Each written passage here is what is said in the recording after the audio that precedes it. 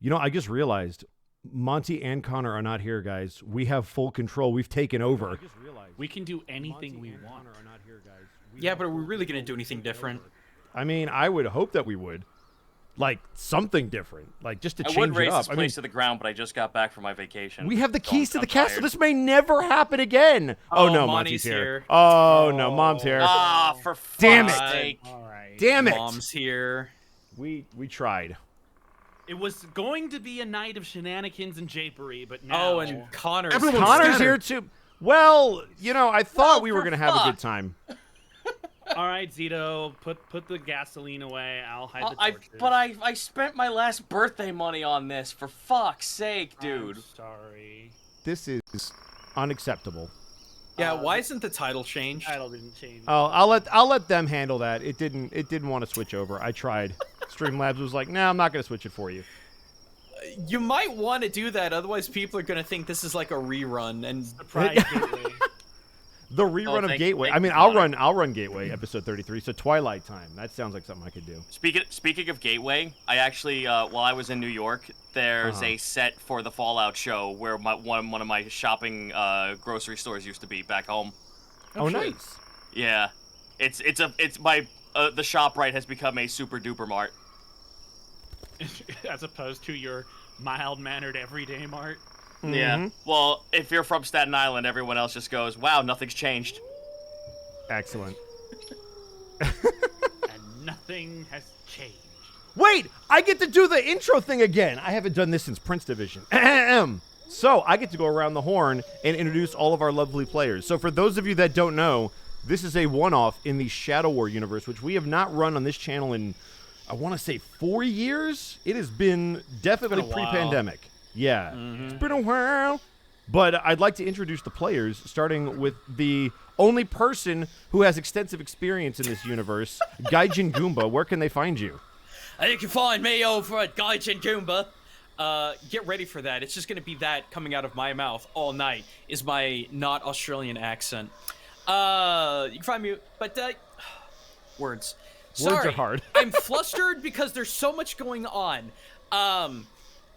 I have like years worth of build streams to do now. If you ever want to see me glue pieces of plastic together to make war machines, that's kind of what I've been doing on and off at random. I'm still waiting for a decent new game to come out. I know a lot of people are like, play the Meow Meow game, but I don't want to play the Meow Meow game. It looks boring. Is that Stray? It's short too. Yeah, I know that Dark Tide's coming soon-ish next month. That's probably gonna be the first thing.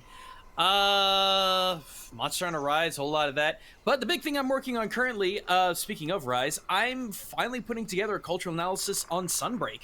I'm literally covering 1, 2, 3, 4, 5, I think 6 different monsters. Wow. So it's gonna be interesting, and there's a lot of weird ass esoteric stuff that comes out of Blood Orange Bisha 10. I'll tell you that right now. So I'm gonna be on my weep shit, don't worry about it. But I'm also on my orky shit because that has become horrifying. You people just gave. Well, like, what do you the mean, you biggest... people? What do you They know mean, who they you are. people? They Thank okay, you. I appreciate you. No. I won't put it this way. I'll put it this way. Probate, that son of a bitch. That guy dropped me. It's a custom Gargant that is basically the size of a Warlord Titan, about the same armament too. It is gonna take months to assemble that thing, then paint it. I think instead of you people, he should have said you boys. That would've Are you been boys? appropriate, yeah. You keep getting me orky things. I mean, that's God, fair. God, I freaking miss the crew. All right. I do All right, too. that's me. I feel you. That is true. You know who else has a little bit of experience in this universe? Maybe like 5 years or so. Mark Allen Jr. How does it what? feel to be back? It's weird. I don't know if I like it yet. Just wait. I'm These doing the boots used to hands, fit by the way. better. I'm doing the hands at you. You can't see it, but Oh, I'm doing no. them at you. Oh, dang it. Well, hi, everybody. You can find me on twitter.com at Mark Allen Jr., here on Twitch at Aeon Protech Gaming, and you can follow the adventures of my fat, sleepy cat Bunny on Instagram at Chonk4Life. She's currently curled up under my desk. She'll probably be here for most of the stream today, so that'll be fun. Nice. Lots of anime stuff going on.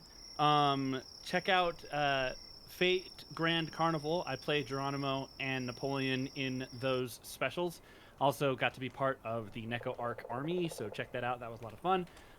Soccer sports anime Shoot Goal to the Future is out now. I play Sonoda. The first episode dub is up on Crunchyroll. Check that out.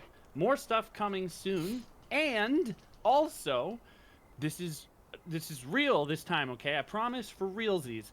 Saturday, we have a stream, and I'm going to be opening Pokemon cards again. Okay. I know. It's been like 4 months, but I'm going to do it again. We're going to make it cardboard. He's going to do it. I might boil alive because Texas is on fire, but we're going to do it while Pikachu dances in the background. It'll be great.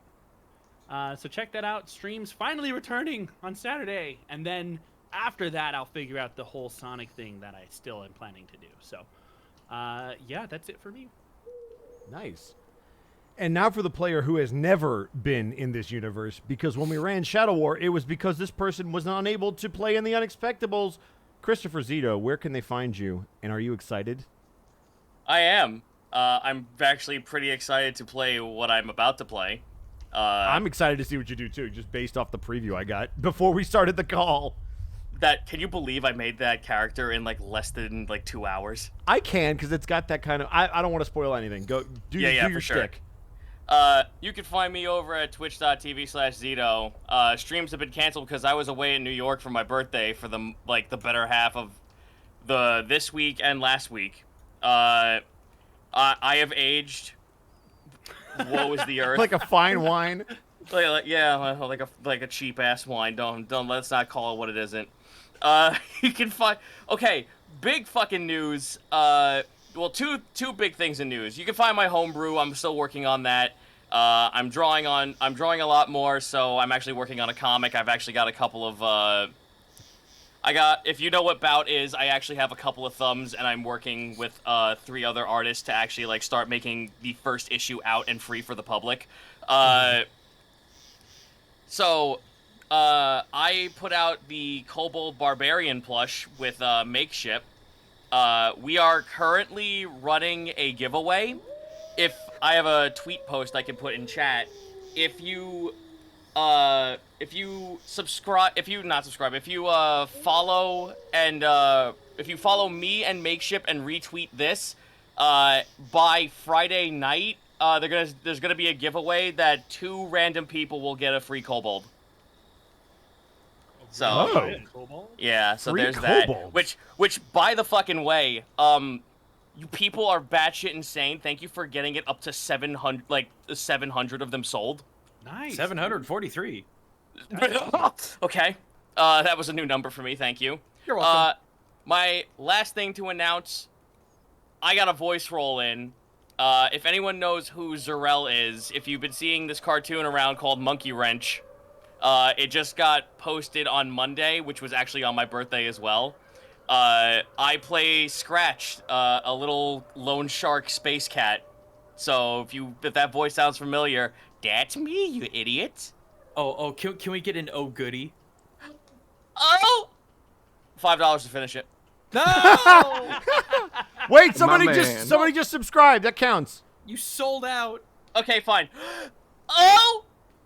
Goody. There it is. There it is. I am so fucking proud and happy for Josh, and I had so much fun doing that role. It was you can't even fucking fathom how much I was waiting for this to come out, and I'm so happy that dude. there are a couple of things congrats. coming out in the future that I might be able to play around with this voice more. So, Hell Zero, yeah. quick question. As Timitor says, Scratch plush when? That's not up. I can neither confirm nor deny. That's a Josh question. Welcome to the business. Hell yeah, dude. I can either confirm nor deny, but I can make funny voices. Did you know that I'm not actually a cat and I'm a giant ball of space mercury in a spacesuit? No. Yeah. I'm entropy itself. Well, that's terrifying. I'll kill you.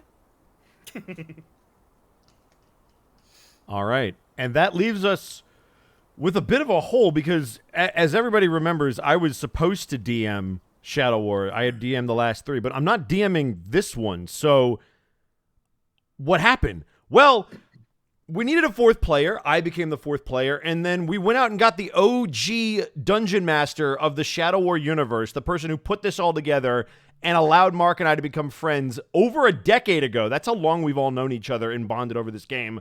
Zanalist Grimm, where can they find you? And welcome back to the channel. We've missed you. Hey, you could find me at Zanny_Grimm with 2 M's on Twitter if you would like. Otherwise, you will have to do what Bosco and Mark do, which is occasionally come over, dust me off, and put me in front of a table. But that's pretty much the only way you can find me. That's true. Get one of those old, like, accordion pumps to reinflate you and sit you down. True. I think Zeto said it best. I have also aged, I guess painfully. So not like a fine wine, then. No, more like a sad raisin. God. Sun-dried tomatoes. All right, well, this is... Jesus. Is that no tidbit? Are you excited? You're back? I mean, give me some. Yeah. So not bad. I am excited. It has been a long time since I have DM'd on stream for anything, so this is a fun opportunity. Thanks for having me. 84 years. Hell yeah. It's And true. you guys- I am that old. You guys can find me at EdBoscoVA on both Instagram and Twitter, and right here on twitch.tv/EdwardBosco. And before I do anything I don't want to pull a Monty, I would love to thank our sponsors, the beautiful people over at Die Hard Dice. Does anybody have some dice that they could? Oh, yeah, Thank you. I hold on, appreciate no, that. I got you. You Hold got on. me. I actually- Thank you. I appreciate it. I have an actual chest. I actually shook some Die Hard dice. Waiting for it. I did it. You didn't hear it. I didn't hear it. Fucking Do it noise louder. gate bullshit on this program. Christ. Well, the sound that you would have heard would have been beautiful. Mine. Plastic or metal dice from our friends over at Die Hard Dice, and you can use the promo code Unexpectables to save 10% on your order, not only on your dice but on your dice accessories. That's right, we got you covered. Hail Anna. Diana. Die, Anna. Die with Dice Anna. is good. Die with Anna. Oh my goodness. I think that means I got to do some bits and subs. I hope I remember how to do this. Bits and subs. Yeah, people are going bonanzas. We've got Loneheart, thank you for the tier 1 sub. Bazdog with 304 bits, very specific. Fallen Guardian, thank you for the 53 bits. Mild Satyr with the 500 bits. Hello, everyone. Hello. JM and a bunch of numbers, thank you for the tier 1 sub. Orcs has 1 speed, and that's red. It's true. Yeah. Very true. Can't confirm, right, Gaijin? Yes, can confirm. Sniper Jack, thank you for the Twitch Prime sub. We've got Mild Satyr, thank you for gifting 10 tier 1 subs to the community. Gamma with a tier 1 sub, folks. Hammerless NPC, thank you for the tier 1 sub. Miss Tweedom's gifting a tier 1 sub to you, Goomba. Ah! Pika Fan, thank you for the tier 1 sub. Alucard True V, thank you for the tier 1 sub. Goliaths are us. So I didn't catch the first bit of the stream. What are we doing? 100 bits. We're doing Shadow War. It is a one-off. They were nice enough to change the title for me, so hopefully that is now in the Twitch description, so that nobody's confused. It is not Gateway. I swear. Let's see. We've got Epic Lord 8676 with the tier 1 sub. Yo, happy 13th month anniversary. Protoss 103 with 5 bits. Time for the return of Shadow War. I'll be going to Comic-Con tomorrow. Haven't been since 2019. Please stay safe. Don't get Hell sick. yeah. Yes. Yeah. Let's see. Dropping bits. I'm Dad. Thank you for the tier 1 sub for 15 months. What's happening? Where am I? How are this birthday? Happy Zeto. I'm 35 years old. You baby. Yay! Dang. Congratulations. I am 30 or 40 years old, and I do not need this. Allegedly. You're in the dead center. I can't believe you're a whole year older than me. You've survived. I am? Oh Yeah. no. Am I older than all of you? Yes. Bosco While the might be group older goes through than their me. existential crises, we'd like to thank A Simple Future for the 44 bits. They hope to see you on Friday, Bosco. Oh, that's right. I guess you could if you're going to be in a specific place at a specific time. The Sequium Kid, thank you for the tier 1 sub, moved up into position at work this past week. A little more driving, but it's a company vehicle with a company gas card. Oh, bless. Solar Misfit, thank you for the 100 bits. V and the Griffin, thank you for the Twitch Prime sub. I spent the last 2 days watching the previous Shadow War episodes in preparation for this one, and they were really good. I'm sure this one is going to be a blast too. Also, get well soon, Monty, Connor, Theropod, and anyone else who got sick this holiday. Actually, quick update. Monty just texted me. Her and Connor and Thero, they're all on the mend and doing better. So Good. keep your fingers Yes. crossed that Okay, hopefully they'll be good should I to just go, go, or- soon. Yeah, we'll just. All right. Well, that Yeah, I makes guess for- Monty can run Unexpectable, so we'll see you two later. We'll All get right. Connor in here. You don't mind? Actually, we'll just have them play lyric in Romorn. You can just rewrite the session on the fly, right? No, Bring them in. yeah, I mean, lyrics in here's some jail, we can't do crying, that. but- Yeah, we can't do that anyway. Lyrics in jail. King Cat Goblin, thank you for the tier 1 sub to Beefro. Thank you for that gift sub. Protoss103, thank you for the 5 bits. Hey, is that Meowth? I don't think That's so. right. That's right. Unfortunately, that's my thing that's gonna travel with me. I am now the funny space cat. There are worse things that could follow you. Oh no, are you kidding? I'm eating this shit up. I love it. Hell yeah. Don't eat shit. It's not healthy. It also doesn't taste good. I'm Meowth, but I get to say the funny fuck word, maybe. Excellent. Phil Lane, thank you so much for the tier 1 sub for 8 months. Woohoo! Sad to hear COVID struck again, but interesting to see this. I mean, we appreciate that. Wait a second, what? The Corbeau Aviation Center, thank you for the 5 tier 1 subs. What? Wait, what? Pause. Time out. The what? That's Fucking amazing. got him. I'm down with this. I'm just, what? I'm very happy about that name. That is a great name. Well chosen. Divine Devil, thank you for the tier 1 sub for 25 months in a row. Dr. Grimley, thank you for the Twitch Prime sub. Magic Ninjago, thank you so much for the 100 bits. Yo, unfortunately, I likely won't be able to stay through the whole thing, but I thought I'd stop by. Well, thank you for stopping by. Thank you. I am Spite. Thank you for the 2,000 bits. Liking your joke intensifies. I like a joke! No, save it for the session. Okay. You can only Shiny like Lamp jokes with a if tier you 1 miss- sub. Hey, who let Bosco out of his cave? I didn't just come out of the cave. I took over. It's the Ed Expectables. Chicago Frontier. Blemish, thank you for the tier 1 sub. Praise Diana. Zenlita, thank you for the 300 bits. It's exciting returning to the Shadow War universe. It's a shame that Lyric came down with a serious case of jail and took Romorn out with her. Man, no. I got a lot of context I gotta catch up on. Oh, Yes, you do. boy. Friendship Optimal, thank you for the tier 1 sub. Sad about the COVID crew, but happy to explore the Shadow War setting again. Emerald Bandit, thank you for the 100 bits. Joyous, I'm here for good times. Ivan the Vandal, thank you for the Twitch Prime sub. I don't remember anything about this campaign. Is that a problem? No, and you'll see why in just a second. Travis Akiri Bro, with I'm there 100 with bits. you. Thank you so much. Zeto, I've been following Josh's animation and shows for a long time, and to see Monkey Wrench out with you in it was amazing. You nailed it. Well done. Yo, did you see fucking Shrike in the animation? If you know what that name is, congratulations. We're fucking old as shit, my dude. Ghost egg! Oh my god. Fuck. Defective Sheep, thank you for the 5 tier 1 subs. Questrius Tus 100 bits, thank you so much. I butchered that. Good to be back. Can't stay, but I just have to drop bits for the boys. Well, thank you. Thank you for stopping by and allowing me to butcher your name. I apologize in advance. Let's see. Han89, thank you for the tier 1 sub. I have 26 months on this channel. Happy 35th, Zeto. Thank you. The Corbeau Aviation Center with 100 bits. Let's go, Shadow War. Fucking name. Magic Ninja Go with 100 bits. Yo, sad that I likely won't be able to stay for the whole thing, but thought I'd stop by and drop some bits before the con I'm at takes my phone's battery. Well, good luck.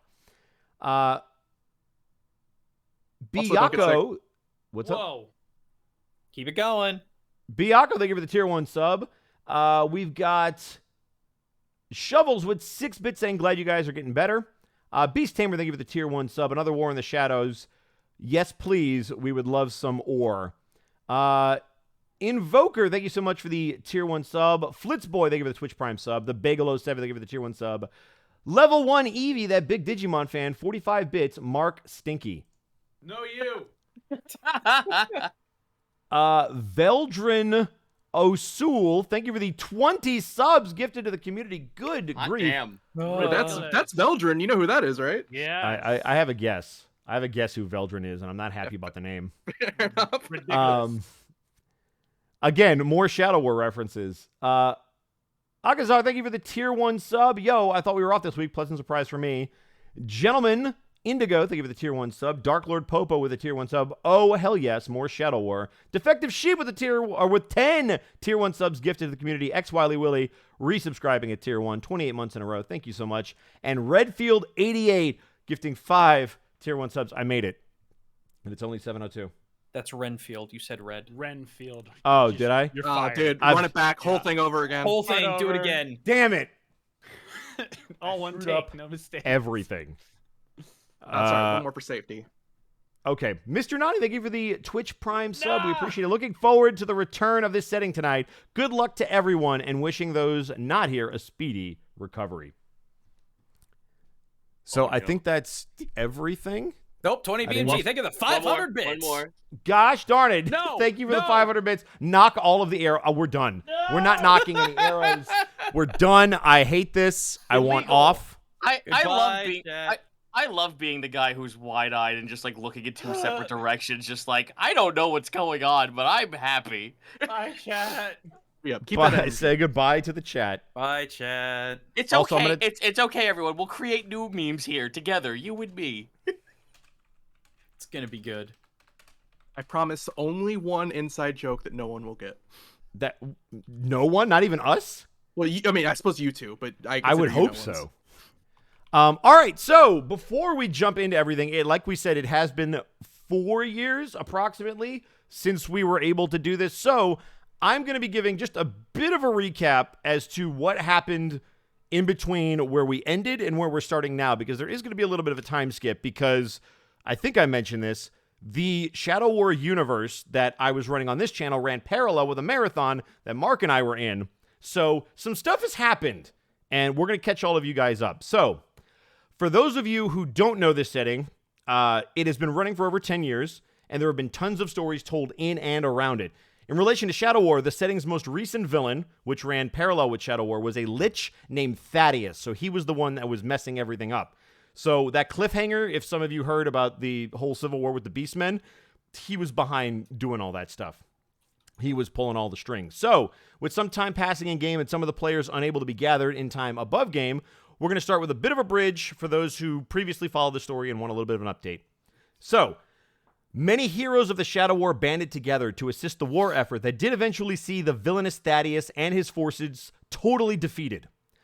The felling blow landed by a wereline of the Beast Camp named Jabari, who could only have done so due to the actions of the other heroes of the Shadow War. And now we will hear where everyone ended up. Following the news from Constable Selrin of a civil war, Romorn Doomrunner helped to defend the encampment and found a new purpose in helping to provide care and shelter to the Beast Camp's many refugees.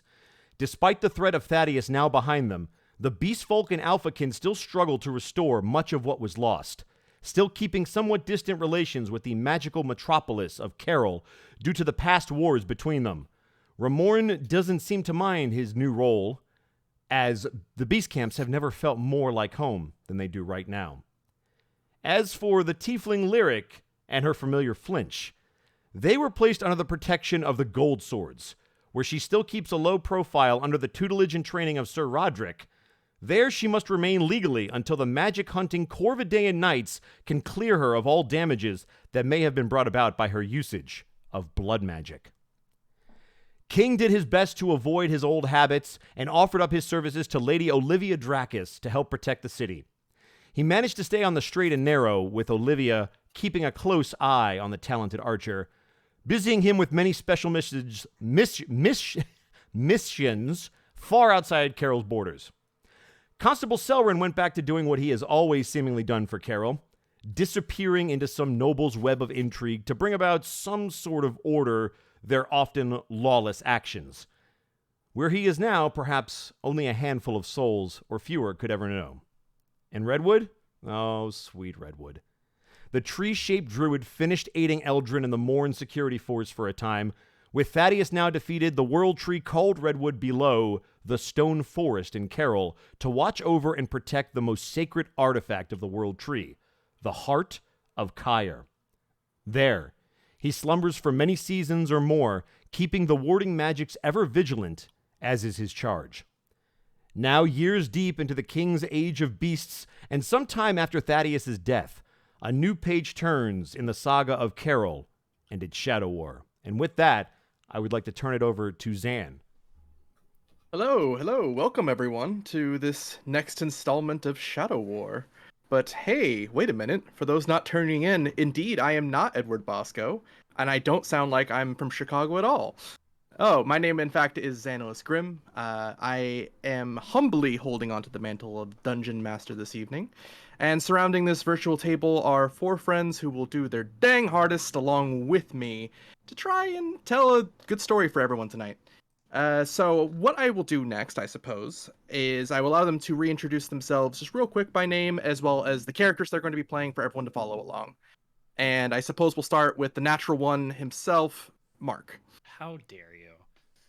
Hi, everyone. Mark here. Today, I will be playing Terathial of the Night Skies. I don't know if we're doing long introductions. No, that's perfect. That's perfect. Okay. Just so people know who's who. Bosco, who are you playing? I'm next? All right. Mark, hold on to your butt. Hey, Jim. I am Edward Bosco, and I will be playing Jabari Whitefang. All right, Zeto. Hello, I am Chris Zeto, and I will be playing the role of Facsimile. And Gaijin. I am Gaijin Goomba, and I will be playing the role of Redwood. Wonderful. And without further ado, let's get ready. All right, let's do it. Excitement. Let me turn on some music for you guys.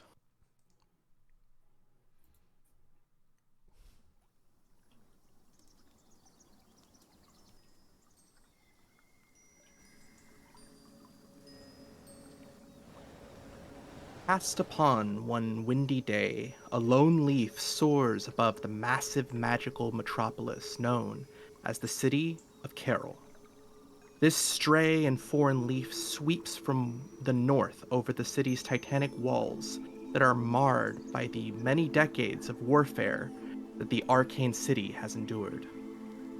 This strange leaf of yellow softly flutters over the countless heads that travel the flagstone streets as they walk upon their daily morning commutes. The smell of Arcanum ox stew being crafted by the many street vendors below glides alongside this leaf as it passes further southwest and nears the often all too important Corvidaean Tower. This colossal structure stands at the very center of the city, and it is only rivaled by the height of the twin mountain peaks that stand on either side of Caroll's walls. Past the many roofs and historical monuments that the leaf seems to push past, it dives into the largest section of the city, known as the Wolf's Keep. There, it descends past many different cultures and peoples that inhabit and decorate the Wolf's Keep with the colors and spirits of their homelands.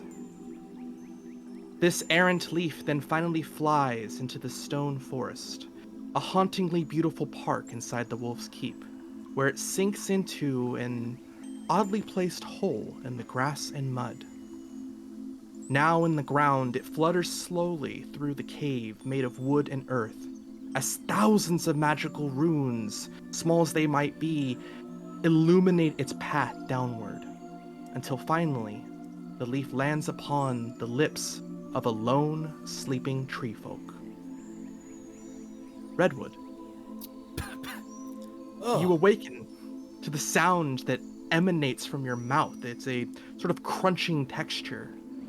You have no idea how long it's been since you've been asleep down here, assisting the World Tree in your slumber, and thus keeping the magical runes that protect it empowered. But as you pull a yellow leaf stem from your mouth, you catch a stray beam of morning light from the surface above you. Please give me an intelligence save. Oh boy, straight saves. Straight saves. 23. Very nice. You recall with certainty that the hole that you were seeing with the sun peering through was certainly not there when you initially fell asleep, however long ago. It has been some decades that you are aware of since the World Tree has spoken to anyone, but you still do your best to maintain its secretive and often forgotten rituals nonetheless.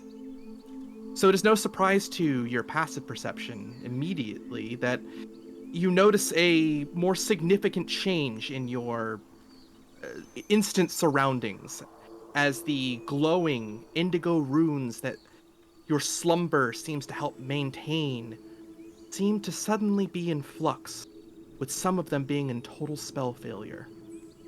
Your eyes then widen as hints of recent footprints amidst recently disturbed dirt on the ground catch your vision.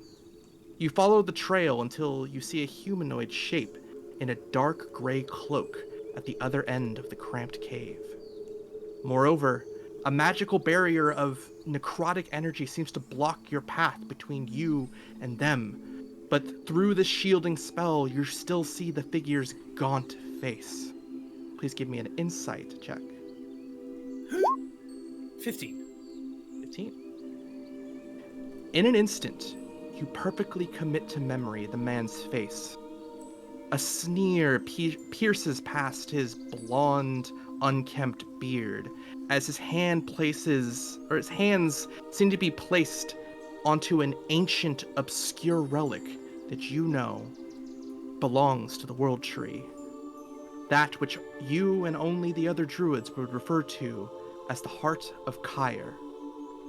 The figure puts the relic into a magical bag of holding, upon which you can find the symbol of a crowned falcon emblazoned on it. Frantically, you attempt to bring your hands upward to dispel the magic before you, but by the time you sunder the barrier ahead, the figure vanishes in a puff of smoke. Another hole in the cave then appears shortly before you hear the sound of running footsteps overhead. Acting on instinct, you bring as much power to your still not fully awakened limbs and rush after the man. Digging your way out from below as fast as you can, you rush to the surface, but to no avail. Spending minutes or more alone in the stone forest, your thoughts begin to race in terror before you center yourself with a calming breath. You then listen to the trees around you for some form of guidance from nature. Past the bodies that are slowly decaying in the stone forest, an honorary right for many elves in Caroll to give themselves after death to the land. You hear the wind rushing through the trees above, at the speed of a man's full sprint. The wind blows in a far different direction from that of the natural world, as you give then to your instincts and chase to the fastest ability that your legs will give, to find this thief and return your sacred charge. It would appear your role within the Shadow War over Caroll is not yet over. We will pause you there. Jabari. Whew. Some ways outside the southwestern walls of Caroll rests the beast camp of the Werekin and animal folk. Jabari, eldest son of the legendary warrior captain Whitefang, throws up a hand as he attempts to summon forth a spell that in a similar fashion to his late mother, as she once did. A small goat folk named Wretch Moth raises his head, upon which sits a skull of his father that he wears for protection. You are Apex Clan. Stop trying to cast like you are part of Morn Clan. Wretch then raises his hand and looks for you to mirror his motion. Jabari will do exactly as he does. You hear, in a much more calm voice, at least for Wretch, Do not think. Ideas will not help you. Feel. Your magic is about feeling. please give me a Constitution saving throw. Oh, God, help me. Okay. Constitution. I think I'm good at these. At least that was the rumor. Come on, Jabari. 17. Okay. You place your hand outward, throwing what forms of magic you can from what little knowledge was passed down to you from your mother. While her abilities were more arcane in nature, you try to feel the spirit of the sacred flame in your hands, as suddenly a spark of divinity flashes in front of your eyes. It is only for a moment, but you see Wretch Moth look towards you with glee in his eyes. Yes, good, Apex Clan, good. You will get the hang of it. I guess practice makes perfect. And in your case, practice makes better. I'll take it. Jabari's training then seems to be cut a bit short, as he sees Romorn Doomrunner, whom Jabari now considers a friend, moving some heavy boxes of food supplies near Jabari's tent. Romorn seems to nod towards Jabari before motioning for you to look behind you. I will do so. As you turn, you spot another close friend, Arok of Clan Cloudgrin. A were-eagle with the colorings of a bald eagle, solemnly taking a few steps towards your position in the camp. He approaches not with the normal nobility and pride that you would come to expect from him, but instead a concerned expression on his face and posture. Arok of Clan Cloudgrin hands you the relic bow that your father has passed down to you before the were-eagle seems to speak. Okay, and I apologize, this is a relic character, so you'll have to bear with me his mannerisms. I'm just excited to see him again. I, Arok of Clan Cloudgrin, have seen to it that your bow has been restored. Jabari of Apex Clan Whitefang. Once again, he seems to use your honorific title, despite being one of the only people in the entirety of the beast camps that still do so. Thank you, Arok. I didn't expect it to be done so quickly. As you look towards the bow, you see the symbols of the Wood Elven people within Caroll that gave the bow to your father, and in turn, who gave it to you. But beyond the bow, something puzzles you about Arok of Clan Cloudgrin's demeanor.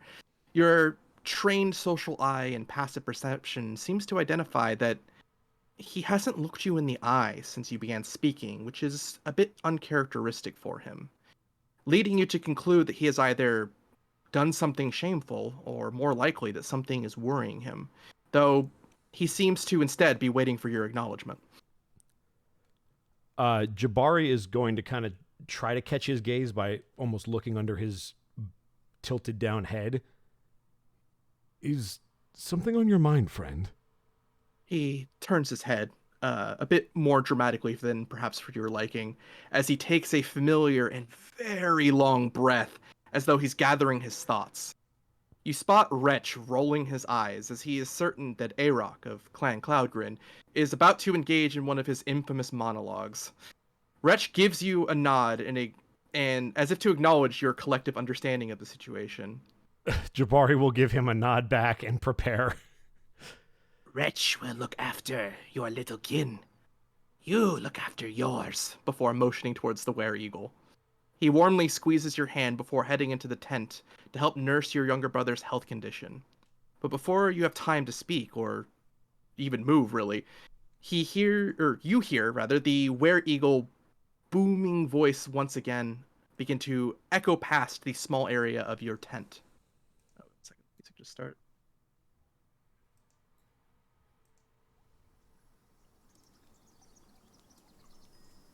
Okay. I, Arok of Clan Cloudgrin, have seen much in my short time in service to your family.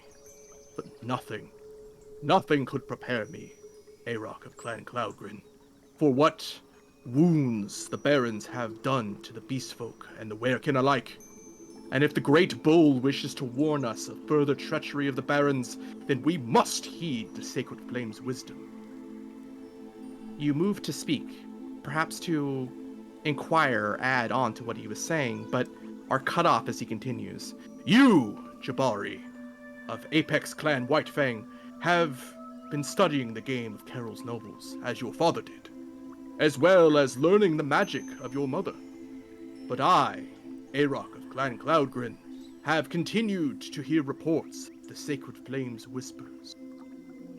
A momentary pause fails to give you an opening as he then continues to speak whilst looking with a single raise of his beak towards the morning sunrise. And while our most holy believe, alongside most of our apex kin, that the symbol that the sacred flame has shown of this horrible barren clan is simply a reflection of our people's pain. He then stands with one leg upon a nearby box and raises one hand towards his chest as his eyes look ever so closer towards the sunrise. I, Arok of Clan Cloudgrin, am certain that you, Jabari of Apex Clan Whitefang, understand the gravity of such a warning, even if most of the beast camp does not. He looks back towards you for a reply. Jabari will nod his head and then give a momentary pause to see if he's actually done. You see, as you open your mouth, he seems to immediately cut you off. Their faces of our people still suffer, but there is still so much strain in their eyes, so much loss and grief, that I believe you and I have also experienced, if I could be so bold. As he kind of looks forward, I, Arok of Clan Cloudgrin, value our friendship above all other friendships. Without the full support of your allies, you, Jabari of Apex Clan Whitefang, could not have vanquished Thaddeus the Deceiver so completely. He moves towards you with a warm look on his face, puts one hand on your shoulder, and with the other hand, he hands you a note. But to keep this short, I, Arok of Clan Cloudgrin, have been dispatched to deliver a message. You take the note, trying not to roll your eyes, and Yep. read it. It is a missive requesting your presence with the Alpha Thunder Eater at your earliest possible convenience. You see Arok of Clan Cloudgrin move to a sentry position near your tent. Worry not, dearest friend. No harm shall come to the youngest of the Apex Clan Whitefang, while you, Jabari of Apex Clan Whitefang, are away. The eagle roosts proudly in defense of your family's home. Beyond him, but still in your sight, near the sacred flame, you see your father's council seat, empty. He has been absent for so many years now, but you know it is your duty to do what you can for your people in his stead. Not finding Thunder Eater near the sacred flame where you are accustomed to seeing him, you surmise that he is very likely helping teach the younger beastkin and werefolk on the other side of camp. You then ready your things, say a silent prayer of protection for your little brother, and begin to make your way through the beast camp. And we will pause you there.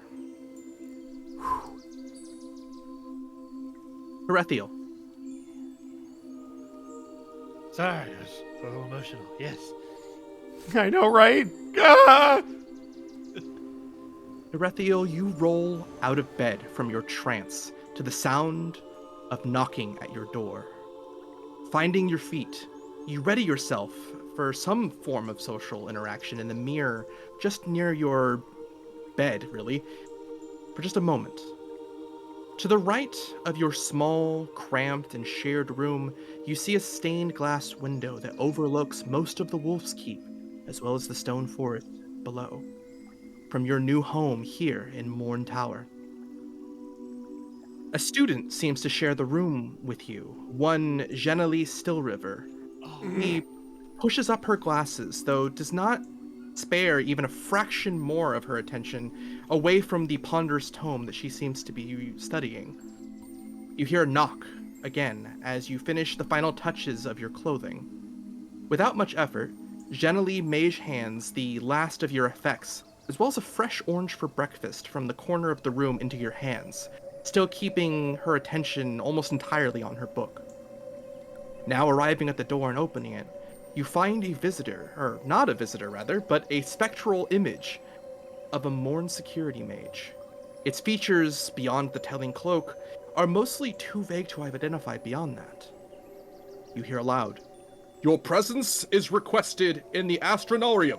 Master Avari wishes to speak to you about a matter most urgent." Outside of your apartment and past this image, you see the sprawling Tower University, though not abuzz with the elven students and artists you expect to see in your everyday. But instead, Morn security mages speaking to the king's own Corvidan knights. What these hunters of illegal mages are doing here, you shudder to think, but your thoughts are suddenly interrupted by the spectral image now standing closer towards you and repeating itself. "Your presence is requested in the Astronaurum. Master Avari wishes to speak to you about a matter most urgent." Yes, I'm on my way. The sound of the image attracts the attention of about 10 or so people, some of which are mourners, others of which are Corvidaean. You know Master Avari has a mixed reputation at best, especially with the Corvidaean Knights, so you quickly flail your hands frantically to get the illusion to stop repeating itself and dissipate, to which it eventually does. An ill silence falls over the immediate area between you and the onlookers for a moment before, mercifully, they return to their conversations. You look back towards your door and close it, as Jenny gives you a casual wave from her desk before you head towards the Astronarium. During your walk further up the tower, you spot the decades of history artfully portrayed around the walls that surround your journey upward. From the age of Kyre, when the elves of this realm still fought amongst themselves for control over Morn Mountain, to the age of beasts, when beastmen were deceived by what they falsely believed to be their divine spirit, but in reality was the villain Thaddeus. They waged war, a brutal war, on the lands of Kyre, eventually destroying Morn Peak. Your eyes wander then towards the artwork from the Age of the Eternal, where you and so many other elven kind found refuge from the realm between realms in this magical tower that was built to accommodate your kind. You then see Master Avari in green robes of the Morn Security Force. He seems... Oh, go ahead. Okay. He seems to motion for you to sit near him as you see him sitting next to a nearby fountain garden. Looking around, you feel a bit relieved to not see any Corvidaean guards on this level of the tower, and take a rather comfortable position next to the High Elf. Master Avari, after all, was one of the first to reach out towards you during your time in the Eternal Plane. Not only did he find a way to save your life, but he also guided you and helped you acclimate to life inside Morn Tower, as well as in the city of Caroll itself. Even so, he rarely has ever asked you for anything, if anything. Though by the look on his face, you are certain that is about to change. "Please, Terathial, how are you?" as he seems to ask in full earnest. I am doing all right, I suppose. The summons was rather unexpected, but I hope you weren't waiting too long. He hears you, but he doesn't seem to reply at the words that you say, instead choosing to ponder for a moment, as if he's not certain how to continue the conversation. He then seems to have a flash of insight before looking towards you. "I do my best not to call in favors unless I have to, but I am afraid that I must lean on you this day, my friend." He shifts in his seat to better face you, though his hood and cloak still covers most of his features. "As obviously you know, I work for the Morn Security Force, but what you may not know is that I serve the needs of the Diviner herself. While this matter is important, it seems that the Grand Caster, careful as she is, refuses to act on a matter that I and the Diviner feel most importantly about, despite our current Corvidaean invasion." he looks a bit more closely towards you, revealing his stunningly glowing blue eyes. To be as blunt as I can be, the diviner believes that an artifact long forgotten to many, even here in the Morn Tower, may have been stolen. This object, so referred to as by the diviner as a shard of the World Tree, apparently went missing no more than an hour ago. As we have no idea what this artifact could do, let alone what its absence could mean for the city, I believe it is important to act now. You then see two Corvidaean knights seem to walk past your table, as you and Master Jabari casually watch in silence until they are out of earshot.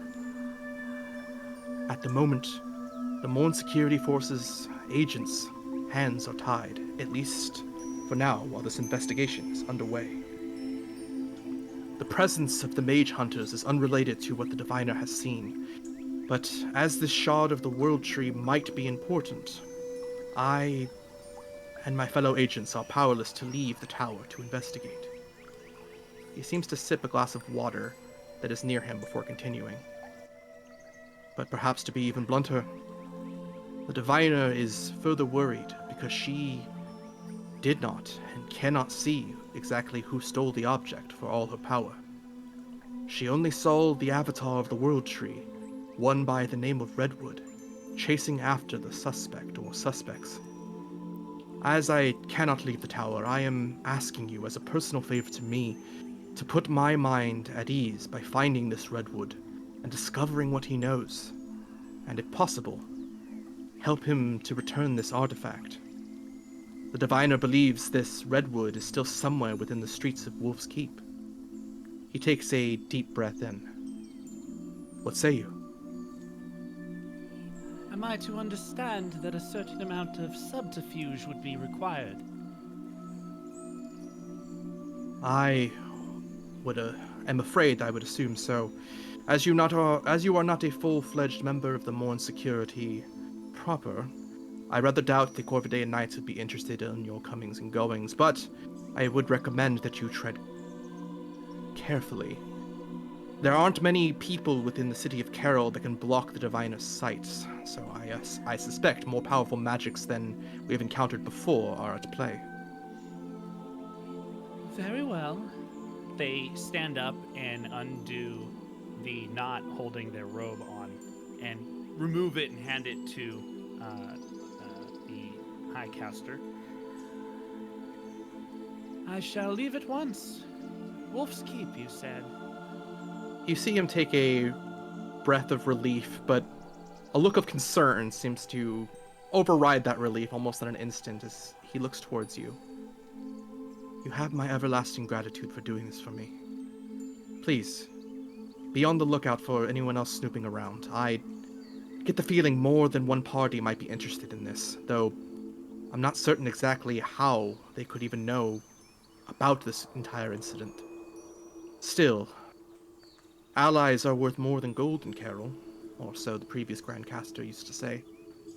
When you are ready, use this wand. It will get you outside the tower safely and, of course, discreetly. Upon your return, use it again to safely return to this room. I will find you there. As he hands you a staff. A wand. They will take the wand. Is He there anything else? He shifts a bit uncomfortably in his seat at that question. Well, in all honesty, I'm asking quite a lot.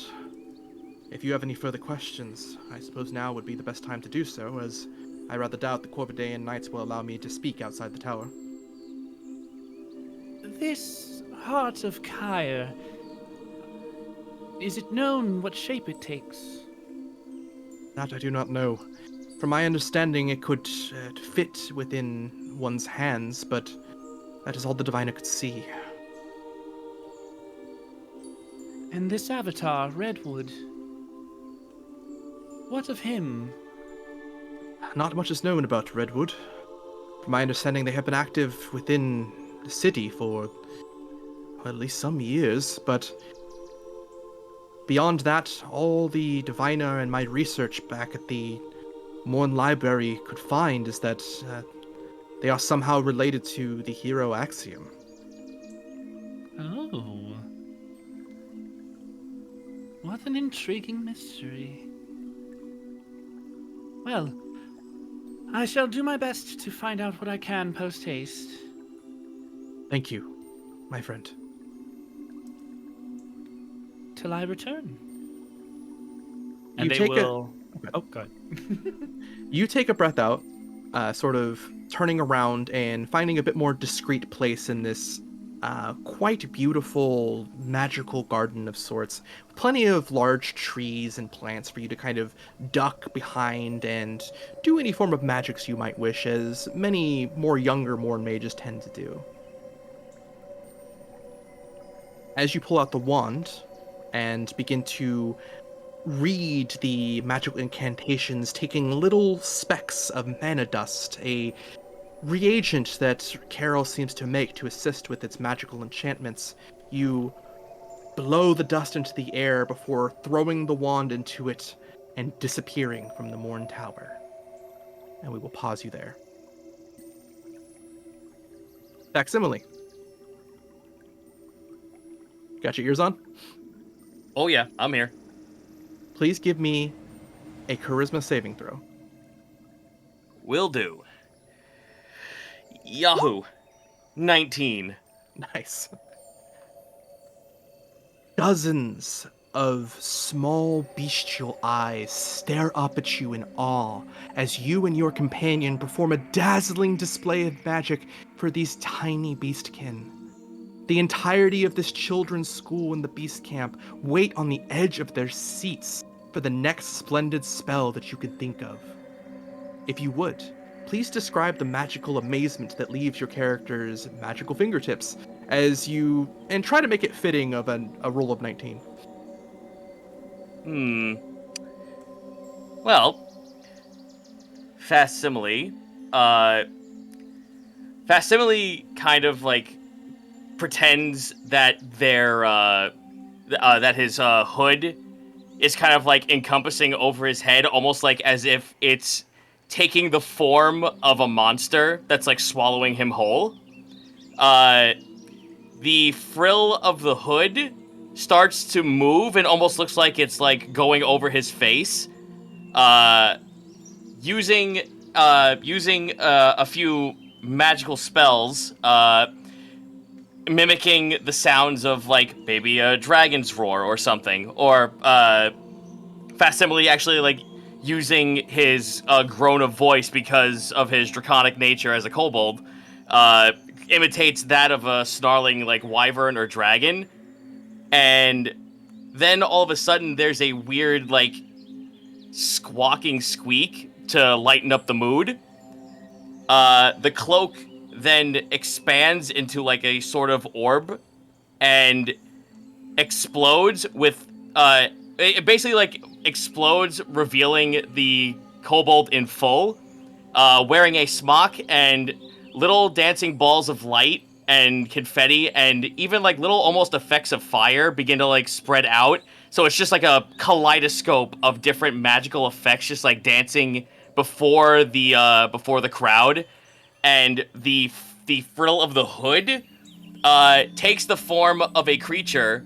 It is a possum about probably around the same width of Facsimile's like shoulder to shoulder, like sitting on top of his head, also with its mouth agape, looking like almost like, you know, deadpan like a possum does. And from its mouth also coughs up some of that like almost confetti-like magical effect. As the last of this amazing display seems to emanate out from you and your companion, there's a momentary pause in silence as both you and your companion are breathing heavily from the strain, as the children stomp their hooves and shout out in joy before cheering for your performance. To them, such a scene seems impossible, and yet it happens in front of their very eyes. Behind them, however, sits another set of eyes entirely. A 16-foot-tall golden werebear sits slouched, while resplendent in a shining breastplate.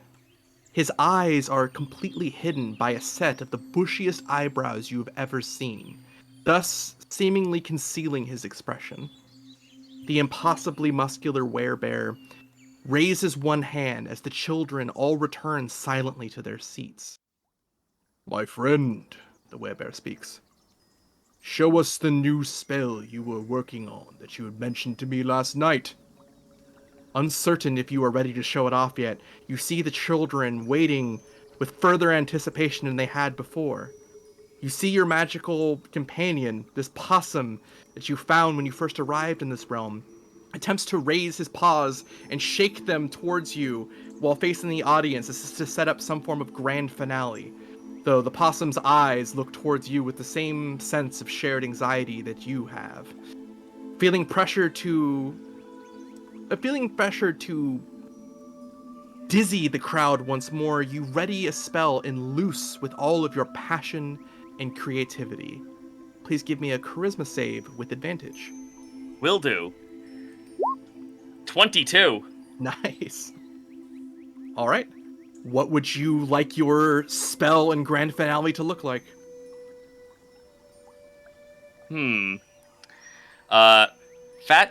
Facsimile will create a small orb of light that doesn't look like it was impressive, considering that it almost looks like everything he's been kind of like throwing out as like confetti. So it kind of like plays off as disappointing, but then it begins to rupture and grow and grow and grow until it takes the form of like almost a nebulous kind of planet or some sort of like meteoric shape. Okay. The orb will then begin to dance around, creating a small ring, and when it gets big, when it reaches a certain size, it starts creating the illusion of a dragon's head, like actually, like you know how laser lights, when they spin at a certain frequency, they create an image. Okay. Yeah. That shows off a red dragon looking down at the looking down upon the audience, and it lets out a fake stream of fire, and Facsimile is just using his voice to throw like a dragon's roar. As you do this, and the ball seems to completely enchant the children around, you hear once again the eruption of joy and astonishment as you see your friend as well, the werebear, cry a single tear, raising a single proud fist towards his chest. The children's parents seem to then arrive shortly thereafter and begin to slowly shepherd their overly excited youths back to their respected homes for their morning meals, leaving you now mostly alone, perhaps with your closest friend in this realm, aside from your companion. Alpha Barbarook of Apex Clan, Thunder Eater, sits his near tree-sized warhammer onto the ground for you to sit on its handle, as you have sometimes before. Aw. Alpha Barbarook of Apex Clan Thunder Eater looks towards you with a kind smile, though his eyes, again, still blocked out by the bushy brow. Thank you, dear friend. My energy for keeping the children entertained is not what it used to be, I'm afraid.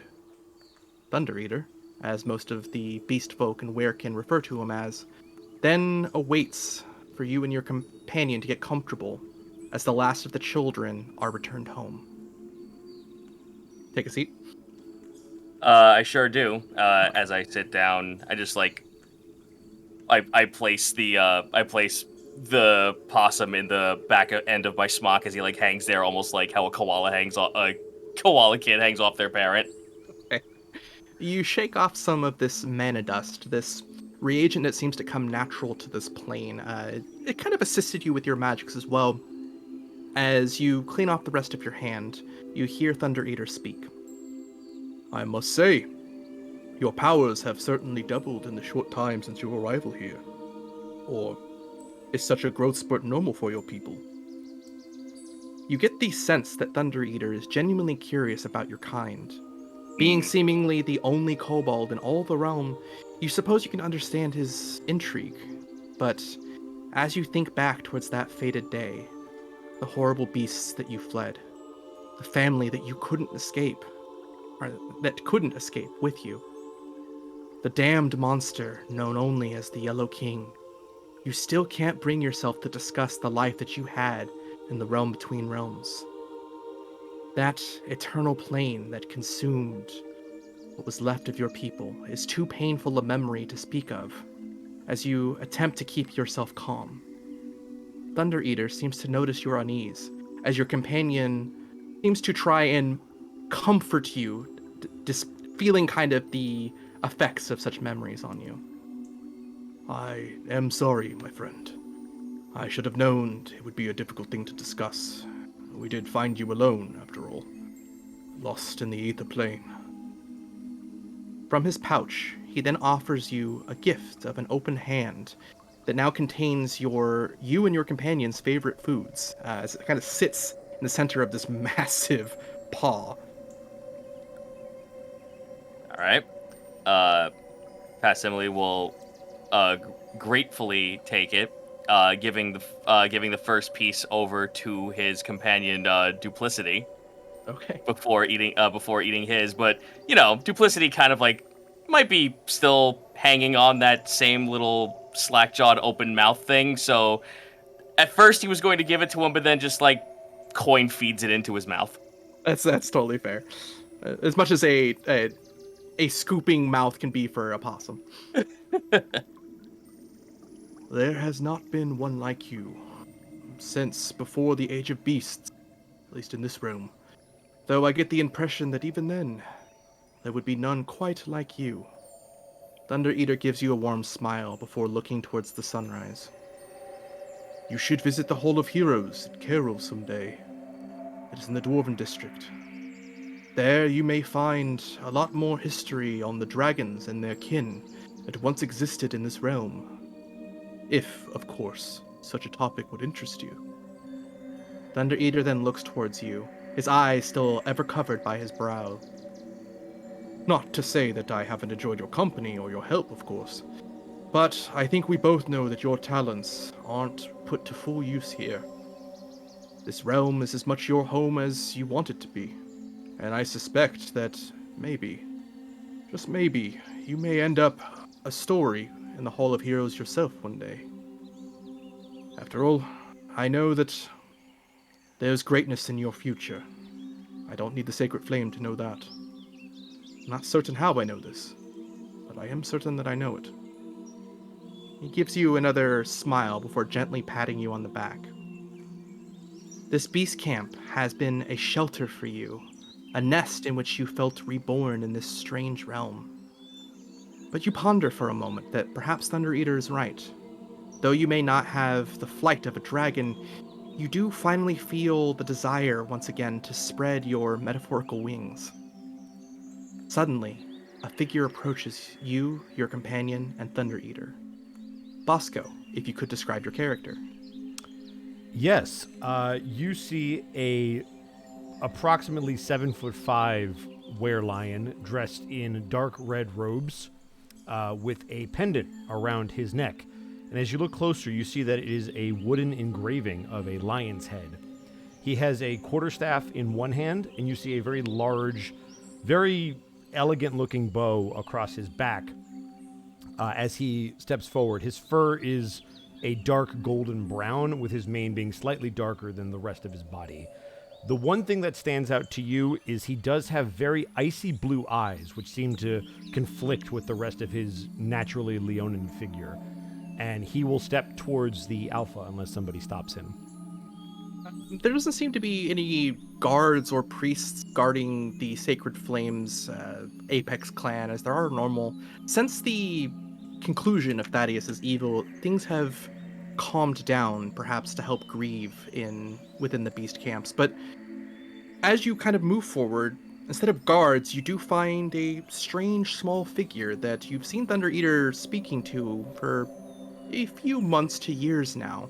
Zeto, if you could describe your character and that of your companion. Alrighty. Facsimile is a green-scaled kobold with what looks like painted markings of that which make him almost look like he's a chameleon of some kind, wearing a very large and very frilly blue, like almost artist smock with a little bit of a hood. Facsimile is adorned with a belt around his waist with a lot of rather occultish-looking objects, maybe tiny scarabs, a bird skull, a paintbrush, like really weird and out-of-place materials that seem artistic in a way, especially with how they're adorned and strapped along the belt. Upon his back is a large sack containing a quarterstaff that is sticking out of it. But the most prevalent thing that you can see that is kept close to him is a necklace made of chain link, and attached to the end of that chain link is a very finely carved piece of quartz. His companion is a very large, rotund, and somewhat unsightly possum that is clinging to the back of his neck. Though, while it looks a little unresponsive, the creature is like... The creature does have some... Looks like it does take word or command or, like, actions that Facsimile is doing to them, like, to heart. And it's almost like has a weird sort of, like, childlike intelligence to it whenever it's given a command. All right. Jabari, as you walk towards and see this, see Facsimile and their strange companion. What was the name of your companion again? Duplicity, right? Can I be asked that first, or? Oh, sure. Yeah, Okay. I'd like to actually have that be a thing. Totally fair. You and your companion, this possum, Jabari, as you walk closer, you see Thunder Eater raise a war-scarred hands that seems to be pained with the images of far too many battles, as he motions for you to take a seat. Please, Jabari, have a seat with us, though it occurs to me that you have not met my friend. Thunder Eater lightly taps the back of the small kobold to introduce himself to Jabari. Hello.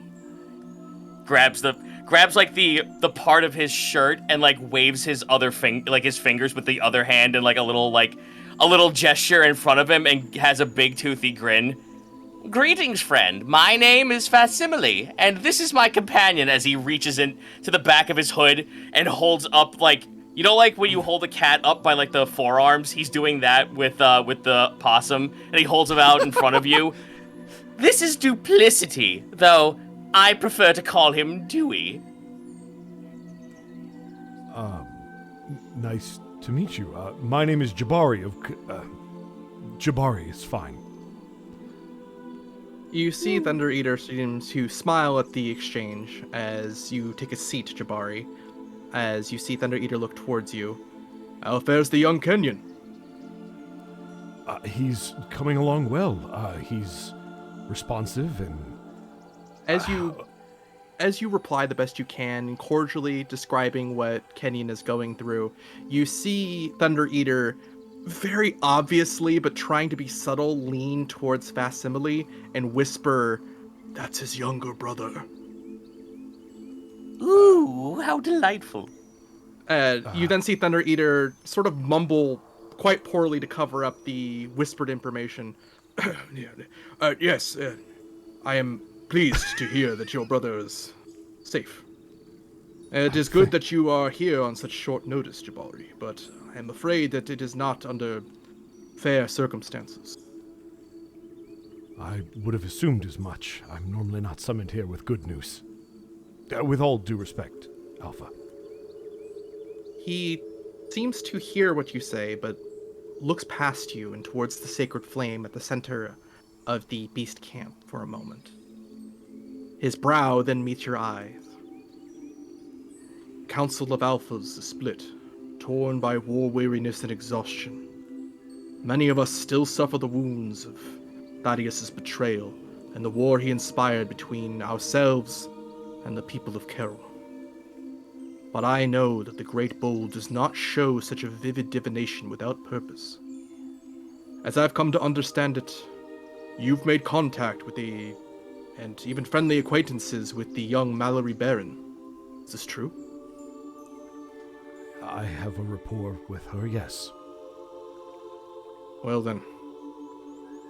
While I know you are wise enough not to trust the rest of her family, I am afraid that In such circumstance, I must ask you to investigate the exact reason as to why the Sacred Flame shows her family's crest to us. Would you be willing to do this for us? He asks unassumedly. I will do as you ask, Alpha. Of course. I am most relieved to hear that.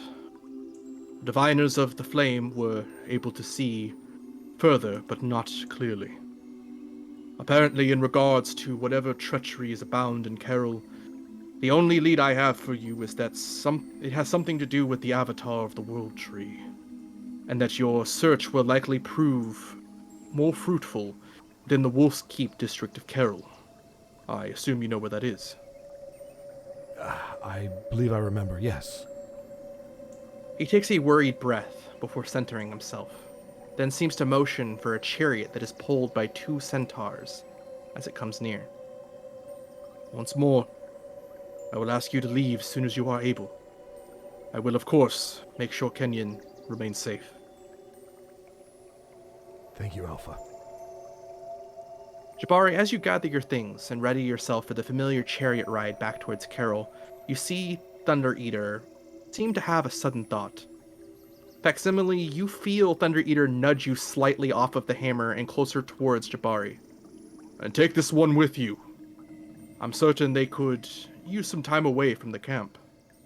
After all, Thunder Eater smiles with what Facsimile can see from his lowered position is a rare misting of the werebear's eyes as he smiles.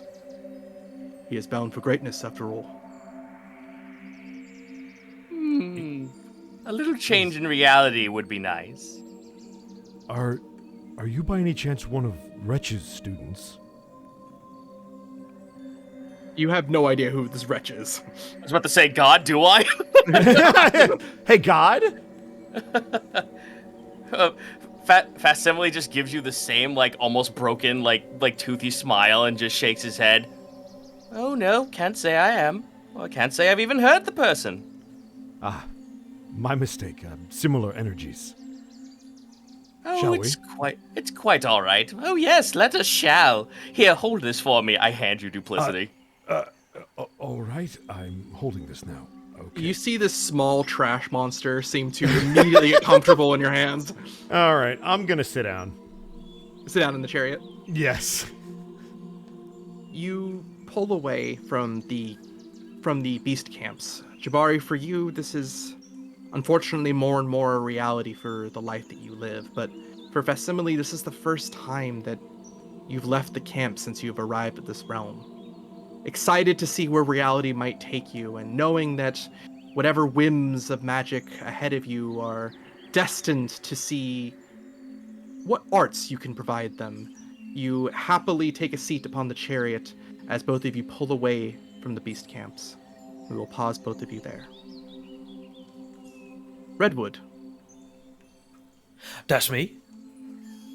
You find yourself lost in a labyrinth of brick buildings, commuting people, and magical spells which continue to keep the city of Caroll functioning.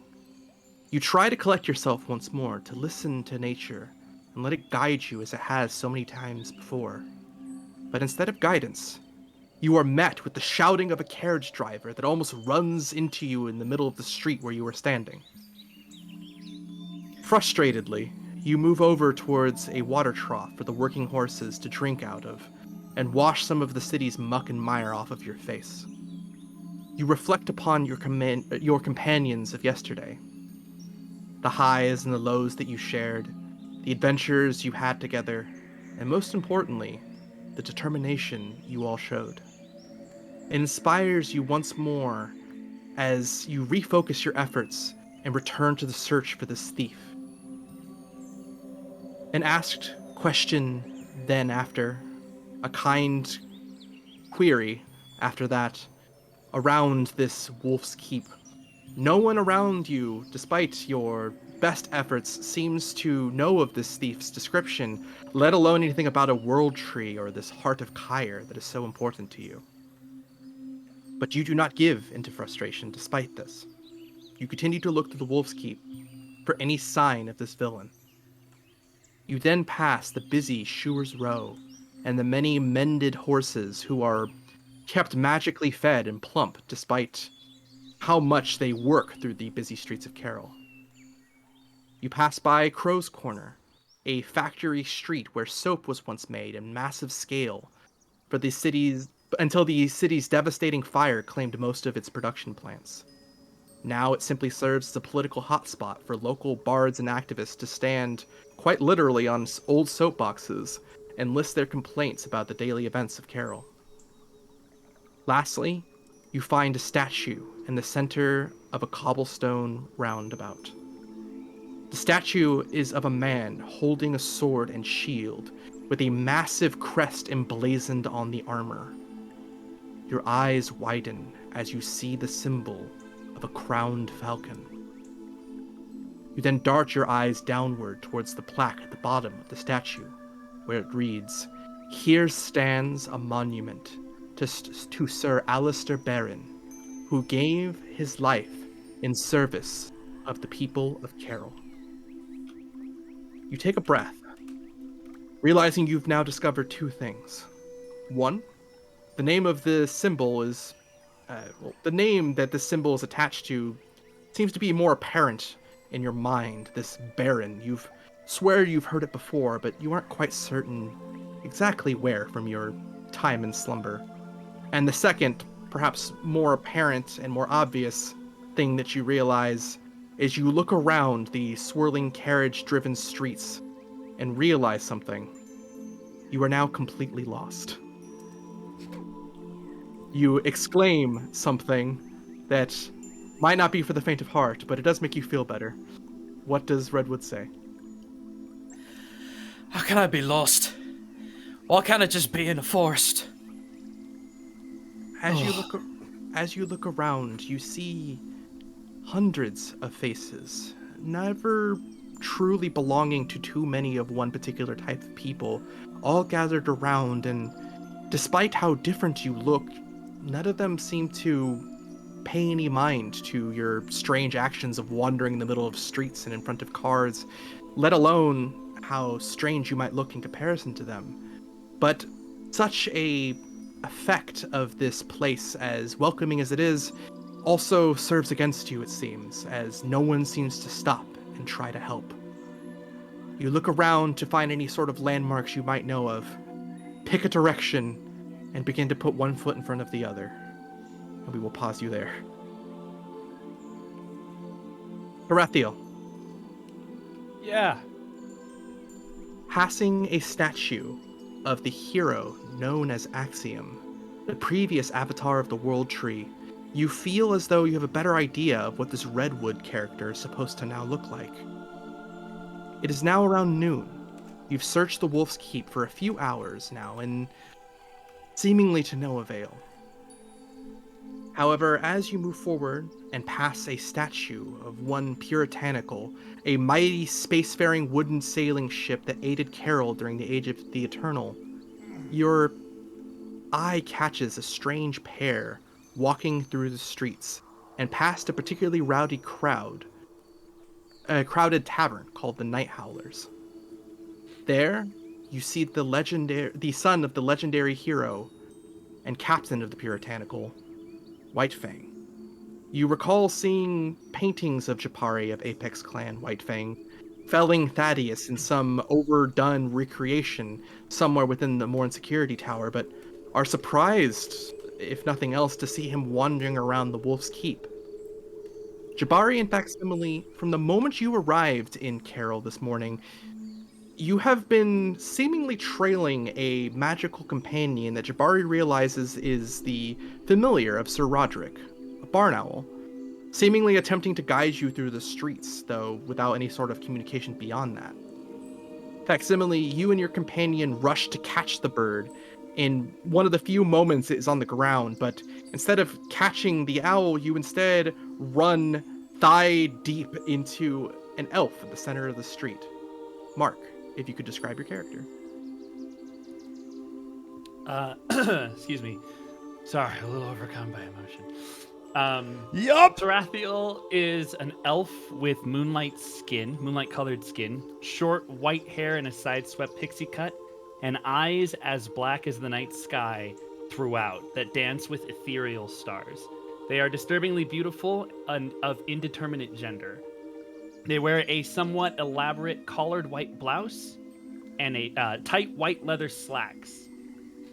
Their face is held in a gentle smile that is both disarming and unsettling. In front of you, as you all sort of make acquaintance visually at least, the owl flies back up into the air. As Terathial, you realize that this Jabari must be one of the interested parties that Master Avari alluded to. Taught by the Morn to always seek allies when possible, you see this as a potential and invaluable opportunity to find out what they might know. Do my eyes spot Master Whitefang? Jabari will turn around, and you will notice that he has a bit of a nervous look on his face as he responds to you. Unless you're looking for my father, then no. Well, I'll take whichever of you I can find, and as of now, that seems to be you. Do we know each other? As you asked this, Jabari, you look down at Terathial and see a small ribbon, not only of the Morn security, but something that you recognize as someone who is a student of Highcaster Avari. Oh, you're a student of Avari. So it has been told to me, yes. Oh, where are my manners? Facsimile! What is Facsimile doing during this? Yeah. In the middle of this crowded roundabout. Facsimile is just like looking between the two and just fiddling with like trinkets on his belt. He's not even paying attention until he hears his name, which he like lazily, his ears like droop up, and then he like looks over back to Jabari with like a half-baked smile. This is my companion Facsimile. We are in Caroll on official business. Hello. A curious fellow for a curious, I suppose, partner. And don't forget a curious other companion as I hold up Dewey. All right. You see Duplicity holding what looks like a mostly eaten apple, as he seems to bring it back towards Facsimile, as in like trying to offer it as some sort of gift or present. Oh, well, thank you, dear boy. Just eats it whole. Terathial simply nods in the direction of Duplicity. Not one of dismissal, but a nod of, just acknowledgement. You've seen stranger things here in Definitely. Caroll, but as Terathial, you look up, you see the somewhat famous, even within the Morn Security Tower, familiar of Sir Roderick flying overhead. As seemingly at the same time, you look towards Jabari and place two and two together that they are likely searching for what you are looking for, or at least to some degree, this avatar of the world tree. As Jabari, you look towards this mourner mage, and piecing two and two together with Avari's hand, are able to tell that whatever you're investigating, as Avari tends to do, this elf is probably investigating as well. It's like he sent him to help me without sending him to help me. You know how Avari works. Yeah. I don't suppose you have business with the World Tree by any chance, do you? Perhaps not directly. Then it seems we're looking for similar things. Did Avari give you any leads by any chance? Information? Yes, I am to look for an avatar of the World Tree. One known as Redwood. An avatar? I Yes. haven't seen one in quite some time. Wait, did you say Redwood? Yes. Are you As- acquainted? as he says that aloud and Terathial kind of replies in kind, all four of you, including Duplicity, slowly crane your necks over towards a singular direction, where now hobbling towards you, covered in dirt, trash, and whatever else the streets of Wolf's Keep might have thrown at him, walks the avatar of the World Tree, Redwood. Gaijin, if you could describe your character.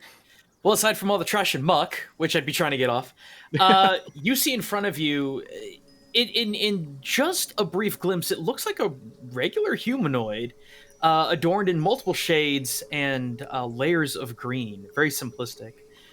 Carrying in his hand a single wooden staff wrapped around it, a very rich vine, and from the end of the top of the staff, a constantly growing peach. But as you look closer, it's the face that gives it away. Where hair should be, small, very, very light lime green leaves litter his face and chin. He has no nose. But that doesn't really bother you so much, because when you look into his eyes, despite the fact that he is visibly worried, they are a soft amber brown, very comforting, almost familiar. Upon looking around the rest of his body, upon his cape, you see constantly growing moss around his shoulders and little bits of twig and flower popping in from broken seams of his outfit. Aside from that, he's huffing and puffing a bit. Okay. As you walk forward, kind of not towards the group, at least purposely, Redwood, you feel a calm breeze of a more natural form slowly guide your steps towards these 4 other individuals at the center of this roundabout. Redwood, please give me an insight. Oh boy, oh boy, oh boy. You got this, Gaijin. Holy duplicity. Oh no! Nope, I am too concerned. That one. Redwood, as you look at these faces there that are in front of you, you look to wonder why this natural wind would have pushed you in this direction. But as you do, in their eyes, you see this fire and passion that you have not seen since you ventured forth with your previous companions. You aren't certain how or why, but you feel as though you can trust these fellows in front of you. And because of the natural one, you trust none more other than Duplicity. Facsimile is holding Duplicity at you like a crossbow. I would actually like to do a animal handling check to try and allow him to pick him up and just kind of scamper about me. I mean, I am a giant tree. Would feel at home. That's Good totally luck. fair. 17. Yes, there it is. Okay, go ahead, Zeto. I was about to say, is there a check I should do because I have full control over Duplicity? Do you want this strange magical creature who seems almost out of place as you do in a lot of places, Facsimile, what do you want them to feel from this, from your companion? Oh, don't worry, he's about to feel him all right. Facsimile kind of like looks like back and forth between like Redwood trying to grab at Duplicity. Well, go on, Dewey. Go make friends. And I toss him up to his face and he latches on. You see, when you first approach Redwood, this possum seemed to hiss at you. Facsimile seemed to offer these words of command as this creature simply hugs your face, but doesn't seem to maul or bite. So Redwood is literally, like, he's completely unfazed. He's had other things crawling on him before. It says, well, that's an energetic fella right there.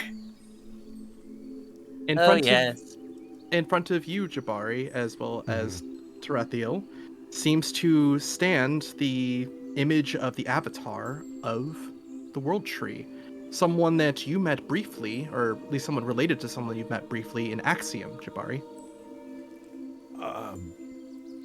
Sorry, I don't mean to be rude. Are you Redwood? Oh, that's me.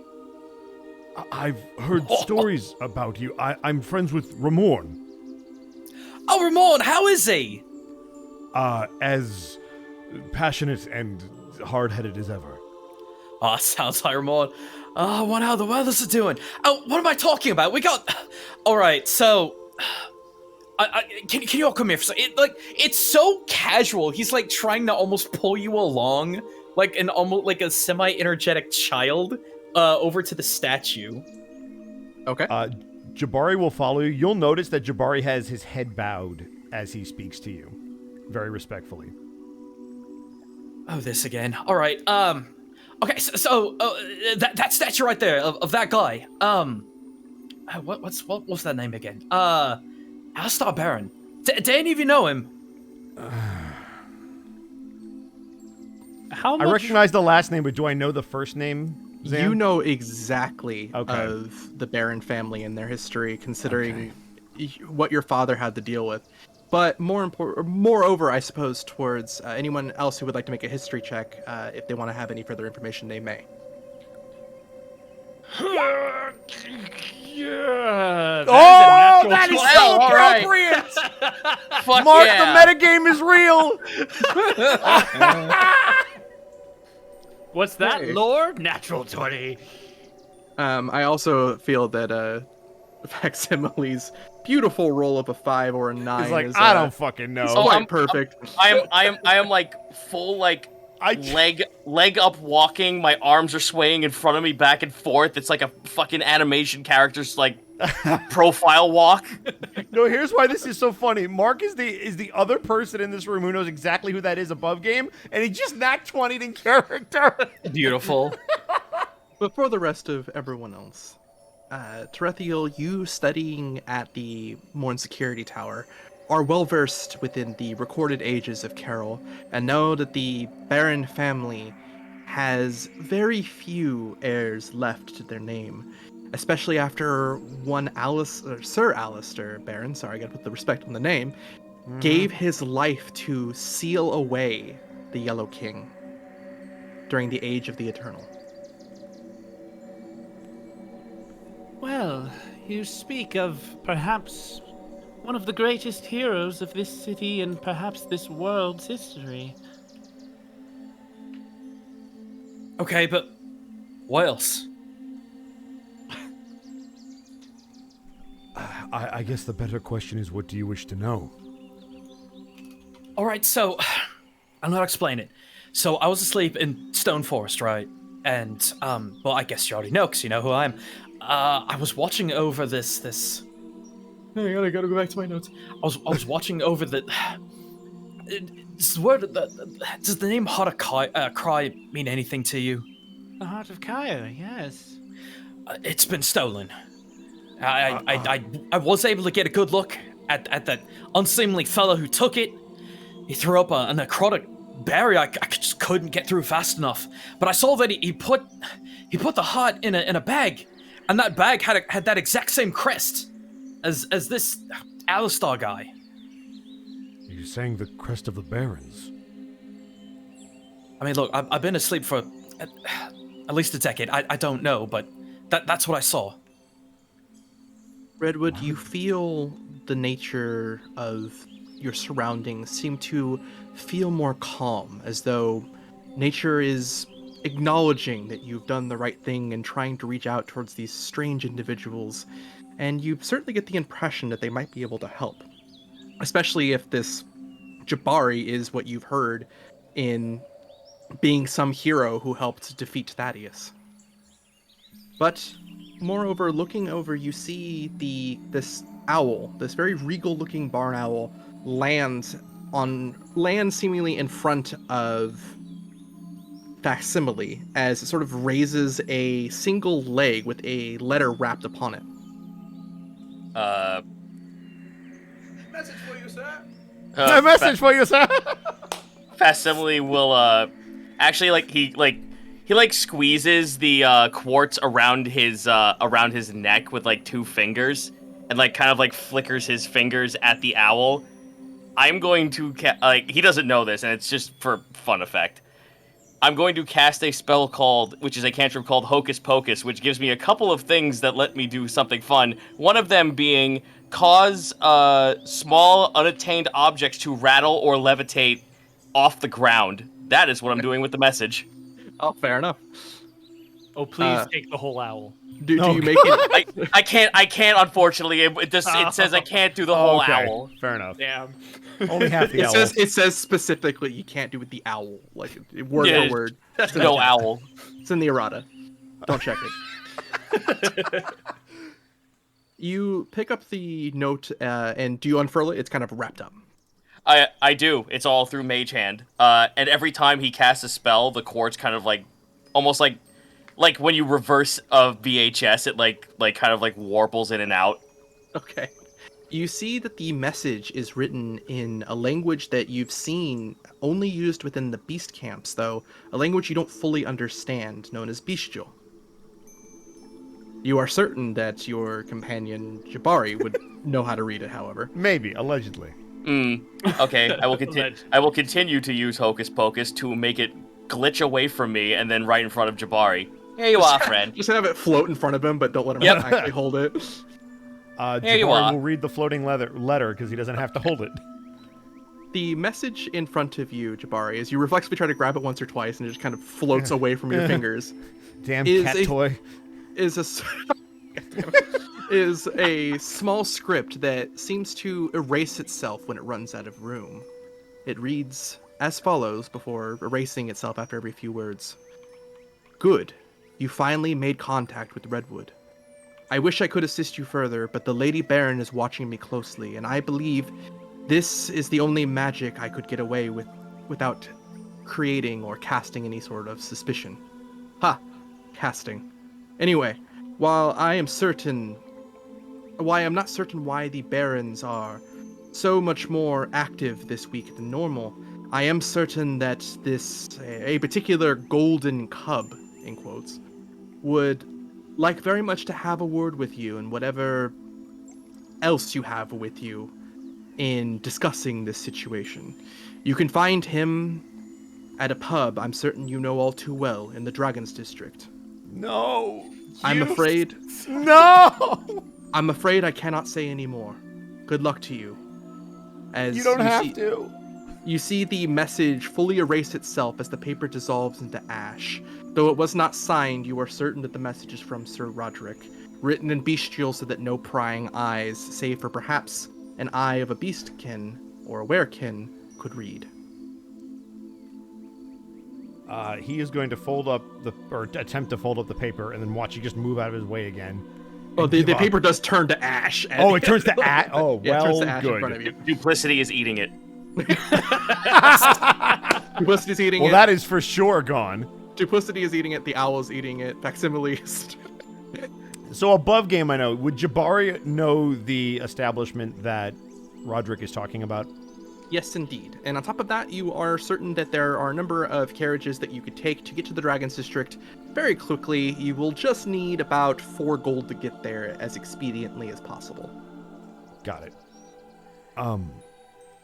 So, apparently, Sir Roderick, are you all familiar with Sir Roderick? I assume some of you. Please give me history checks for anyone who wants to, except for Jabari in this case, because that wouldn't make any sense. Would it make Are you sense? aware of Sir Roderick? I don't know. who he is. I have no idea. Would He it- only would it- wrote to me. Would it make sense for me to know? Yeah, I think Redwood would know already because yeah. you know about Lyric. I don't know. But if you roll, I might give you some more Oh, information. there you go.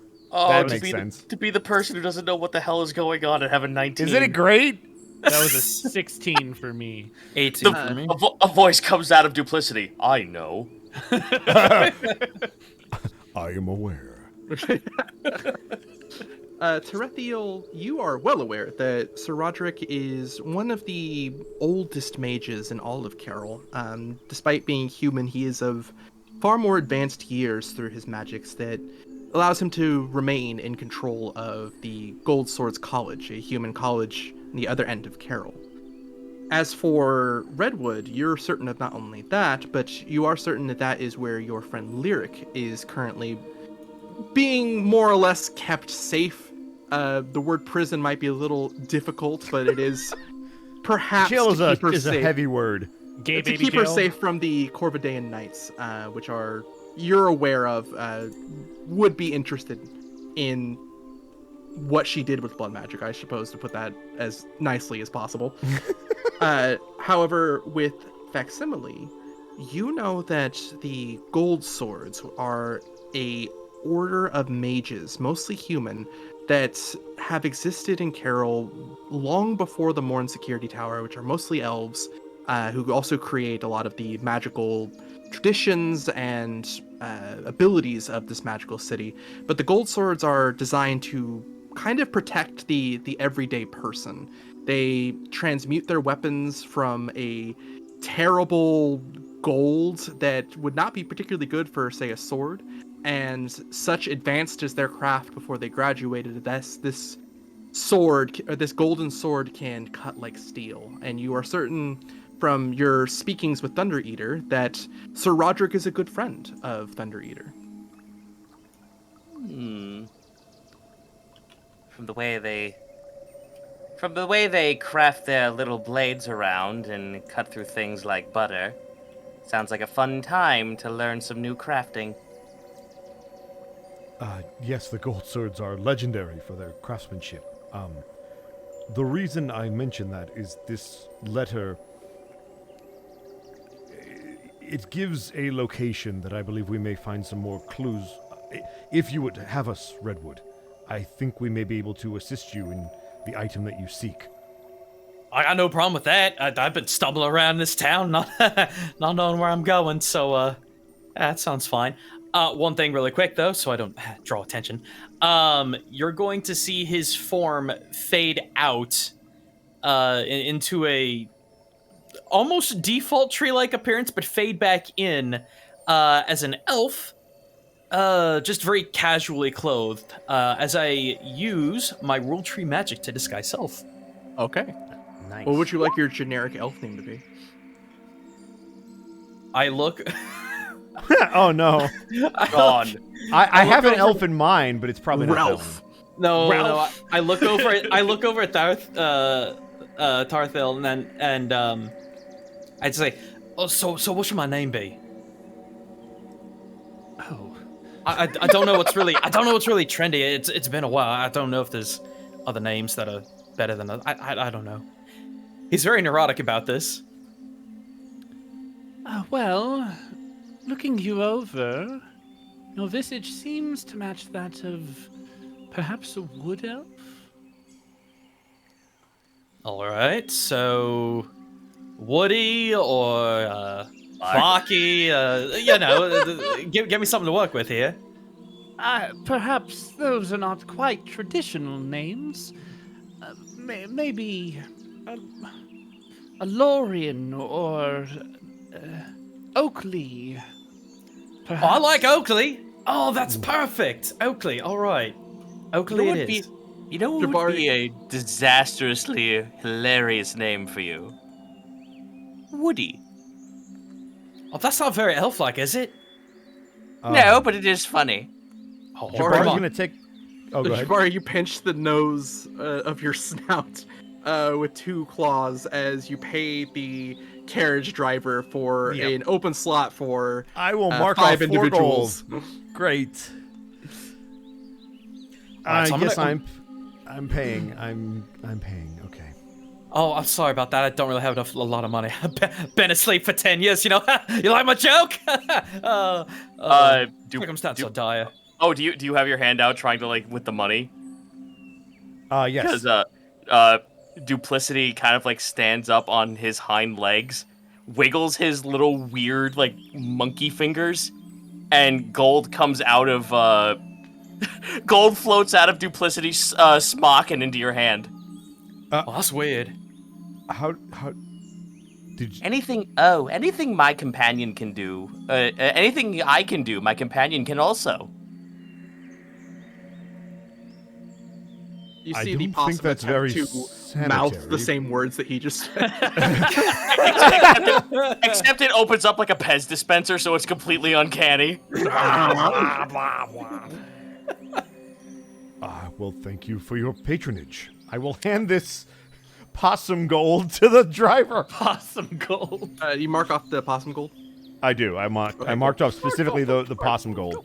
You see the old dwarven carriage driver look confused, look towards your group, who just saw a wood person turn into an elf, look up towards the Morn Tower, kind of shake his head and just kind of motion you to get on. There we go. As we board, a slender set of fingers will slide a gold in your direction, Jabari. Oh, bless you. Jabari will lean actually close to one of your ears. I would have We're went not with that far Endelman. apart. Jeez, rude. I would have went with Endelman for a name, but that's just me. And he will get in. All right. Assuming unless there's any interjections, you all take a few moments to get yourself comfortable on this open-air carriage ride through the city streets of Caroll.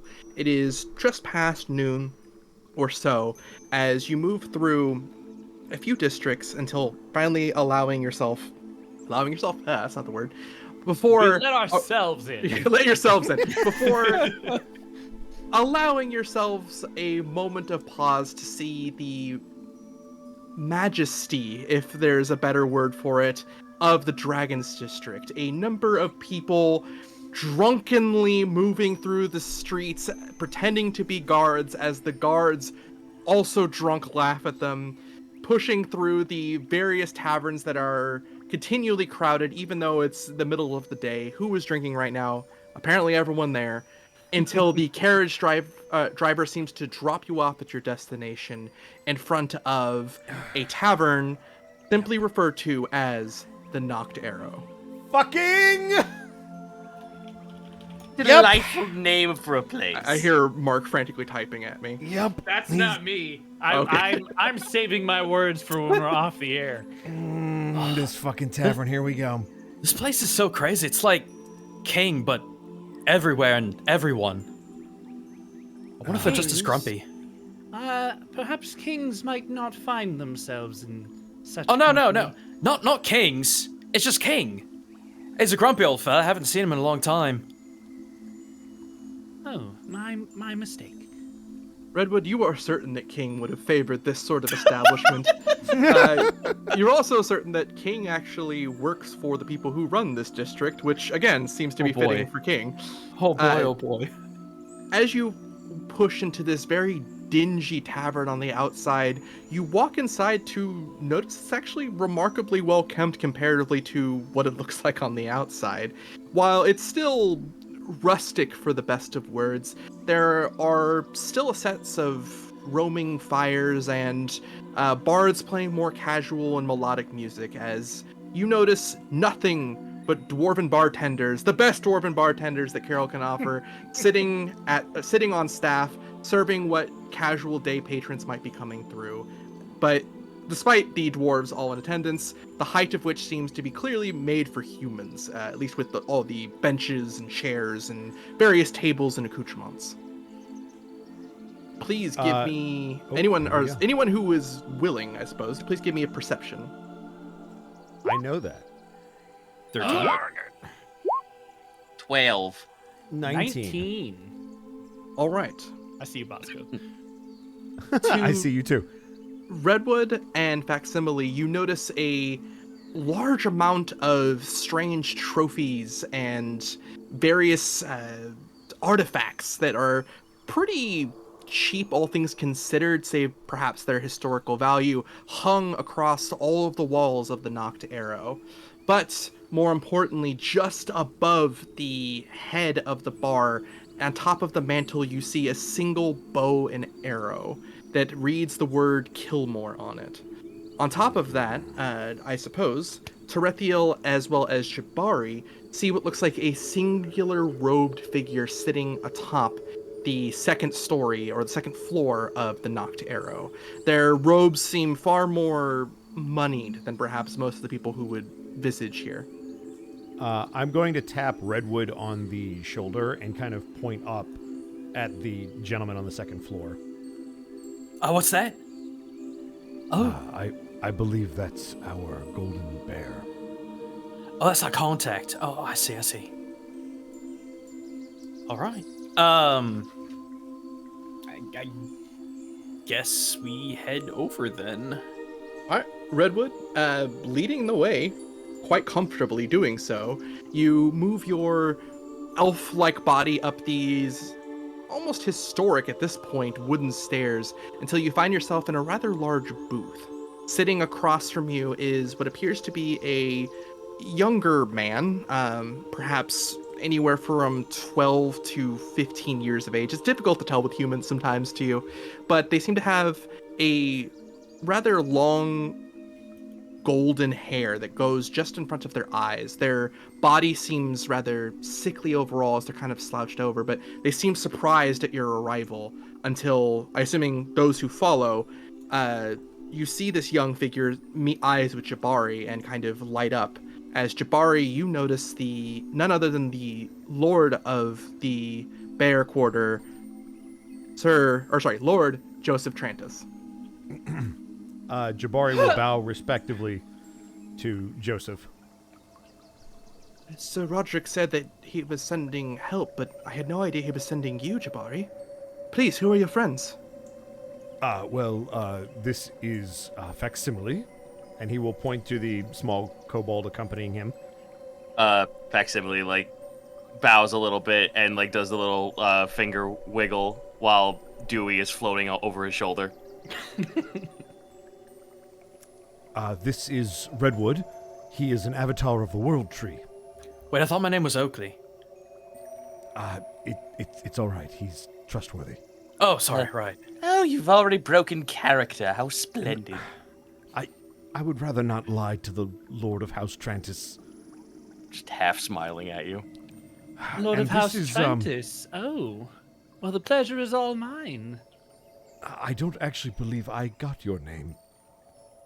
Terathial of the night skies. And they sort of place a slender arm in front of them and bow ever so slightly without breaking eye contact with Joseph. Fucking elf. You see a dwarven bartender seem to drop off a few drinks for the table, which Joseph Trantis seems to push away. One, perhaps because of his youthful age, but Jabari, you know his very, very taxed health would not allow him to consume any form of alcohol. As all of you notice what appears to be Yo! a brand of ale. And the Angler's only inside Ale joke. is back! Wait, where's the message? You have to do the message! It's Angler's Ale, special appearance edition. Yes! One-off edition. Woo! That was the only inside joke, I swear, for everyone. Basically, this ale shows up in every thing attached to Caroll. Everywhere we go, Angler's Ale shows up, but there's there were versions of Angler's Ale. It was a special edition every time. It was like Angler's Ale, Bad Roll edition. This fella is not going to partake in their drink? The dwarf seems to just drop what looks like 6 of these Angler Ale beers. They smell normal to you, but yes, you notice the noble young man seems to push away the drink from him. Oh, okay. I'm gonna grab it and give it to Duplicity. All right. Duplicity begins to drink the beer. Hell yeah, dude. Oh dear. Redwood is staring at you with the biggest cocked eyebrow ever. He gets thirsty sometimes. You hear the possum burp aloud from sipping the beer. As you all look merely around, grains. as you get some of the tasteful notes of the burp, I suppose, Facsimile, the beer, as always described, is okay. The PBR of medieval times. Ye olde Pabst Blue Ribbon. Ye olde Paps. You see the young Joseph Trantis look towards your group, kind of smiling and getting swept up in the strangeness that is Duplicity being simply Duplicity, as Facsimile seems to egg him on. As you see then Jabari, what appears to be a more pained grunt that Joseph tries to keep inward as best he can, but you seem to notice it, before he finds his composure once more. Looking towards the group, he whispers aloud, I am not certain what you know of the Baron activities, at least as of late. Well, actually, I believe our friend here, and he points to Redwood in his elf form, actually might have some information for you. You should tell him what you saw. Oh, that's right. That lanky-looking plucker. Oh. So, I was just taking my kip, right? It's been about 10 years. And I get this feeling that something's wrong, something's missing. And so I go to look, and I see that the heart of Kaya's gone. And I just go chasing after to see what happened, and there was this lanky fella, just a horrible grimace face. I'll never forget that face. He had the handle the relic, and then he put it in a bag, some kind of magical bag, and it had that Baron's symbol on it. And ever since, I've been trying to chase him down. I ended up here and ran to these three, and I just can't find. I can't find my way. You see the young Joseph Trantis transfixed on every word that you speak, Redwood, as he tries to push a cough into a handkerchief, trying to take a breath. You see the pale skin of someone who is very ill, as he kind of looks towards you. I see. Then perhaps this might be of some help, or at least we might be able to help each other. Joseph Trantis pulls out what appears to be a small scroll, as lays of mana dust push themselves into the grooves of the pages and summon forth a small image of a man's face that, Redwood, you immediately identify as the man who stole the heart of Kyre this morning. That's him! That's that guy! And he stole the heart of Kyre. What is that?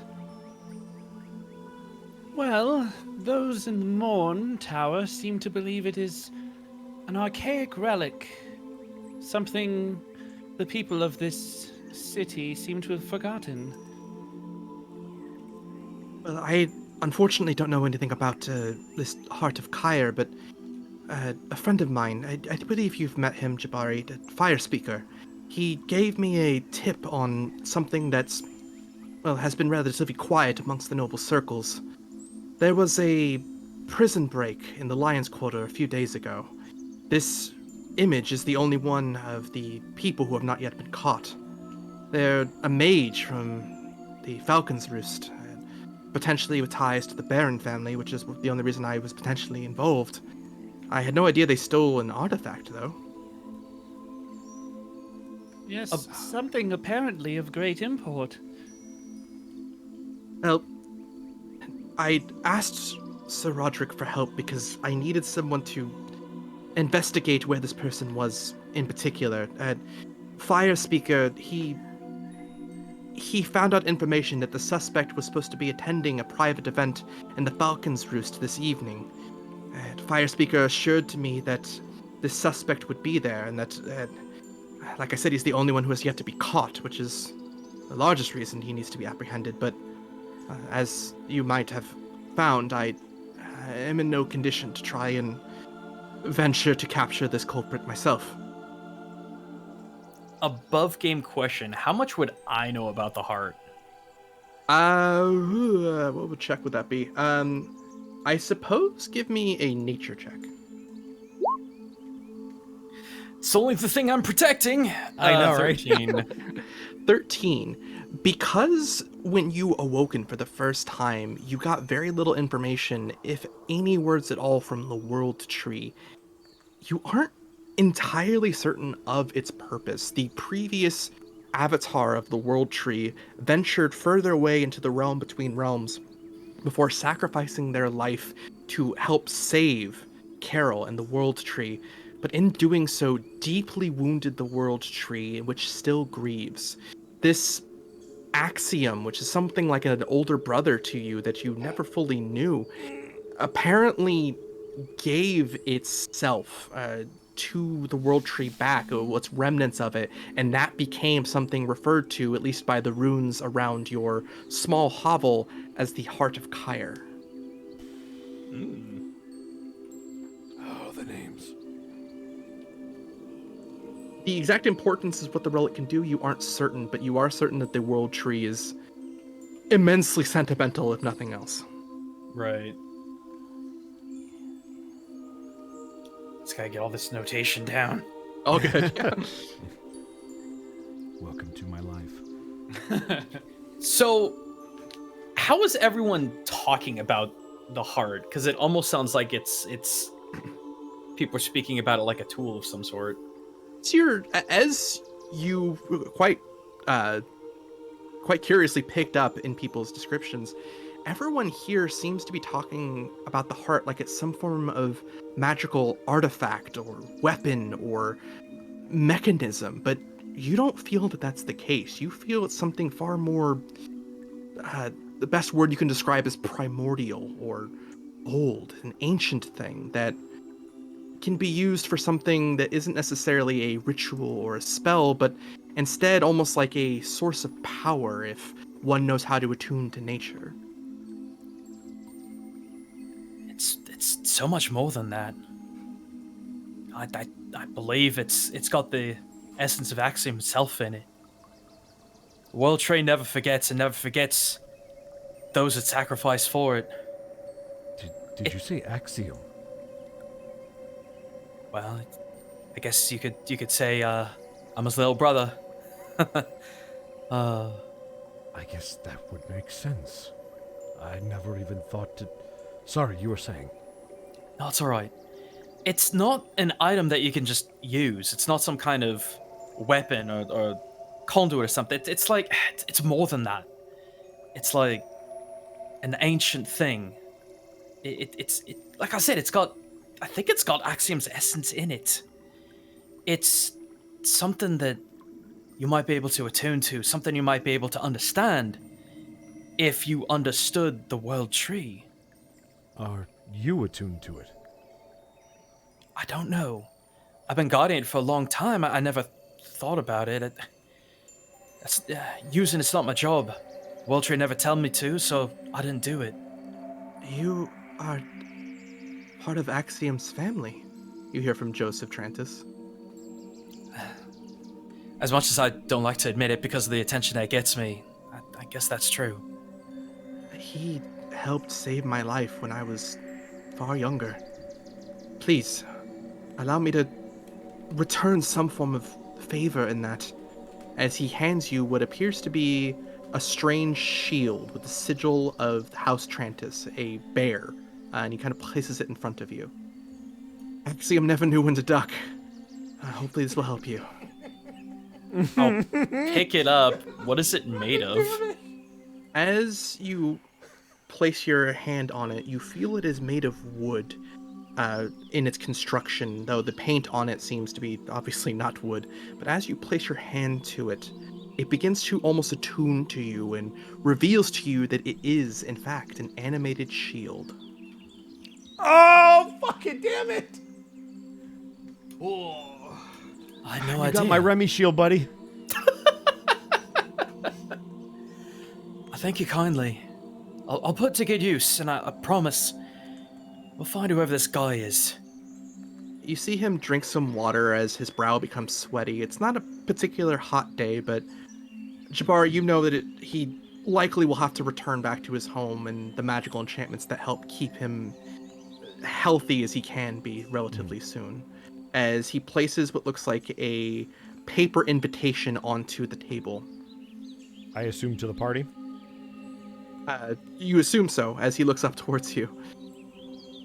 If you agree to go, I had no idea who Sir Roderick was going to send. I did not expect the company, but the invitation is for up to 10 people, so it should be fine.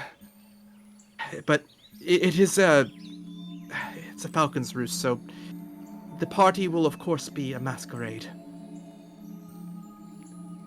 That sounds like my kind of fun. I feel as though my compatriots will be able to blend in, but Lord Trantis, I will certainly stick out like a sore thumb considering the restrictions. Yes, but most of the masquerades, they wear monocles of true sight. Your disguises and magic might seem untasteful if you choose to go that route, so there is a carriage outside of the tavern. It will take you to a discreet tailor in Ravenshold. There, you'll get a few costumes made in whatever images you wish. And from there, you can head to the party. Find this figure, I do not even know his name, and bring him in. And hopefully, looking towards Redwood, find what he stole. Redwood just solemnly nods. Jabari's going to take the invitation. One more question before you leave, Lord Trantis. Yes. Have you or any of the other noble houses heard from the youngest Baron, by any chance? Mallory? Yes. No, she's always been someone who likes to appear and reappear whenever she wishes. Do you need her for something? More that I was shown a vision of her, and I don't know why. I will attempt to keep an eye out if I can, and message you if possible. Jabari You see will him nod. grab his rib cage before moving onto his cane and beginning to walk down the tavern stairs, kind of insisting on moving on his own power. All of you in attendance notice the bar purposely look away, as though they've known that the young Trantis is here, but choose to give him the respect of keeping quiet about it the best they can. As he's walking away, Terathial will sort of muse, not super loudly, but loud enough that the table can hear. The Lord Trantis does not seem well. Joseph Trantis has been through a lot. It's a miracle he's even alive.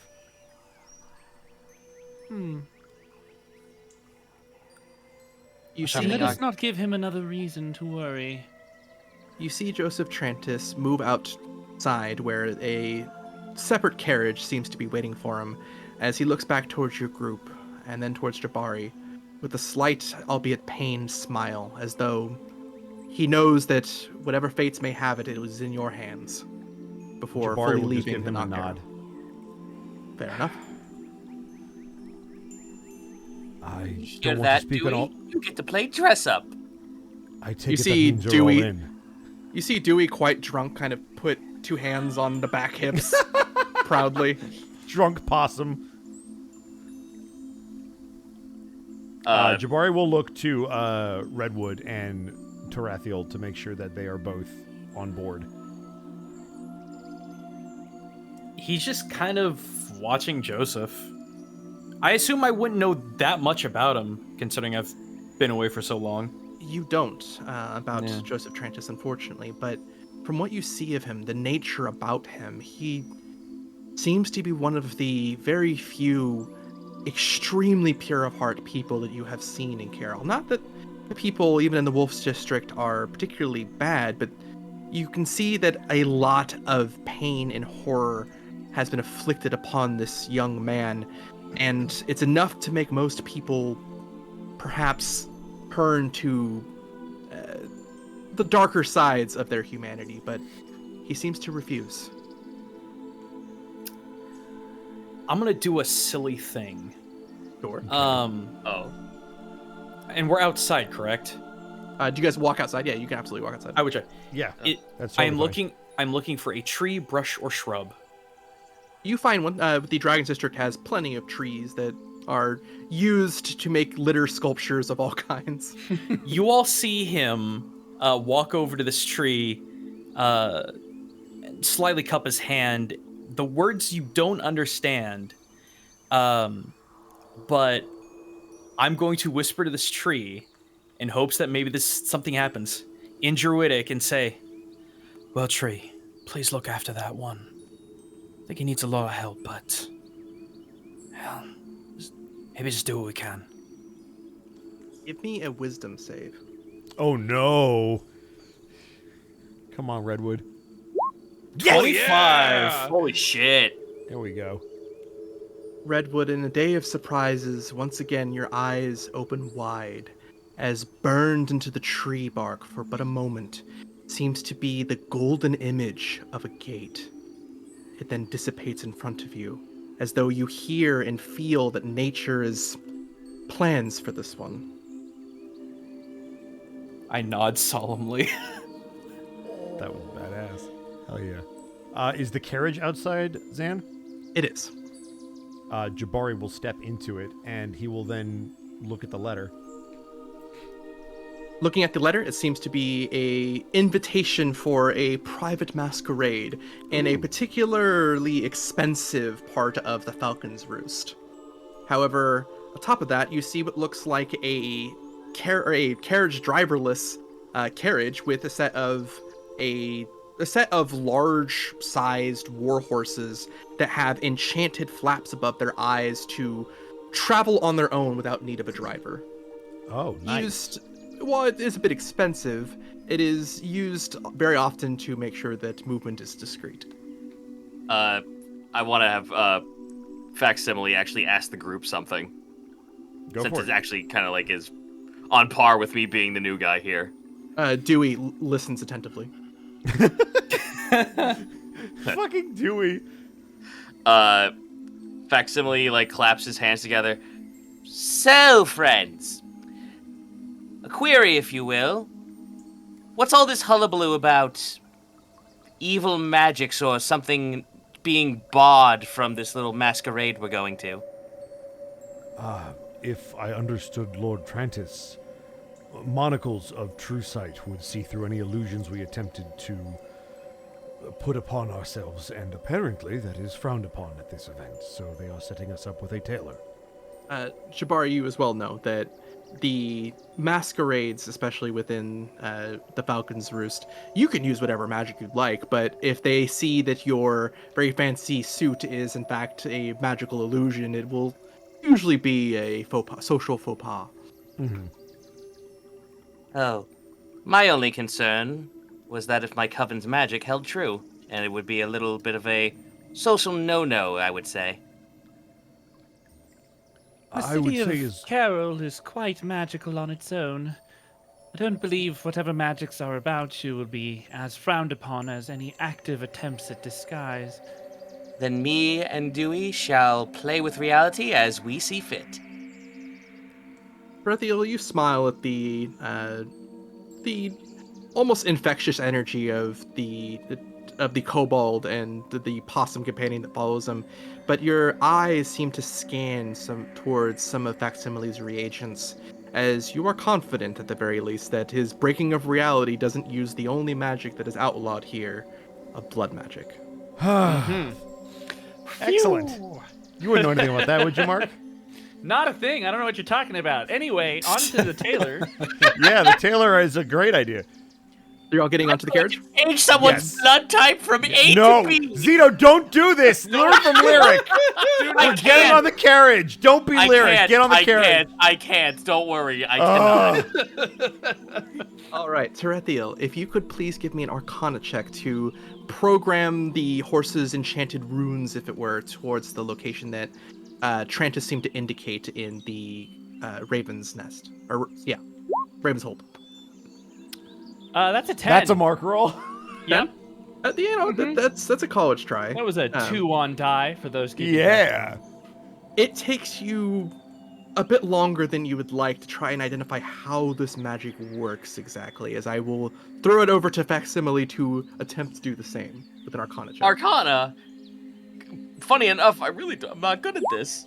13. But you're not Mark, so you're Better than good. the mage, apparently. Yeah. And do we roll? Such magics are more akin to the dwarven enchanters from the opposite end of Caroll to you, Terathial, but it seems that this strange kobold creature almost just kind of slaps the reins as the magic seems to work. Yeah, mule. Yeah. Wait, no! I can actually, like, realistically, I could use Hocus Pocus to pretend like I actually slapped the backside of a horse and make the sound effect. I mean, you could technically. Jesus Yeah! Christ. Yeah! As you do so, you see the carriage begin to move very quickly through the city of Caroll, again towards the center. If anyone would like a scene, go ahead. Otherwise, we will just move forward. I'm good. I'm good. Okay. Taking a few moments to ride this carriage, you manage to move away from the Dragon's District, past the King's Road, into the very center of the city of Caroll itself. There stands the one of the most war-torn, but also most resplendent in its construction districts within all of Caroll, that of the Raven's Hold. Looking around and at its center, there are a number of almost castle-like structures that most of the city's governance seem to operate out of, the lesser noble courts, but also a lot of the city's militia tends to be from here. That being said, there's no shortage of statues, gardens, and small ponds and rivers to play through, though it seems far more efficient than... it seems far more militarily ordered than some of the other districts you've already been through. And at its center is a tower that eclipses almost everything around, save for the twin peaks on either side outside the city walls of Corvus Tower. Ooh. Ah, dip. You continue to travel through and around the city streets of the Raven's Hold until finally the horses seem to stop in a particularly rich back alley near Zoo Row. As such, all of you are immediately bombarded with what appears to be sounds of dozens or more halflings, all wearing all black with strange gold masks, as they rush towards your group and begin to pull out the cloth measuring tape to take some sort of measurement. As you hear them all speaking in a language none of you seem to quite understand, before one of them looks up. Who's first? I guess I can go first. By the way, my disguise would long be gone by now. Fair enough. Anyone who wishes may give me a local, if they wish. Oh, God. Hey, what does Yeah, that no, do? it's cool. Local? A local? You mean there's no Oh, local sorry, history. in... There's no History. local I was just saying, you're in anymore, 3-5 again. I am. I just had fucking like nom flashbacks there, dude. Like, whoa, My what? first gut was like, local. I'm proficient in that. I wrote history/local, and that was my bad. That's a 3-5. That's a natural one. Give me for that 21! 21. 21. There Hi, it is. Connor. I got to do it. Connor's not here. Can I ask just a question for me real quick, Zan? Yeah, you may. Are we in the shadow of the tower, or are we on the sunny side? You're on the sunny side. Okay. Looking up, Redwood, as well as seemingly Jabari from his study of nobles, recognizes, though you aren't certain how you know this exactly, Redwood, a group of hush-hush, high, noble, almost rumored group that operates out of this area of Caroll called the Rose Canards, a group of high-fashion halflings that make exquisite suits for the best parties in all of Caroll. Go get him, Redwood. So, with that in mind, each of you may describe what you wish your masquerade costume to look like. Now, this Well, guide- includes masks, guide your- correct? This includes masks, yes. I assume you went first. Jabari's going to be a werewolf. Dude, how did you know? Damn. It's just Jabari with a rubber wolf Now, mask. now, if this is a masquerade. Is this like black tie, Goblin King masquerade, or?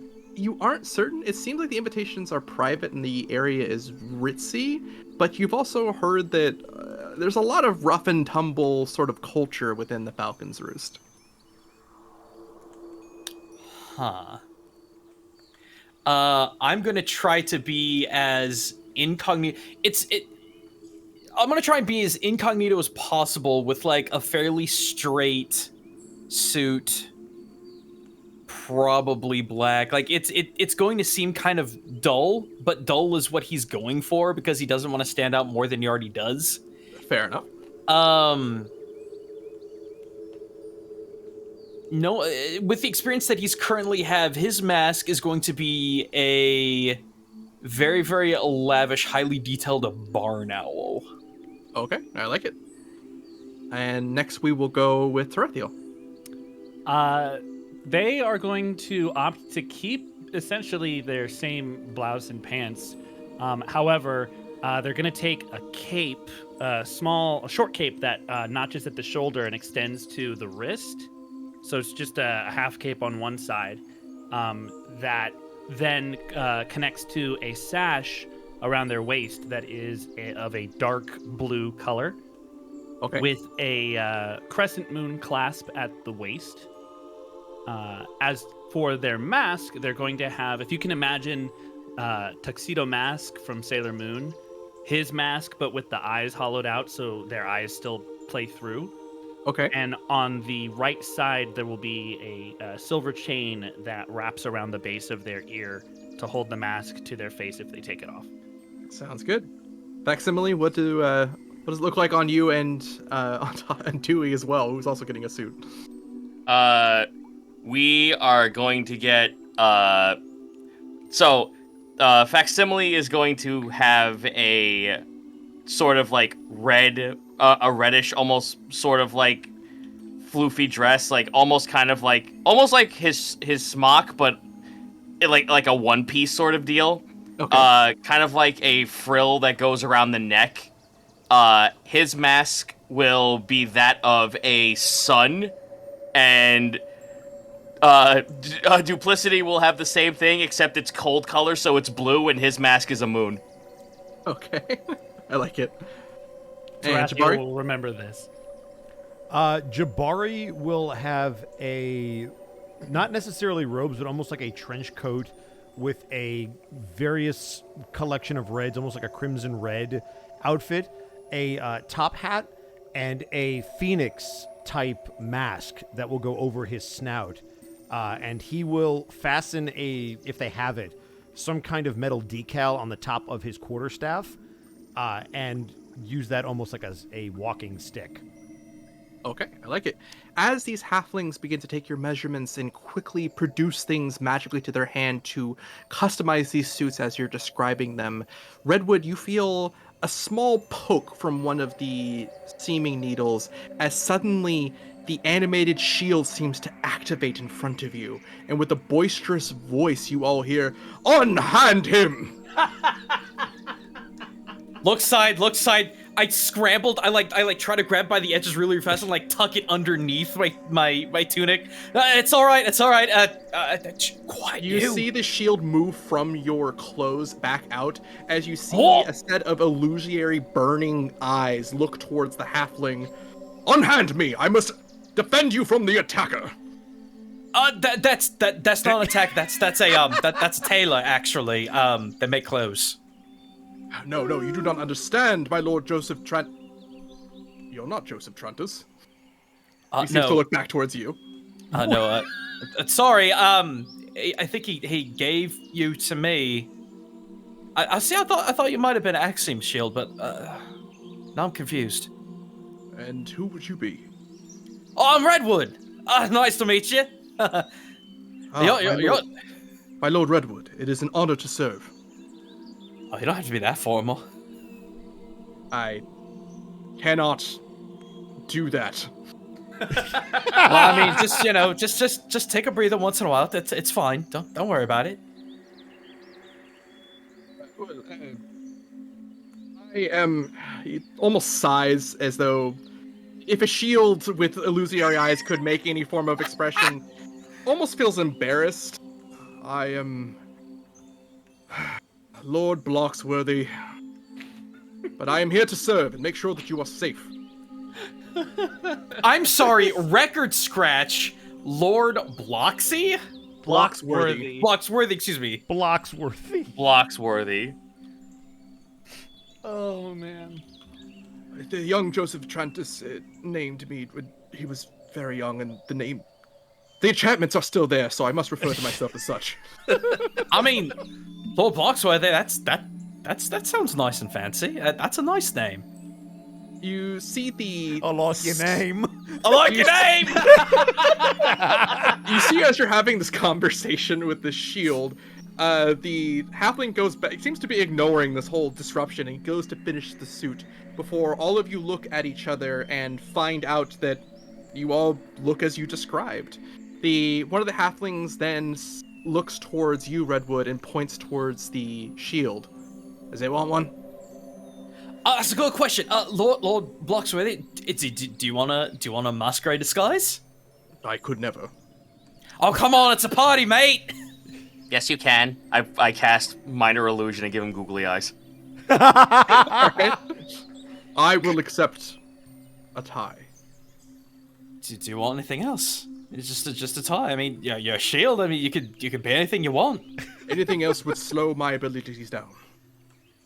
All right, then I guess, but make it a really nice tie.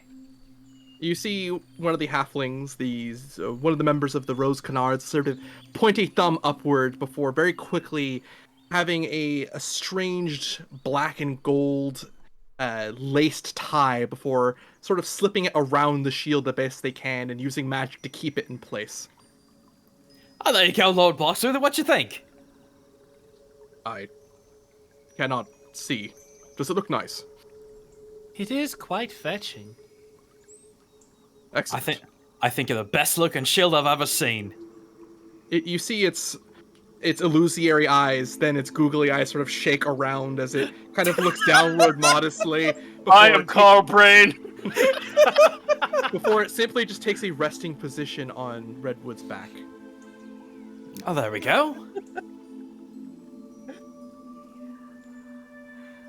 I love every. To spend time with you more often, Redwood.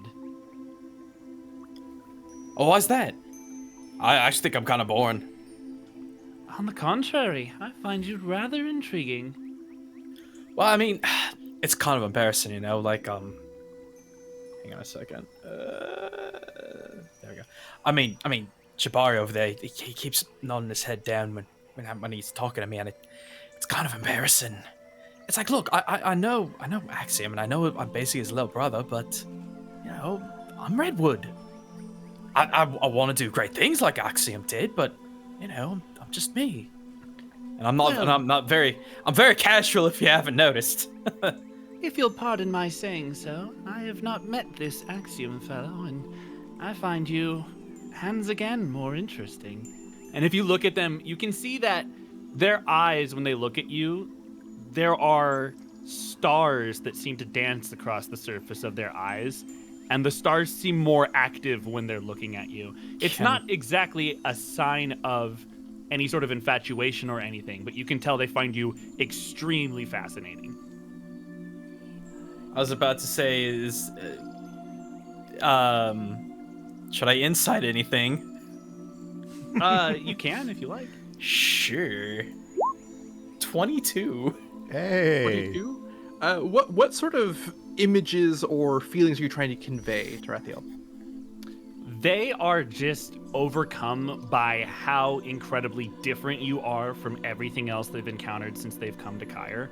Even in their life prior to coming to this realm, they've encountered all manner of beings and creatures, people perhaps not the same as the beast folk of Caroll, but similar to, but never have they ever encountered essentially what is a living tree. Their expectations of what you might have been, being described as an avatar, have been shattered by your very down-to-earth nature.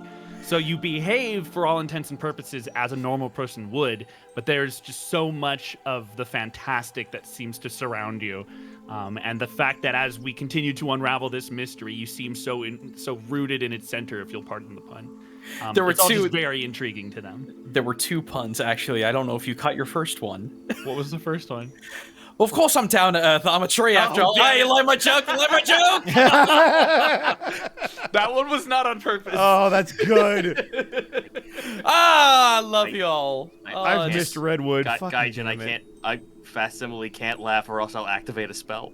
Amazing. I can't. I can't believe I just chuckled and burned down a bridge. Facsimile just kind of snickers. Yeah, just like a tiny snicker, but he's actually reserved about it. He just kind of puts his hand to his mouth, almost covering a burp or something before he looks away. Magic indigestion. Now that guy over there, that Facsimile, and that possum that he's got, that Dewey. Now that's an interesting pair right there. That is. I would have assumed that you were a druid carrying that possum around like you do, and I'm kind of surprised that possum's awake at this time of day. Oh no, I'm a witch. Do I know what that is? You've heard so many titles and various claims to ability since your arrival or awakening in Caroll. It's anyone can say anything, and you're probably likely to believe them. Oh, that's all. That's Nate then. Oh, Casey is a witch. Oh, all right. But what about that possum? That like a familiar? I mean, he does some weird things, and he drinks. Which when he thinks about this barley brew, it just kind of makes him retch a little bit. Oh yes, you actually got it correct. He is in fact my familiar. I'm not certain how to describe a tree somewhat gagging or dry heaving, but as this occurrence is happening, Jabari, of bark rubbing you're, back and forth. you're seeing the sun slowly beginning to dip past one of the peaks outside of Caroll, giving the indication that the party is going to begin relatively soon. Are all of you ready? I mean, I've never been to one of these before. How should I act? I believe if you behave as yourself, you'll blend right in. I would be inclined to agree. Eclectic behavior can sometimes be the life of the party. As he slowly looks to his friend Facsimile. You have no well, idea. odds, my botkins. You have no idea what horror you may have just unleashed at this party by telling me to be myself. Man. Me, We're going Redwood, down together, Oakley. Facsimile, Redwood, and Dewey do the fucking like the Dante like fucking pizza gremlin dance down the as they go inside. Yeah, pretty much. Question for you above game, Zan. Okay. Would it be appropriate for us to go as ourselves and introduce us as such, or should we be more covert than that since we have the outfits? You aren't certain that with this particular group that a covert identity is really going to last, all things considered. I am we're winging completely incognitus. It's incognito, actually. Oh, really? Oh, quick, gazoon tight. really quick above game. I want to make sure I got gloves because I got wooden hands. Absolutely not. Oh no! Absolutely not. You need gloves. They're just wooden gloves. You have gloves, but they're made out of wood. Yeah, you have wooden gloves. It's a masquerade. Everyone's wearing something stupid. Yeah. Facsimile, you move over towards the horse as everyone gets on and kind of do your strange Fonzie-esque maneuver again to get the horses going where they need to go. Maximum overdrive! Ah! Before the horses begin to very quickly move through the now afternoon lit Caroll. With Facsimile driving, can we drift? Facsimile is actually not driving. He just Don't fucking just say put the that. GPS in. I just want to drift a horse carriage. You know what I stream, Mark. Don't say that. Careful. You stream Tokyo Equine? I don't. Give it a little bit. I probably can make that a reality. Yep. We need that. We need that as a drivable character. Now we just need horse cart, Zeto. Horse cart. Deja vu. I've just been in this place. Pulled by a ghost horse specifically. Yes! Oh, fuck me. Hold on. Yep, it's happening. I'll get my It's sprite happening. artist on this. Hold up. Do it. Taking a bit longer to move through, you guys manage to grab some stew from one of the vendors as you travel. Eat your fill, as it has been a long day of travel thus far, until finally arriving to the Falcon's Roost. And though it is beginning to find sunset, you notice, Jabari, as well as, I suppose, well, you know this for certain, Jabari, but the rest of you get the feeling that this part of the northern area of Caroll is always covered in shadow. Whether it's the sun covering from one peak to the other, or the Corvidaean Tower itself, there always seems to be this darkened beam placed upon the Falcon's Roost that is ever present, and as such you don't notice any of the sun bleaching done to the flagstone or the roofs. But as you move through, you notice what looks like the more lively spirit of the Dragon's District, or the more culturally expansive people that you saw within the Wolf's Keep seems to instead be met here with a complete silence. People are very quiet. They move from place to place as quickly as they can and keep their head down, until finally the horses arrives unceremoniously in front of a tower. The tower of which seems to have no immediate windows and only one set of doors. Is there anybody outside the doors? Does not appear so. However, this is where the invitation seems to have addressed. Jabari's going to hop off of the carriage and make his way to the door. I will follow. Likewise. As you move towards the door, Jabari, you notice no form of security or anyone to sort of mar you or guest you in, but instead, as you move to either open or knock, the doors open just in front of your hand, as in front of you in the center of this empty room is a singular teleportation circle, not unlike what Terathial has seen in the Morn Towers. Well. We are well practiced, aren't we? Can I check it to make sure there's nothing, like, untoward about it?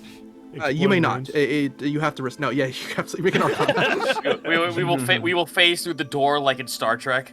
I just Hold want on, to make there's a sure we're note not on the gonna get, door. like, It says, shunted into the I plane have of fire prepared or exploding something. runes. No! Would that just be an Arcana check? Arcana, please, yes. Okay. It'll please. take us to Outworld. Outworld. Natural 20! Oh, let's There we go, Mark! Not only can you identify that this is not cursed or damaged by any form of shunting field or effect, you are certain not only will this teleport you further upward, but you are certain that it will announce your arrival when you do. Oh. Well, So it is also, because of the natural 20, you can see that it's well used, as though a number of people just used it recently. I don't want to throw Dewey in first. no one should be worried about us arriving where we're not intending. However, we will be known once we arrive. The magic of this circle, well, it pierces any attempts at illusion. I guess that would fit the theme of the party. Oh wait, does that mean but a mask will, right? They're going to know your name.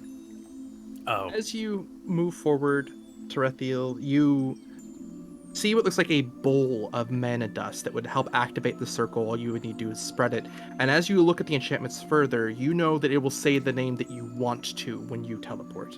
Oh. Oh, actually, this is quite clever.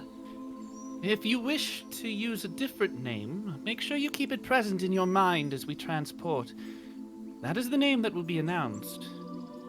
All right, Oakley it is then. You see Duplicity kind of nod towards you, Facsimile. Uh-oh. Oh, no. Oh, I'm gonna grab this motherfucker by the side, hold him over my head, and we're getting in there. Okay. Jabari will nod, and he will put his name in his head. Not his own name, but he has a All right. fake name. Whenever you are ready, Terathial, you are certain that you can activate the circle for you and your fellows. If we're all ready, then All right, let's do it. Ready. they will take the required amount of mana dust, sprinkle it where it is required, and activate the spell. Whispering a small few words to the arcane, as you are so accustomed to doing, you feel the magic transport all of you in a flash, quite expertly at the hands of Terathial, who's skilled in such magics.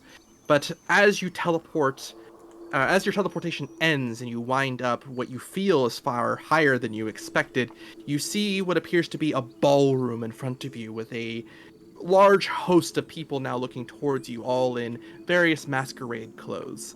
And what name announces out loudly from the spell? We will start with Terathial. It will be Terathial Vicarian. Okay. Jabari. The Crimson Phoenix. Okay. Redwood. Oakley! All right. And Facsimile. Morning and evening. Oh, that's great. That's amazing. That's super good. That's really well good. done, Zeto. As you arrive in grand fashion and style, a number of people look shocked at your extremely exquisite clothes and odd visage, as you feel as though you're a presence amongst this party, and as such, all of you gain inspiration. Oh, Hey! I need that. I'm gonna need that. If everyone could please give me perceptions. Sure thing. Yahoo! 13. 24. 22. 18. Okay. Terathial, you look over and are able to find what appears to be a sizable balcony that seems to be the only thing that leads to the outside. It towers over most of what it seems to be the Falcon's Roost. As you see a number of roofs and dignitaries seemingly talking outside, you feel as though they're dignitaries. You can't quite tell what their faces are, but you hear hushed murmurs about various political comings and goings. As for Facsimile, you look over towards the banquet hall at the end of the ballroom, where you and Duplicity stomach, despite you eating on the way here, somewhat rumble. Ooh, yes. Real quick, Partake we shall. what's the dimension? What are the dimensions of this ballroom? Sure, yeah, the dimensions of the ballroom are, I would say, maybe 100 to 120 or so feet long, though it is much wider, it seems, and separates into multiple other smaller rooms. From what you see, Redwood, you look over and it appears as though the rooms have a few private sections and booths where more quieter conversations are having. You're not certain if that will be particularly assistive, but it is something interesting of note. And lastly, Jabari, you notice what appears to be at the very end of the room, past the ballroom and playing orchestra that is performing music for all of you, seems to be 2 sets of doors, each with 1 guard in front. As you all take this information, Facsimile eyeing the table, all of you see Bloxworthy appear from the back of Redwood's gear, I suppose, and kind of call out towards you, though somewhat discreetly, as the band begins to play. Ah, a classic conundrum of being stuck in a ballroom and not knowing exactly where to go to find what you need. I'm assuming this is a standard target extraction operation.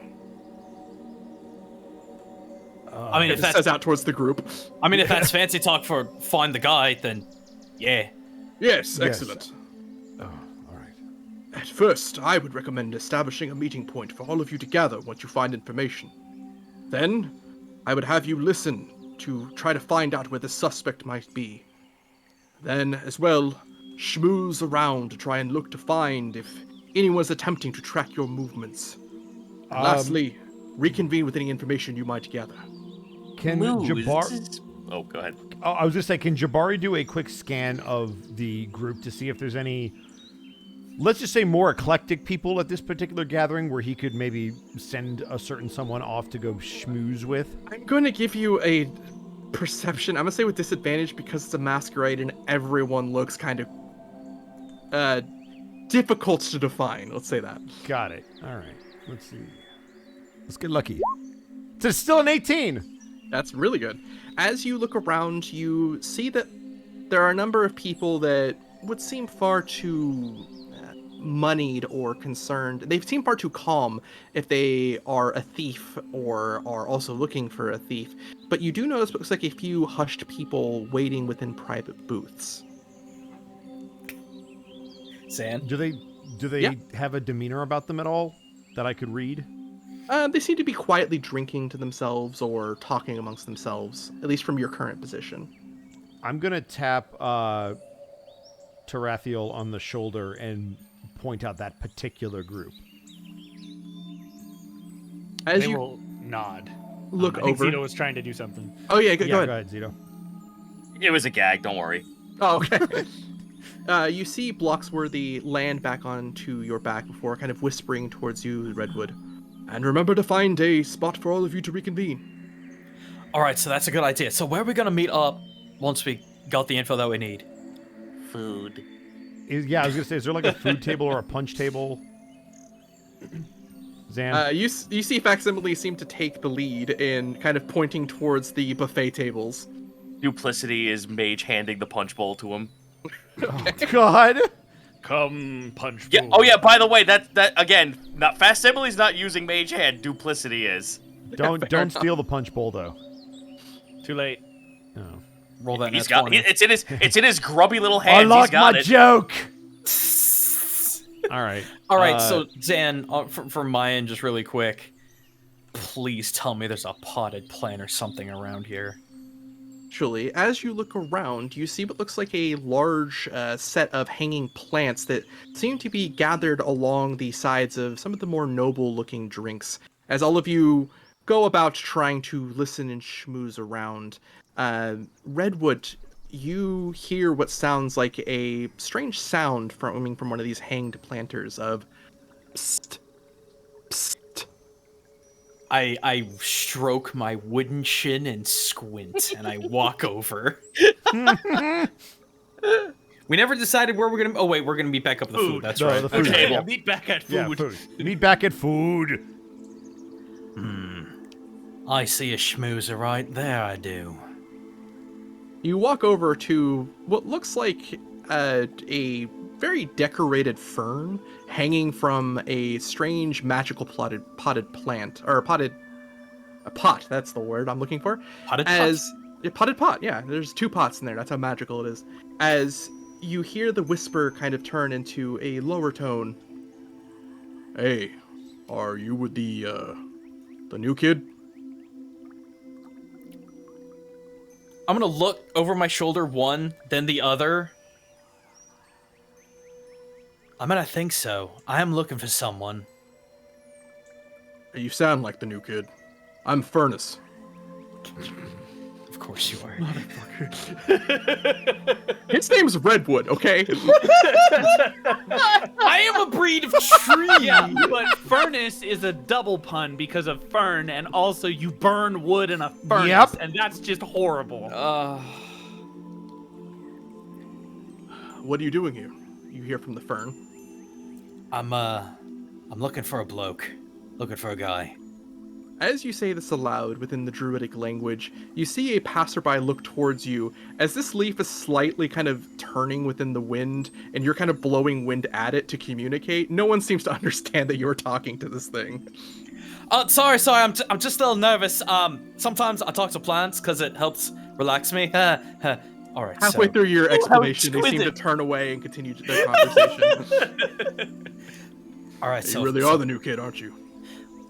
Look, I've been asleep for the last 10 years. I don't know what you want from me, Furnace, but I'm looking for a guy. Kind of.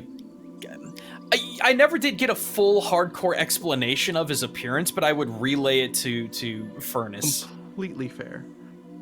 Go ahead and give me... Actually, I can do one better. Okay. It depends on how funny you get to let me be. So, Mold Earth lets me draw things in loose soil. I could literally draw in his soil like a goofy, as close to this guy's face as I possibly could. You're gonna play I love Gartic Phone in this dude's fucking body. I love it. Go ahead and cast it, and I would like you to give me a persuasion with advantage. Persuasion. 21. Nice. Doing you, man? You create the figure's face as you see, to your eyes, the fern seemed to almost rest one of its leaves onto what would be equivalent of a chin. To everyone else, looks like the potted plant is kind of moving. As you look over and hear from Furnace, I actually did see that individual arrive here before everyone else did. Sorry, I have to get this. Write that down. Sorry, I'm very clacky. Austin, I'm sorry, I'm clacky. Okay. So, where'd he go? You see the fern, once again, to everyone else's eyes, just looks like the potted plant is kind of rotating with the wind. But to Redwood, you see the fern point towards one of the 2 doors the guards are guarding. Oh, of course he went through that one.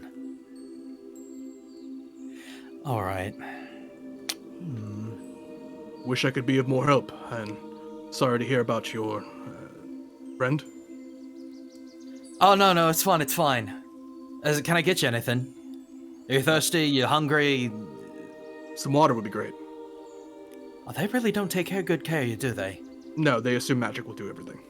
Wow, that's really sad and pathetic. Kind of takes away the whole idea of, taking care of your own. All right, sorry, I'll be right back. And I'm gonna go get him a glass of water. I was gonna say, I was really hoping that when he said they assume magic will take care of everything, you'd be like, "Oh, that's terrible," and then That's- create water. Create water. I was hoping the same thing. I would drown. That's 8 gallons of water. No, I know. to No, 8 gallons no. of It would have water. just been really funny. You did the right thing, but it would have been Yeah, no, hysterical. you're good. It's Just like I was super bracing soak this for it. motherfucker off the thing. I know, right? You said you wanted to Redwood. drown, right? Redwood, as you begin to move through the party, you see what appears to be Jabari as well as Terathial somewhat near each other. As you're frantically looking for a glass of water, certain you can find it, you feel as though you can relay what information you have to them in this brief moment before you likely separate again. Just as we're passing by, I got an idea what the guy said. Where? I'm all ears. I'm just gonna say he's in the one place that you'd probably obviously think that he's in, and then I'm just gonna gesture to the door. There are 2 doors, but you point towards the one that With the Fern is guards. pointed towards. Yes. Yeah. Well, there's a guard in front of each of the 2 doors. One Oh. guard in front of each door. Well, the one that is Furnace stuck in that place with magic? It appears so, yes. Curses! I want to take him with us. For the sake of clarity, if we said one door was on the left and one was on the right, which door would we? It would be on the right side. Okay. Right door. Got it. So the one furthest from us. I gotta go get some water though. I promised a friend something. If you'll excuse me, we'll meet back over with the food. Excellent work, Redwood. It was Furnace over there, and I literally just point at this regular ass plant. You'll notice that doesn't even seem to phase Jabari. He just nods knowingly. He's like, "Yep." And you'll see Terathial's adds. eyes twinkle once more. Excellent. That adds. Yep. As you, Jabari, point or kind of watch over towards Furnace and pass them in towards the private booths, as you see what appears to be a illusory image of the puritanical at the table with a single eye peering through a masquerade mask looking towards you. You, Terathial, will absolutely notice a tension run through Jabari's body when he sees that image. Something the matter? Old memories, that's all. You could tell the figure is trying to summon you towards them. Is there space in the booth for Yes. a man of Jabari's size? Yes, of Jabari's stature. Yes, exactly. How dare you? There's He's a gonna- box for you to sit in. Oh, perfect. He will do so. If he fits, he sits. You walk over. Yes. As you walk, Is he walking like he wants privacy? No, he would be more than happy to have you come along. Okay, Terathial will join. okay. As you walk over and sit into the booth, you see what looks like 2 sets of glasses of water seem to fill in front of you, as you hear aloud, "Jabari," from the figure. Jabari, you instantly recognize this as the voice and the chin of Mallory Barron. Oh my fucking god! All right, that's terrifying. You will see that stiff posture get much worse for a brief second before he has to put on his facade. But a cold shiver would run down his spine, whether that is physically expressed or not. Terathial, you see a young woman, quite pale, but perhaps that is normal for this part of Caroll, considering they don't get sun. But she kind of commands the area around her with the voice and demeanor of someone far older than they are. You feel something unnervingly unnatural about this young woman, as she simply smiles towards Jabari. "Relax, I'm not here for you." Then why the ship? "Because I noticed you when you approached, and I was curious as to why you were here." I I was going to ask you the same. I don't normally see you out and about. Well, something was stolen from the barracks of the Baron family matter, and I believe it might be in this location. A few people were working to get a smuggling ring in operation through here, but I haven't seen anyone I noticed, at least from Constable Selrin's reports, that would indicate as to who they are. I don't suppose you would be comfortable describing the artifact. Some minor trinkets, mostly things of teleportation and runes of masking and such. I would Can I- like to insight. I was just gonna say, can I insight? Yes, you may. Let's go, Oh, Jabari. 24. 14. All right. As you, Jabari, are just like your father, painfully unable to deduce any form of subterfuge or honesty from any Baron. That's so. However, That's so the Terathial- Barons. Terathial, you being from a far more politically charged place from the realm between realms, are able to tell that this young woman is attempting to make Jabari feel uneasy, but is telling the truth.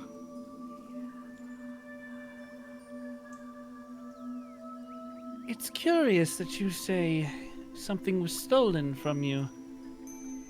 We're looking for a stolen object ourselves. And what would that be, if you don't mind me asking? Look towards Jabari. Just a artifact, a trinket of our own. It belongs to a friend of mine.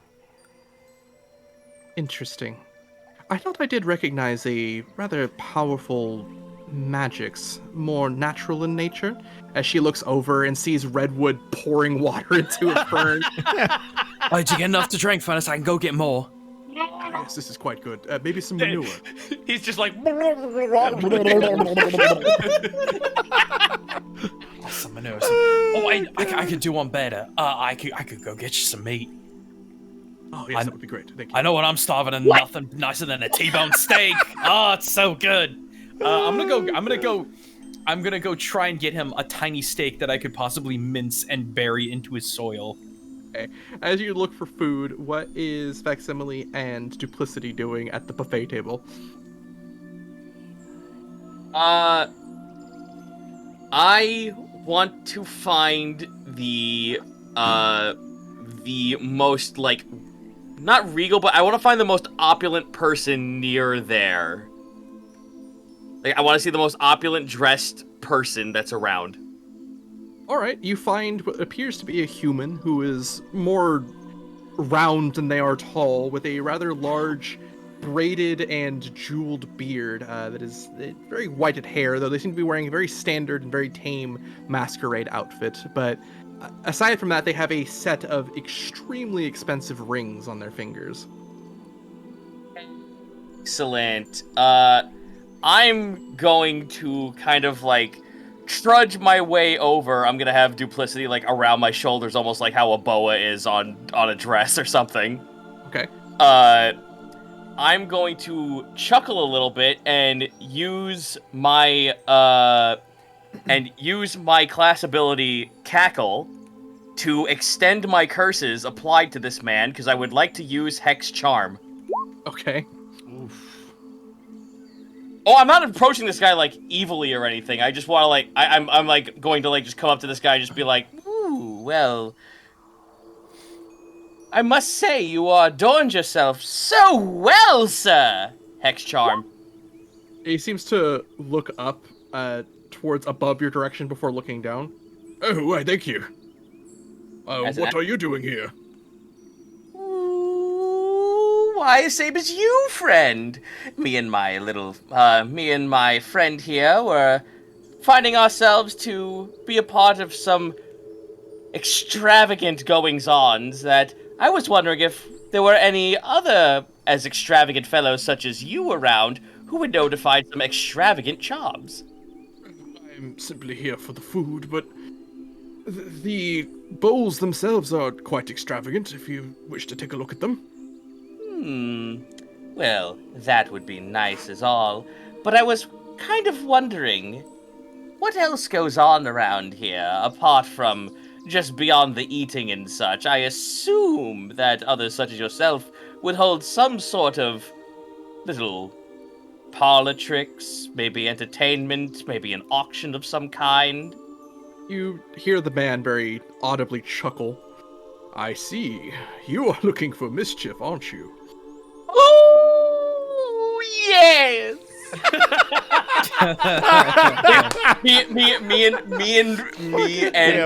me and Duplicity kind of just like stand on one leg, like one other leg, like kind of like folded in on itself. We both mime the same fucking movement.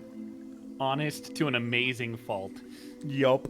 Oh god. There is a magical artifact in the other rooms. He points towards the leftmost door, the guard in front of it. It is a horn of some kind. When blown, it forces people to dance that are particularly lack of willed. The host of this establishment absolutely hates it when people play it, but it is always so funny when it does. Ooh, if he hates it so, that sounds like something I would most definitely would like to purchase. How shall I get inside and ask for such a thing? You'll likely have to distract the guard, but... Oh, distract? No, I will simply ask. Thank you, good sir. Enjoy the cake and the punch. My friend here has had 4 cups of it. It's delicious. You again see Dewey burp aloud. Yep. I like the idea that he had 4 cups of cake and not 4 cups of Yeah. We need a dedicated belch button for this thing. Connor, where are you? It's pausing you there for just a moment, Facsimile. You look over towards... Sorry, Jabari as well as Terathial look over towards Mallory Baron as she kind of looks past the rightmost doorway. I believe you'll need a key, which is in that office, as she points towards the left, as both of you follow her confusion and see Facsimile marching straight up to the leftmost guard. Oh no. Oh no, I'm fucking like I'm not just strutting on up. I'm doing like a little jig. I'm getting my way over there. Fair enough. Facsimile, you approach the guard. Oh god.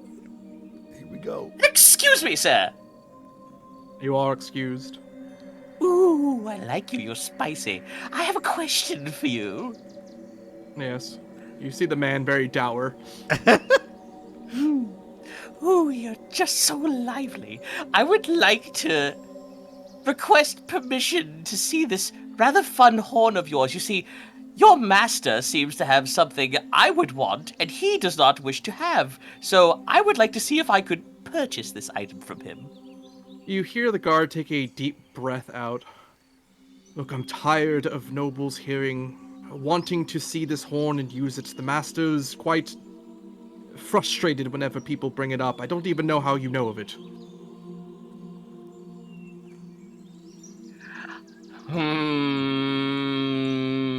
Ooh, cackle. Charm.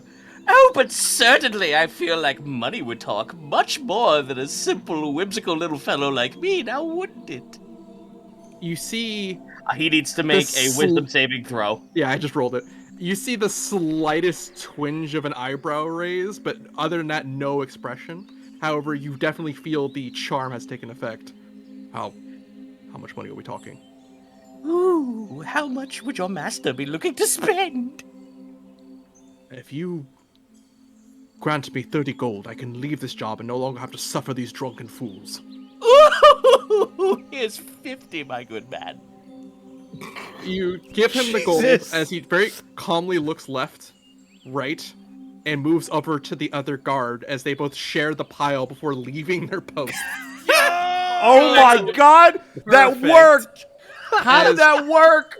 They had to beat a DC 15. And they rolled a natural one.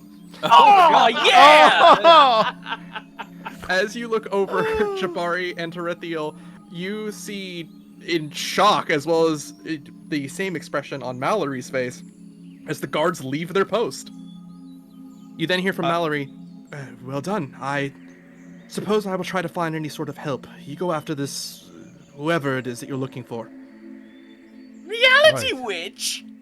Always a pleasure to see you, Mallory. She gives you a nod. Be careful. You too. As you walk to get up, both of you see Redwood attempting to feed a steak to this fern, as a number of people don't seem to mind or care that Redwood is on top of a table trying to feed this floating planter. I'll say, here we go. Okay, oh, I gotta cut this up a little bit. All right. I'm just trying to tear it Oakley! Oh, right, yeah. There's something I wish for you to see. All right, just let me feed my friend here. Okay. So Furnace, you got enough? You need anything else? I don't have teeth, but I will try. Now, see, don't worry about that. See, I don't have any teeth either, so you just kind of pull it into your roots, and you just suck all that delicious meaty juices right into your roots, and you'll be fine. Lots of protein. All right, sorry, I'm coming. As he's on his way, Terathial will lean over to Jabari. For what it's worth, she was being truthful. I don't know how you can tell that. The Lots barons of are impossible to practice. read. Perhaps you just need to open your eyes a little wider. Facsimile, do you open the leftmost door? Are my companions coming towards me? Yes. Okay, as they get close and when they're, like, within earshot. Ooh, yes, come, Baya is this way! As I'm, like, nudging to them just to be like, play along.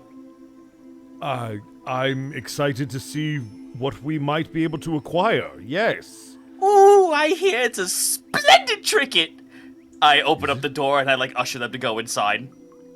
You see, sitting on top of sitting inside a glass safe is a trumpet of some note, but to the rest of your attentions, what appears to be a magical key on top of the desk. Oh. Well, Terathial, to your eyes, you could tell it's magical, as it sort of breaks into multiple pieces and is sort of floating amongst itself to keep itself together. I can see a certain amount of delicacy is going to be required to use this key. If I may. Familiar with how it works. So I shut the door behind us. Oh, what a fucking idiot. How did you do that? Reality magic. I'm not I hold my hand up. There's a tiny like little orb that shows up and it glitches out of reality when I tap the quartz. I'll have to ask you about that when we get back to camp. Do you know how this key works? Looking over to his elven friend.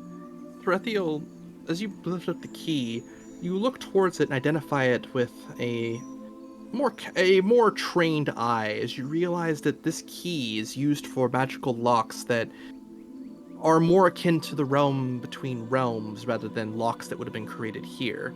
That being said, you are certain you can get it to activate. It is extraplanar in nature, but I believe I can. Jabari's going to give you a little bit of room to work. Facsimile, what are you doing in front of the locked glass case of the horn? Locked glass case of the horn.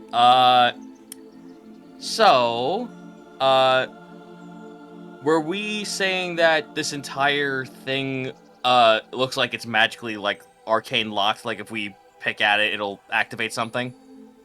With your trained magical eye, you can see that there's an arcane lock on the glass case. Well, friends, if you wish to get inside of it, do you require silence? Well, the door is out in the open, and it's simply the mirror to this one. I don't believe silence will aid us in any sort of sneakery. Oh, but this will. Major image, I create a facsimile of the fucking wall with the door closed. Okay. No, wait, door? What door? It's just a wall. It is just As you a wall. create a wall from the illusory magic, you see that the arcane lock seems to react strangely to the key that is in Terathial's hands. I don't know how long that will last. Someone is bound to notice eventually. I better get to work. And they will move towards the lock and attempt to open the door. As you move over, you walk out of the room using the wall as cover and move towards the rightmost door, using the key to magically unlock it. As the door slowly lifts open, or moves open rather, you see an empty room with another teleportation circle inside. Everyone in quickly. Jabari is going to follow with haste. Mind your step. Is there magic dust in here? There is a bowl of magic dust, yes. Woohoo! Getting on in. Let me just Redwood follow. Let me double check on this. So yeah, it looks like a fake ass wall with no door for up to 10 minutes while I concentrate. Fair enough. I'm assuming you're going to leave the horn behind, at least for now. Fuck no. Oh, fair enough. Do you want to try and take the break the magical lock, or? I have counterspell. Yeah, that's fair enough. Before you leave towards the teleportation circle, the rightmost room, you say a quick spell word before sort of, again, knocking against the arcane lock and opening the glass case that has the horn inside. Mage hand take. All right, you now take the horn. Before all of you quickly retreat into the room with the teleportation circle within. While you are certain that you might be able to figure it out, you are also quite certain that Terathial is quite skilled at activating these particular runes.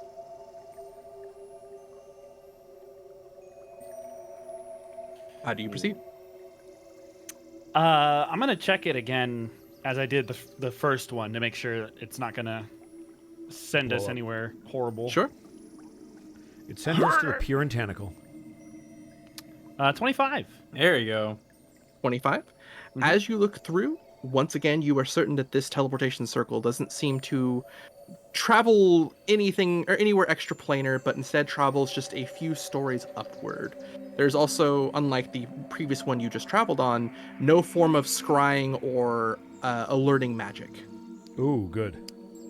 This circle is a bit more clandestine than the previous. It should take us to perhaps a roost further up ahead or up above. Everyone should ready themselves. We might find our culprit up there. Facsimile scratches his chin. Ah, friends, would you give me one moment? Of course. I plop Duplicity down on the ground, and I cast Hex Dire Familiar. Okay. Oh, God. Duplicity grows in size, and now is standing on his hind legs like a person. God. Oh, He's poor anthropossum. Well, that Now is we are ready to happening. proceed. I'm actually going to pull out a couple of flecks of mana dust and cast mage armor on myself. Okay. With the mage armor cast, as well as the possum now far larger than you could possibly anticipate, you ready the ingredients needed from the mana dust onto the magical circle and may cast as you wish. If you're all ready. Jabari will nod. Of course, Duplicity. Yeah. Yeah. I am double checking a few things. All right, I think I'm ready to go then. To the other side. And I'll activate the circle. Please give me an Arcana with advantage, please. Good luck. I forget that left shift. Don't jinx it, Bosco. Good luck. We're not in. Good luck. Oh. Yo! Quite skilled, you teleport your group without any form of error and in an instant to this new room atop or near the top of this tower that you found yourself in within the masquerade. Oh. Map! Oh, we got a map. Map! Is it Is it too much to ask if I could also have a token for duplicity? Because that's actually kind of important. It's fine. You were going to have a gruff-looking fellow here. That will be Hey! Also, of note, I have control of the wrong token. I have control. I do not have control of Facsimile either. Yes, that I have for you. control of Facsimile. I I am- am Facsimile now. I am perfectly fine as I am. You know what? You are perfectly fine as you are. Don't Yeah. change. I can move my guy. Also, Ian, there's an updated token for Mark if you want to drag that in. Updated? Yep. With color. 1 second. Let me. At least it should be in there. I now have control of duplicity.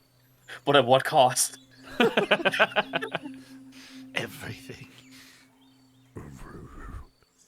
I'm just gonna say I love that. I'm digging this character. You went off the rails, man. All of my I just love that all of my hexes are fucking action based and they don't go away unless I decide to. Can you all move your characters now? Yeah. I cannot move Facsimile. Okay. I still have control of Facsimile, but I do have control of myself. I'm good. Weirdly enough. If I do this, and then... There we go. How about that? Also, everybody say hi to Arkov. Hi, Arco. Hey, Hi, Arkov. Arkov. I guess the cat's out of the bag. I should tell chat what I'm doing. If you all know a third-party D&D writing group called Mage Hand Press, I am using from Valdespire of Secrets the Witch class. I There you highly go. recommend it. They have Homebrew. they have 10 really cool classes that are setting agnostic, so they can absolutely fit in almost any world you put at it. Which pretty archetype, though? I'm purple magic. All right. As Alright, the let's do teleportation magic lifts you into a room that is about 15 feet tall, you notice that it is made of very fine stone construction, like that of the base of the tower. In front of you are two gilded and gold-laced wood doors that are both closed on either side. The teleportation magic below you begins to fade, though the runes still hold. What would you guys like to do? Investigate the door. I was about to say, I would like to cast Detect Magic to determine if these doors have any magical properties. Would you like to ritual cast that? No, I get it. Doesn't For, that take 10 minutes? Oh, hell yeah. I also have it for World Tree Magic, so it Oh, doesn't good. use a slot. Oh, thank goodness. As you reach out and feel a kinship to the wood of the doors, you are certain you are certain that they are not magical. Are you going my way? You're saying hi to a corpse, essentially. I know that. I just realized that, and I'm Somebody sad. from around here often? God.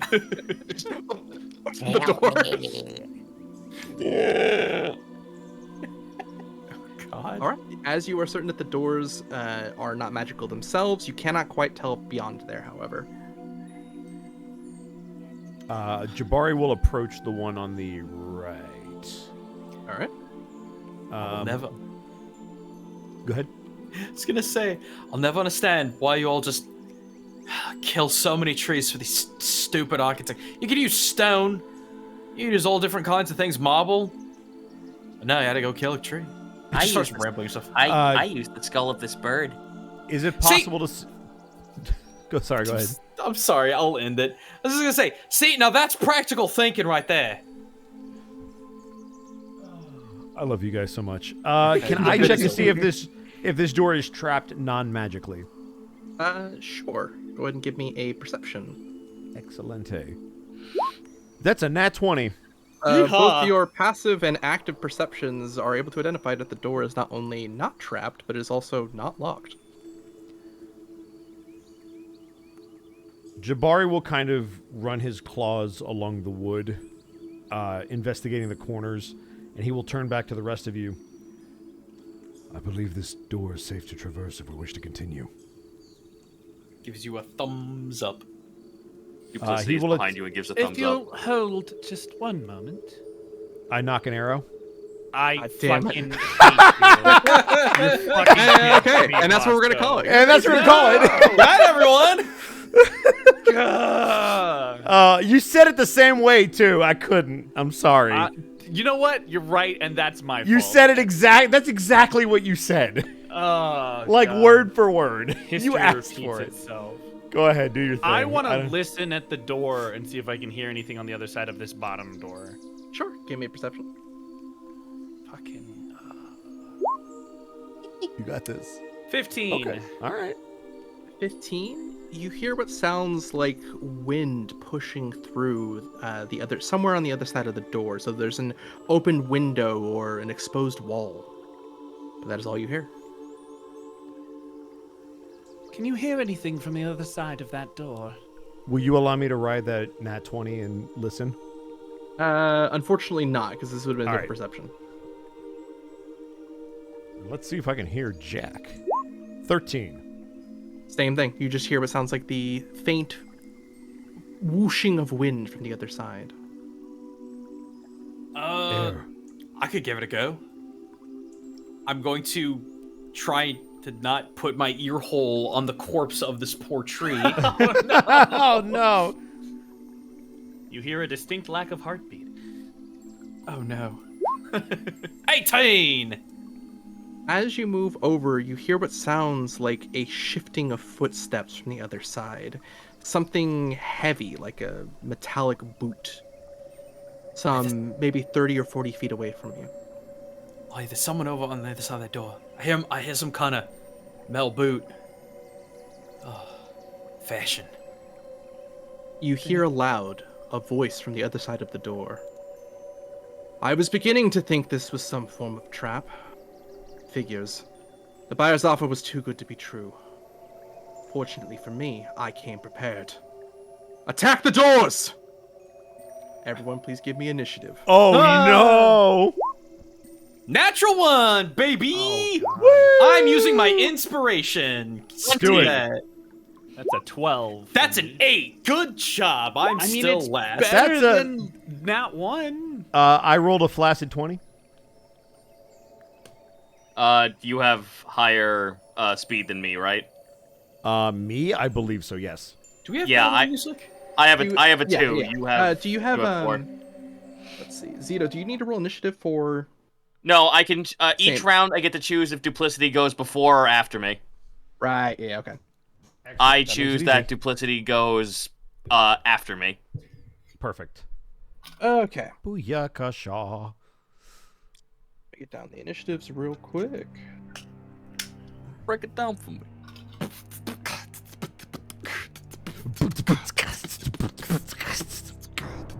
Hell yeah. That's decidedly more medieval than what I was doing. Bitsy bitsy bitsy bitsy boom. Bitsy boom. Raziel, All you're here. right. Anyone near a door, please give me dexterity saving throws. So everybody except Nope. for Zeto.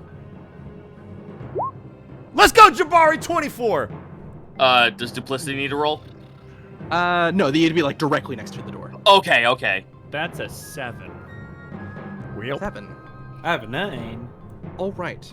The doors themselves seem to ignite with a magical purplish flame as they burst out into splinters in the direction of the room itself.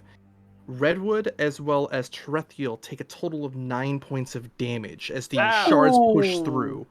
As such, you see the room open up onto the other side. Oh, here we go. Give me my battle map. You might need to loop the music, by the way. Yeah. Yes. It's having difficulty looping today, apparently. It does not like to loop. Okay, there we go. Hopefully that worked this time. Let me reveal the map real quick.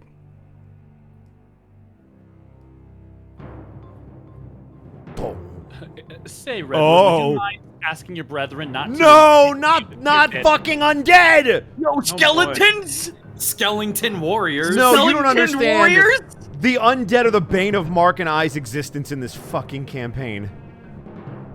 Skellington Warriors. I'm just As looking the at... doors open, I'm looking all of you see what appears to be two skeletal figures with bows standing on top of a standing on top of a stage with arrows knocked and pointed towards your direction.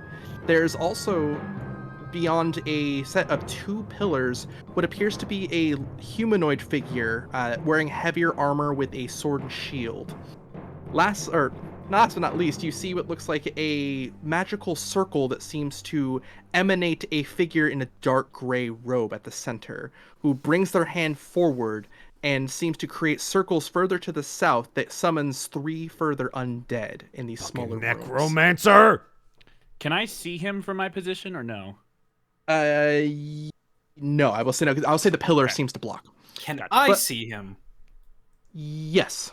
Can I see his face? You do see the figure that stole the artifact from you, the center. But aside from that, it is Jabari's turn. Go, buddy. Hot More damn! like All right. jabroni. Excuse me? Go ahead. What did you say to me? No. Jabari is going to... Is there any... these are pillars in the middle? Correct. These things right here? Yes. All right. So Jabari is going to step through. So that's 1, 2, 3, 4. He's going to take a shot at this bad guy right here. As he charges into the room, you will both watch him pull out a quarterstaff, and from almost on his hip, but underneath his robes, you will watch a hand crossbow come out. And I am going to use Dread Ambusher to attack this zombie 3 times. Okay. All right. Which target are you attacking? This one right here, the one directly in front of me. That's Zambo? actually a human. This one. Oh, The perfect. human Heavy Zambo? armor. I'll take the human Zombo. That's a right, 26 to hit That's a hit. for 5. Okay. And then we've got soft 20. Hit. That's 5. Consistency. Or good damage, rather. And nat 20. Nice. Let's Holy go. shit, dude. That's 14. Good damage. And then with... go ahead. Oh, no, do your thing. Yeah, and I was going to say, with Crossbow Expert, I'm going to take my bonus action to fire a 4th time. Okay. Here we go. That's 13 to hit. 13 will hit the shield. However, you do get a good set of damage kind of quickly moving through your mechanical crossbow or hand crossbow and firing 3 times with great effect. However, the larger human figure still seems to stand. Excellent. I do remember that I need to roll a d8 with that last hit for Dread Ambusher, so he's going to take an extra 4. All right, he is still unfortunately out. Excellent. Does it double the Dread Ambusher on a crit? I don't know. We're going to say no today. It would still be up Cool. regardless. So. Sounds good. All right, that is... Oh, sorry. It is now Facsimile. perfect. Oh, I'm going to finish my turn there. No. All right. So Behind cover. I know how cover works with you. Fucker. All right, turn. all right. So with that, if I move over here, am I capable of seeing the skeleton warrior over there? Which one? Can you ping him for me? Right there. Yeah, absolutely you can. Cool. So I'm going to use my Hex, Beckon Familiar, to use Find Familiar to drop him right over yonder. Okay. That is unfortunately Facsimile's turn, so I will have Facsimile's action. So instead, I will use my bonus action to have Duplicity attack. Sure. And since he is dire, he gets this cool little feature if he hits. I don't believe an 11's gonna hit. 11 will not hit, unfortunately. Ah, beans. All right. Is that fair? Oh no. Do you allow movement after? Yeah. Because he. Yeah. It's Coward. totally fair. I am a zoner, sir. I cannot take a hit. Completely fair. All right. So that was Facsimile and Duplicity. It is now Terathial. Terathial will shout towards Jabari, "Wherever you're going, keep going." I'm going to point a hand towards this be-armored human here, and I'm actually going to cast Sacred Flame. Okay. Maybe. Potentially. Allegedly. 20 wants to do it. Hey! Yeah, DC 16 Dex save, or it takes 13 radiant damage. Okay. It does not seem to pass as the radiant damage pushes through. It burns part of his grayish robes. You see not a man of unlife, but a man of normal life, as the radiant damage doesn't explode forth as though it were undead. However, you do seem to, with your magical eye, deduce that you broke some form of spell that was on his person. You can give me an Arcana for free if you'd like. Ooh, good job. That's a natural 20 for a 20. Nice. Holy shit! You can tell that there was a spell of false life on him that you broke past the initial hit points. Ooh, hell yeah. Yeah! Excellent. Good tag team. All right, is that your turn, or you want to move? I definitely want to move. 1, 2, 3, if I can move there. Yep, that's totally fine. So I can survey the rest of the field. Any bonus actions, or are you good? I'm not going to use them. Okay. You see in front of you what appears to be 2 circles within the rooms closest to you, Terathial, seem to summon forth a pile of bodies that shamble together as zombies as they rush forward towards you. Uh-oh. How dare. Let me just get, as this one moves out with a bow and arrow. The skeleton does not disengage, but instead moves, allowing Duplicity to swing if they wish. Yes. Facsimile, Duplicity can use a reaction if I have not. So Okay. let's do that. Bite his ass. 25. Hey! That's a flat 8 piercing. With the piercing damage, you manage to wrangle parts of its leg away, but it doesn't seem to fully go down. As it turns around to fire at Duplicity. Beat a 16. Rude. Or 14. He misses. Yep. Damn. The next skeletal archer moves and fires towards the doorway, towards Redwood. Firing for a total of 13 to hit. That will miss. I assume that Lord Bloxworthy jumps out. Oh, there you go. Yep. Oh yeah, but Bloxworthy is a bonus action to activate his ammunition. Oh, okay. Well, I wasn't sure because he activated on his own. That was. You know what? You would have had opportunity to activate. It was more for narrative, the activation on the own, but you would have had more than enough opportunity to activate it before the combat started, considering you know you were in a difficult situation. So, Gotcha. Sure. As he's the animated shield, you get +2 to your AC. Right. Okay, then let's see. The arrow shot fires out towards Terathial for a total of 16 That gets me.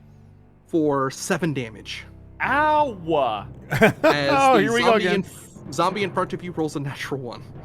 Oh, cool. Well, fuck him. All right, that was those enemies. It is now. Let's see. He doesn't get a high or low on that? No. Damn. Redwood. How tall is the ceiling in here? The ceiling in the larger room is about 25 feet tall, as there's a number of chandeliers that are now illuminating the area. So I got a spicy question for you because this is a literal physics question. I like spicy questions. So, let's say I was to summon a cloud that was about Okay.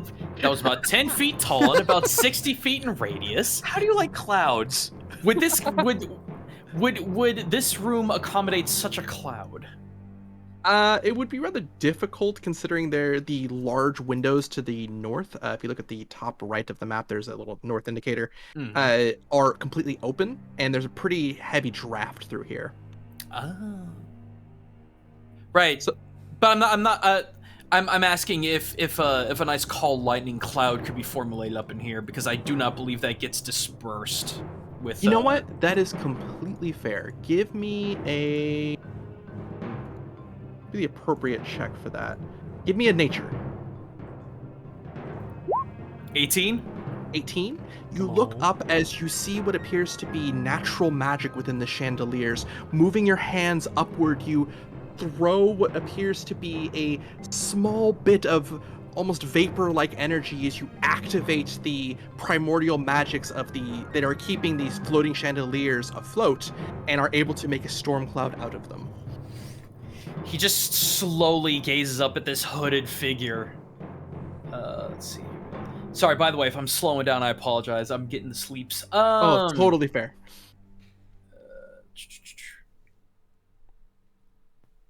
like a bubbling storm, his anger forms in this heinously dark cloud.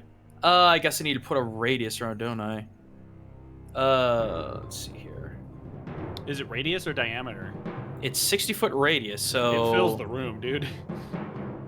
I will say seriously. with the modification of keeping it within the room, it will be floating above everyone's head, but it does fill the room. Oh, okay. Cool then. Just stares over this hooded figure as a brief spark flashes from his eyes as a bolt comes careening down onto this wretched thief. Okay. Dex save DC 16. Does not make it. All right. 15 points of lightning damage. Nothing is within 5 feet of it, so... Good damage. All right. Let's see here. Is that turn, or you still got some ideas? Shield's already activated, correct? Correct. Okay. Hang on a second. I need to make sure. Point you can see within range. Okay. I'm gonna move behind here and not break eye contact with the guy in the middle, and that will be turn. Okay. That is the top of the round. You see the human fighter move towards you, Jabari. Mm-hmm. Swinging twice. Whoa. Once for 16, That will hit. and the other one for 11. That will miss. For a total of 8 damage. Ow. Total of 87 damage. 800 damage. I'm gonna need For to a make a total dead. of Nope. 5 death saves. Am I just dead twice? Is that what happened? Yes. Finally. Okay, cool. Excellent. Oh, wait. Died on page 1. Oh, Mark, you're not the tank. What are you doing? I didn't do anything. Let's see. Keep you there. You see the figure in the center attempt to cast a spell outward as I need a... I would like to counterspell. Okay. Hey! No. As you see a cantrip thrown out as it is countered quite quickly. No. All right. You'll see, even as Terathial is avoiding the attacks of this zombie that seems to have encroached in their space, they sort of glance out of the side of their eyes and wave a hand in the direction of the caster as the sound of a twinkling star kind of chimes in the air. I like as it. the effect of the dispel. As a bonus action, you see the figure at the center of the circle seem to snap its hand towards one of the runes that it's standing in, as you, with your natural 20 from before, immediately detect false life cast upon it again. On the robed figure or On the this robed creature? figure. Okay. On the robed figure. Okay. And let's see, that was, was enemy, so it's now Jabari. All right. I am going to whack this gentleman with my quarterstaff. The whack and stick. Correct. Give him the old whack and thwack. Whapya! It's 18. 18, that is a hit. For 6 damage. 6 damage. Okay. Looks like rule clarification, the extra damage would have applied from the previous one. However, he's still up. Okay, cool. I'm going to hit him again with the quarterstaff. Whapya! That's the 13. That'll miss. For fuck's sake. All right, well, with my bonus action, I would like to hand crossbow him in the face, which I will not take a penalty for because of crossbow expert. Correct, you may do so. All right. That's a 16 16 will hit. for 8 damage. 8 damage. Let's see. So it did lowered shield to swing. 2 hands miss. Okay. That is... How would you like to bring this one down? As it All right. lowers its shield to swing at you. Fantastic. Jabari is going to use his missed attack to push the shield further down. He's basically going to put the crossbow against the skull or the temple of this gentleman's head, and he's going to put it right through his skull. All right. As As he the drops. creature drops backward, or the human drops backwards and dead. All right. Is that your turn, or would you like to move? I would like to stay put, so that is turn. Okay. Next is either Facsimile or Duplicity. I will have Facsimile go first. Okay. Can I see Hooded Robe Man if I stand over here? Yes, you can. Excellent. I need him to make a... Excuse me a minute. I need him to make a wisdom saving throw as I cast Hex Hallucination on him. Okay.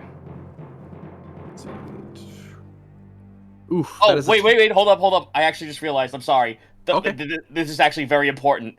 I'm going to cackle first and then cast it on him. Fair enough. So what does the cackle do in this instance? During a hex on a creature, I am concentrating my attack, my hex on. It extends by 1 round. Okay. There you go.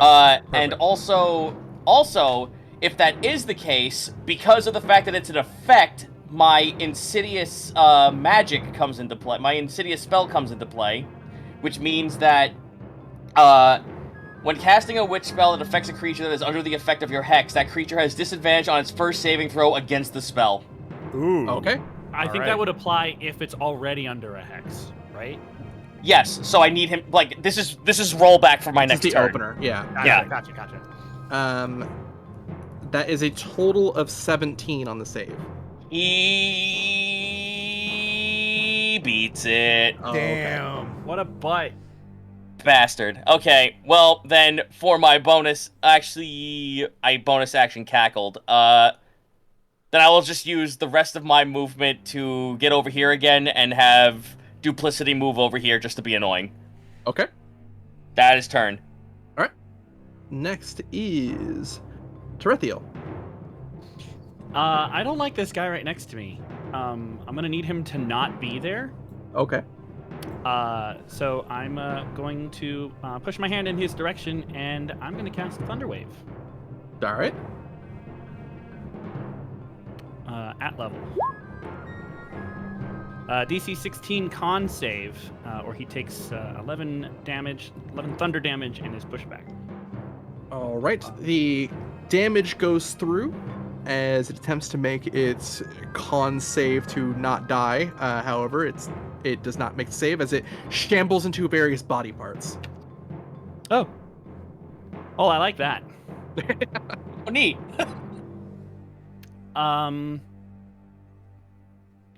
Decisions. Okay, this guy, I'm assuming, is similar to the one that just got disheveled into body parts? Yes. Okay. I'm going to flick a hand in his direction, as again, a chime sounding like a falling star will resound. And I'm going to adjust his density to increase his density, which will have his speed. Okay. What does that look like as you throw your hands out? As the chime rings through the air, his body is surrounded by a faint glow that resembles the color of the light of the full moon. And anyone who's looking closely enough will see its body posture shift as it seems to sort of drag towards the ground a little bit. And also, my mistake, its movement speed is not halved, it's decreased by 10 feet. Okay. It does also have advantage on strength and strength saving throws. So it has to use all of its actions to move to you on its turn. 1, 2, 3. Oh, you're... Oops, sorry. 3, Yeah. 4, 5. I'm moving over here. 2, 3, 4. Okay, yeah. Since It's able to Jabari move doesn't to- wanna go in. Time to run away.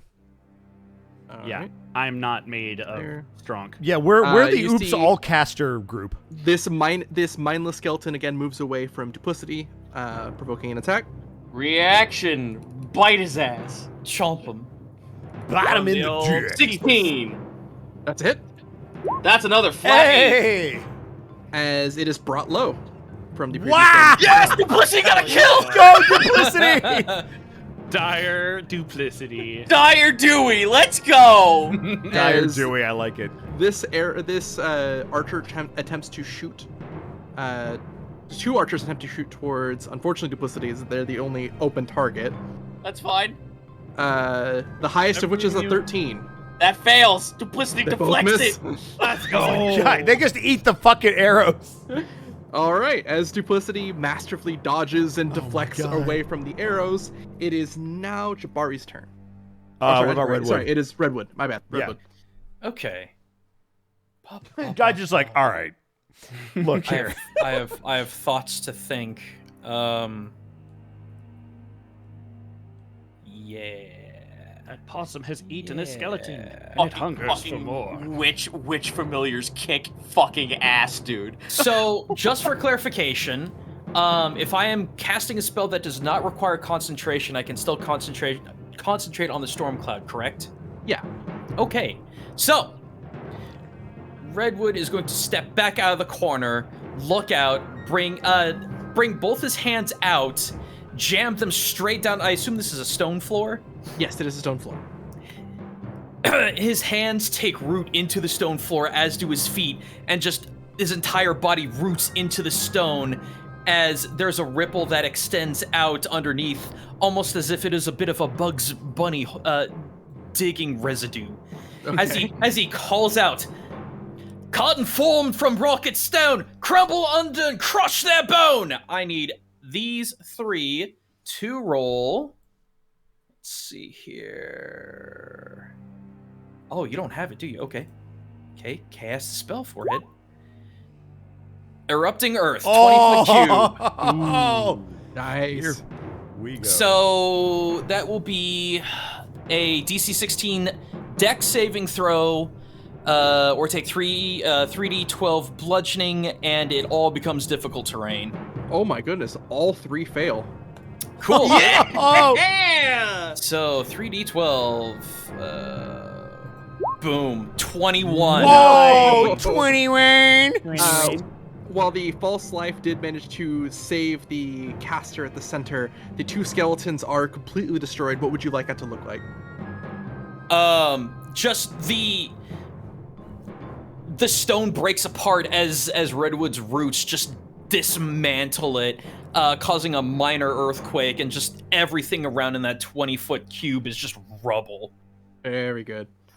All right, is that your turn? I'm gonna move right back, and now it's turn. Hell yeah. Redwood's angry, but he's not stupid. Right. All right. I don't know if you need line of sight to break this, but I suppose, can you see through Duplicity's eyes? No, I cannot. Okay. If that is the case, go ahead and give me an Arcana for anyone who has Arcana. Okay. 19. That is another natural 20 for a Yes, total of 20. Mark! Fucking Both hell of you yeah, hear dude. through the winds of the arcane what appears to be the spell of haste. Oh shit. Oh no. Uh-oh. As the figure then moves. Oh, I really gotta get my hex on this motherfucker. Oh no. He's at half movement. Difficult terrain. Difficult terrain. Oh, it's right, the difficult terrain. You're absolutely right. That was my bad. So But he's he got has normal it. movement. Doesn't that cancel it out? No, the haste just gives an additional action. Oh, okay. Yeah. Cool. Like, it gives other things as well, but it wouldn't counter the difficult terrain. But it is going to move and then bonus action to move again. So there. All right, that is that turn. So it is now Jabari. All right. Jabari is going to pull out Endelman's bow. And you will see this specifically because you're standing right next to him, Terathial. You will see him pull out a very elven-looking bow, and you would know instantly it's wood elven in construction. And it looks very old, but recently touched up a little bit. He is going to pull out an arrow and set that up in a way that is nondescript. And then Thank you. I am going to cast Zephyr's Strike on myself. Okay. Ooh. And then I'm going to move. 1, 2, 3, 4, 5. Is this where difficult terrain starts? Is right here? It would be. Yes. Okay. Okay, so then I would do that. I can't see him, but I'm going to hold the shot for when he pops out. It's not a ready to action. It's just narrative. Question Because I for moved you. and cast. Yes. Why wouldn't you go the other way? So you could see him. Specifically because I want to set something up. Fair enough. Is He's that your going. No, he's going to speak as a free action. Sure. You know, the Barons know nothing of your activities stealing that artifact. It would be a shame if they found out. It's not too late to surrender. And that will be turn. Okay. Next up is Facsimile and Duplicity. I will have Facsimile go first, because I don't think Duplicity is going to be useful here. Despite what the fuck just happened. I need to see if I have enough. I will have enough space, but it will put me out in the open. Going right here. And... Action... sorry, looking at my hexes again. Action hex hallucination. Another wisdom saving throw. Okay. That is a total of 15. That's a girl. What does that do? It matched. It matched? Yeah. Attacker wins or what? Yeah, unfortunately, I think the defender who has to... It's like a dice check, so it would be... You had to pass the check. So matching does unfortunately mean he defended. It would be like if you needed 15 AC to hit and you rolled 15 exactly. All right, motherfucker, fine. Yeah. Beckon familiar. Fair enough. Nice. Getting that chompy in. That's turn. Okay. Next up is Terathial. Looking towards the man who ain't heavy, he's my brother. Okay. Just sort of a little bit of a mischievous smile as they hold their hand towards the remaining Zambo. And I am going to cast Shatter. I'm glad I moved. At level. Man, DC 16, or it takes 12 damage. All right. It takes 12 damage. Let me see if it gets its zombie save. It does not as it goes down. F in the chat for the Zambos. Yep. Hey, bye-bye. The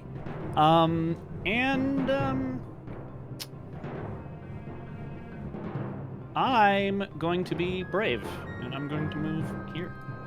Okay. And Let's that'll see. Are you a brave? Not from Atlanta, no. Next is actually Redwood. Atlanta. Cool. It's 5. That would put me there. I'm gonna end my movement there, but as I move to the pillar, walking down the steps, I point at this hooded hoodlum as another flash of sparks go across my eyes, thunder brews, and the lightning comes down. Also, Gaijin, I want you to understand, don't worry about hitting Duplicity. I can bring him back. Oh no, yeah, okay. Yeah. Well, it's not a lot of damage anyway, so DC 16 dex save throw, so Duplicity as well. Duplicity needs to roll a... What's the 16. range? Not the range, but the area of effect on Call Lightning? The whole fucking room, apparently. So, do we all need to save? No, because I can only hit a single target, and then it hits whatever. Oh, then 5 Duplicity would be fine. Well, no, it can jump if they're 5 feet, isn't it? Oh, gotcha. Yeah, you're right. So Duplicity doesn't need to save. Okay. Yeah, Because so yeah. Duplicity runs on my charisma saving throws. Yeah. 20! You're super good. Takes 4 damage, whatever. All right.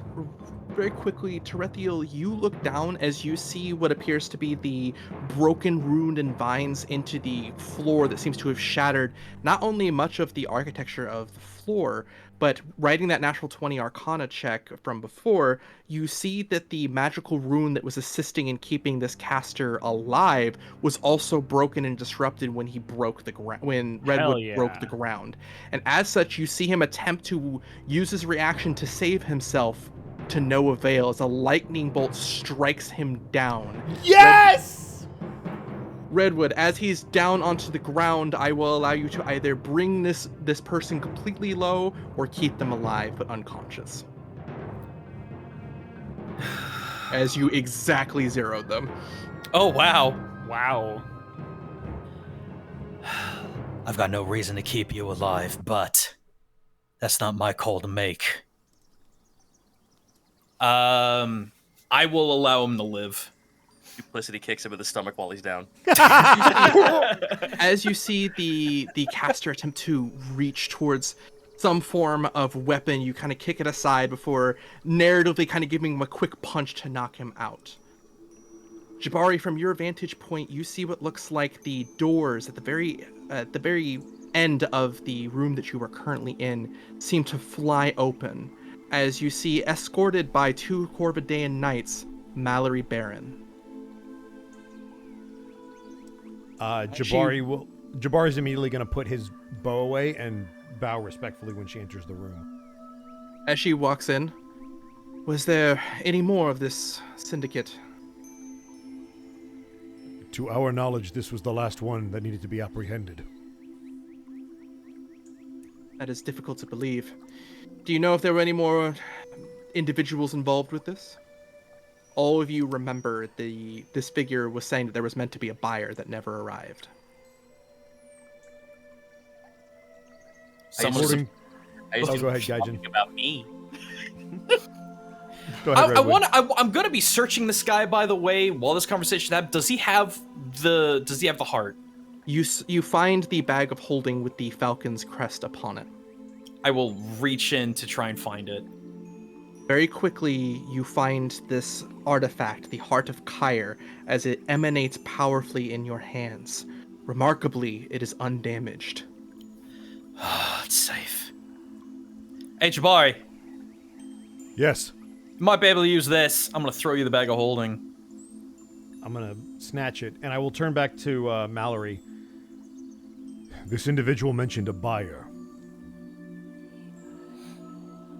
You see the Corvidaean Knights both look towards Redwood and the strange magical artifact that Redwood holds. As they kind of slightly move towards Redwood, you see Mallory raise a hand before motioning for you to give her the bag of holding. Can I look inside and see what's in here? Inside the bag? Redwood, you are certain there was nothing else in there when you Yeah. reached in. Oh, okay. Then do we all see the crest that's on the bag? You do.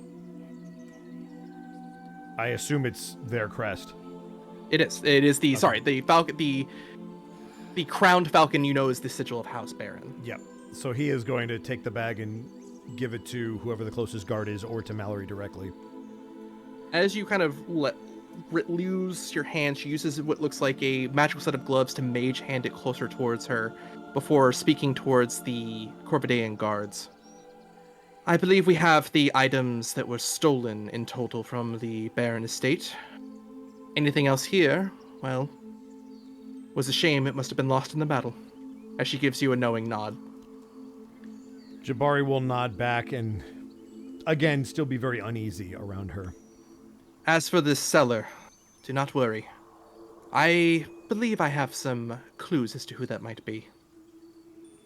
You've done well. Return now to your homes, and I suppose we will forget ever seeing each other. Really quickly, examining the remains of this sigil at the center of the room, is there anything familiar or of note about it, other than just being a sigil? You've seen sigils of necromancy before. It doesn't seem that it is particularly vile in a very blood magic way or not. It simply seems that a very well practiced practitioner was the criminal behind this. Okay. As the Corvidaean Knights move with Mallory Baron towards the large griffins outside, putting the now cuffed and manacled prisoner onto the back before flying away. And we will pause you guys there for a moment. As I hold the heart, aside from just the overwhelming feeling of the primordial power that it has, is there anything else that is felt within it? Go ahead and give me a wisdom save. 21. As you feel towards the heart, you see visions in your mind for a moment of a brighter future. A future for Caroll that is not mired by the endless politics and wars that seem to have afflicted it, but one blessed by the divines themselves to be better than it is. As you see in your mind a gate, golden in its bars, wide open, before the image fades.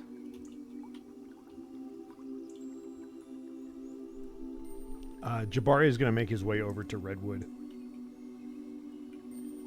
but he will give you space as he sees you in kind of like a trance-like state until you snap out of it. Oh, that was something else. Is everything all right? Yeah, just trying to figure out what exactly the hut is. And it just showed me something fascinating. Well? It's something that I saw when I spoke to that tree outside that pub. It was a golden gate. I don't think I've ever seen anything like it before. But it was a sign of good times. Blessed times. When even the divines would smile on this entire city. As he says that aloud, both Terathial and Jabari know, outside of perhaps the sacred flame, there are no divines within Caroll. There are no clerics or paladins or priests. No one can hear the gods. No one has heard them here in many an age.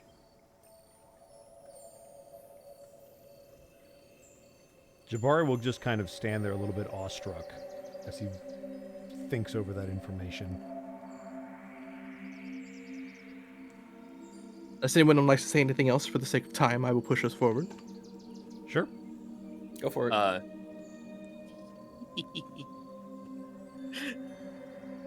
Dude, what are you doing, Zeto? I hear you cackling.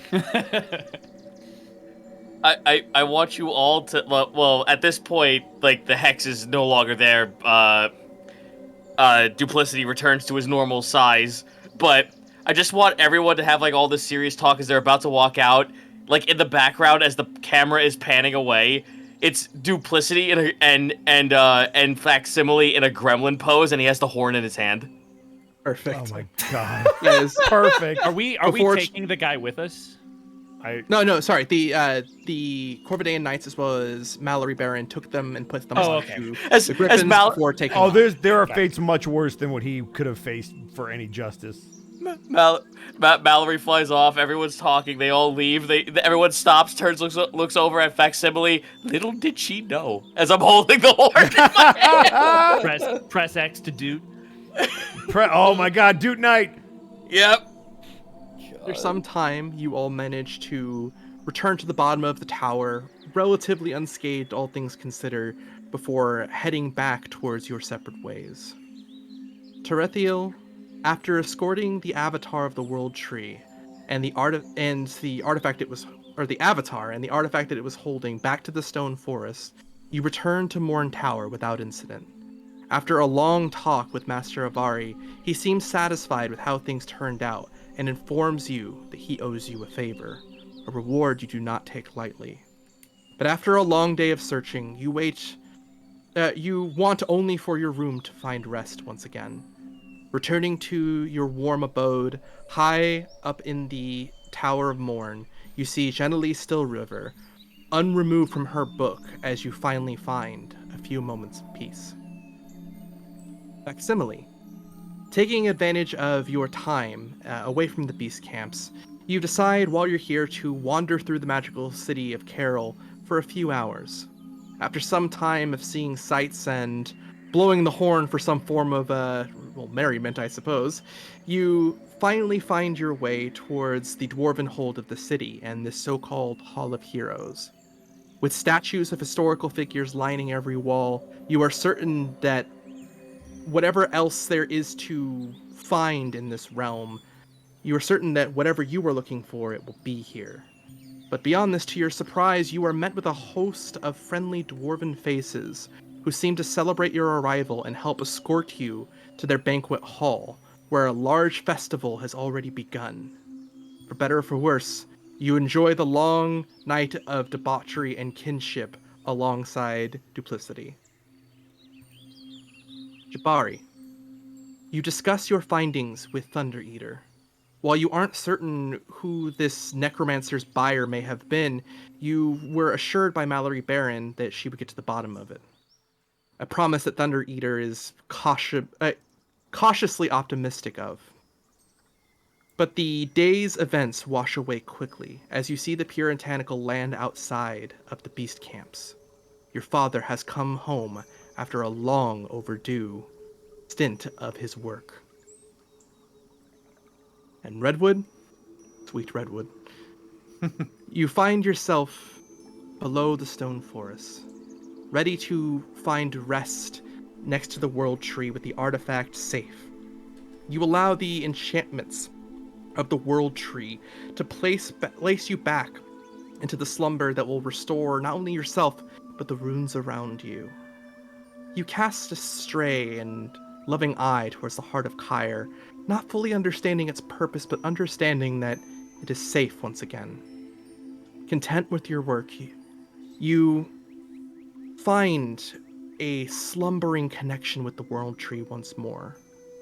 However, as the runes begin to activate and you feel your consciousness beginning to wane, something disturbs you in those last moments of consciousness. Upon the heart of Kyre, you see a glowing arcane sigil of tracking of the House Baron. But this is a story for another time. And for now, that is where we're going to call it. Oh, man. Hell yeah! Good shit, Zan. Goodbye, Austin. Bye, Austin. Fucking Wow. dude. That dude night, man. So there's a ton of stuff that we want to probably say and do. However, Zan, could you do me a huge favor? Yes. I have uploaded a picture to one of the tabs. It should be the blank start tab that had the old Shadow art. You might find something new there if you want to display it for the chat. Oh, sure. Let me... Oh, that's... Okay, yeah, I see that. Let me move that over. There you go. Hey. There's the full art. I want to send a special thank you to Citric King. He absolutely busted his ass to get stuff done. Dude, Citric. So, yeah, he killed it. We could not have done this without him in terms of the assets. So thank you to Citric. Very well done, Citric. Double timing. He had 2 dang. days to do this. It was. Get some sleep, dude. He doesn't sleep. He orange. We'll is get what it he's now. told me every day. Orange. Citric is I amazing. see. So I'd like to go around the horn real quick so we can get Gaijin out of here because I know it's late for Gaijin. So Gaijin Goomba, where can they find you real quick? Twitch.tv/Gaijin Goomba every Tuesday, Saturday, Sunday, 7 p.m. US Central Time. Gonna be build streams, gaming streams. Still keeping on my weeb crap. New video coming out Friday. Talking about culture inspirations, Monster Hunter Rise, everything from Europe, Spain, Japan. Okay, that's me. Heck yeah. All right. And feel free to duck out whenever you would like, Gaijin. We All right, appreciate you. I'll go ahead and hop. Love you guys. Zan, that was Bye, an guys. amazing run. Thank you, Gaijin. I had a lot of fun. Gaijin. Bye. And speaking of the other person who's probably exhausted, Zeto, where can they find you? You can find me at twitch.tv/Zeto, CZ on Twitter, and the Everington Almanac on Patreon. You'll find me catching indie games probably on Friday. I'm gonna be playing Multiverses stream, so come in, watch me kick the crap out of Jake the dog with the Iron Giant, and someone will inevitably complain that it's not canon. like that was the point. Beyond that, check it. The Kobold plush we're having a giveaway from now until Friday night, where if you go to this cool little Twitter link, and you follow me, follow Makeship, and retweet this post, 2 people who get into the giveaway will have a chance to win a Kobold plush for free. Which I haven't checked the recent numbers in, but I want to say thank you to everyone who has purchased one. We have less than 10 days left to go on it, so if you have not picked up your Kobold, get it now before it goes away. It'll be gone soon. And then the last thing is I got a voice role in Zarel's Monkey Wrench pilot, which I play as Scratch, a little loan shark black cat that is annoying to the main character, and I love this role to pieces. Please go check it out. It deserves all the love. Josh is an amazing, cool dude. I've known him since being in, like, DeviantArt back when I was, like, fucking 14 years old. He deserves all the praise he gets. That fucking show did so good. Heck yeah, dude. And congratulations, man. That's huge. Dude, it was so much fun. I hope there's more to come from it. So I hesitate to even break the silence, but how are you feeling, Mark? I have emotions. Yeah? Mark Allen Jr., where can they find you when you're not having emotions? I'm always having emotions, and you can find some of them at twitter.com/MarkAllenJr., here on twitch.tv at Aeon Protect Gaming, and occasionally you can follow the sleepy emotions of my fat cat bunny on Instagram at Chonk4Life. Check out Shoot Goal to the Future. Also, we've had some delays, but keep an eye out. Shikimori's not just a cutie. The dub is almost done. So got a couple more episodes coming out, so I hope you guys will still check that out. And what am I forgetting? I'm forgetting something. Nope. That's it. Oh, stream on Saturday. I will be opening some Pokemon cards.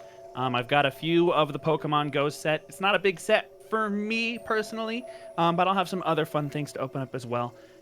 So come on by. We'll get back to streaming. It's going to be real this time, I promise. And Zanalist Grimm, good old Zanny, how you feeling? I'm feeling good. Quite Yeah? tired. I The can fan feel that that. was blowing on my face died about halfway through. Oh my Excellent. god, no! It is very warm, but I did not want to get up to interrupt, so I I- have just suffered in silence. Yeah, well, We we suffer for appreciate our it. Thank you again for the creator getting to bring the content to the community is so awesome. So thank you for running this on such short notice. Citric had to do art in 2 days. You had like 3 days to write this. It was incredible. But where can they find you if they want? bring me on? No, Oh, wait. it only felt right for you to run this at some point.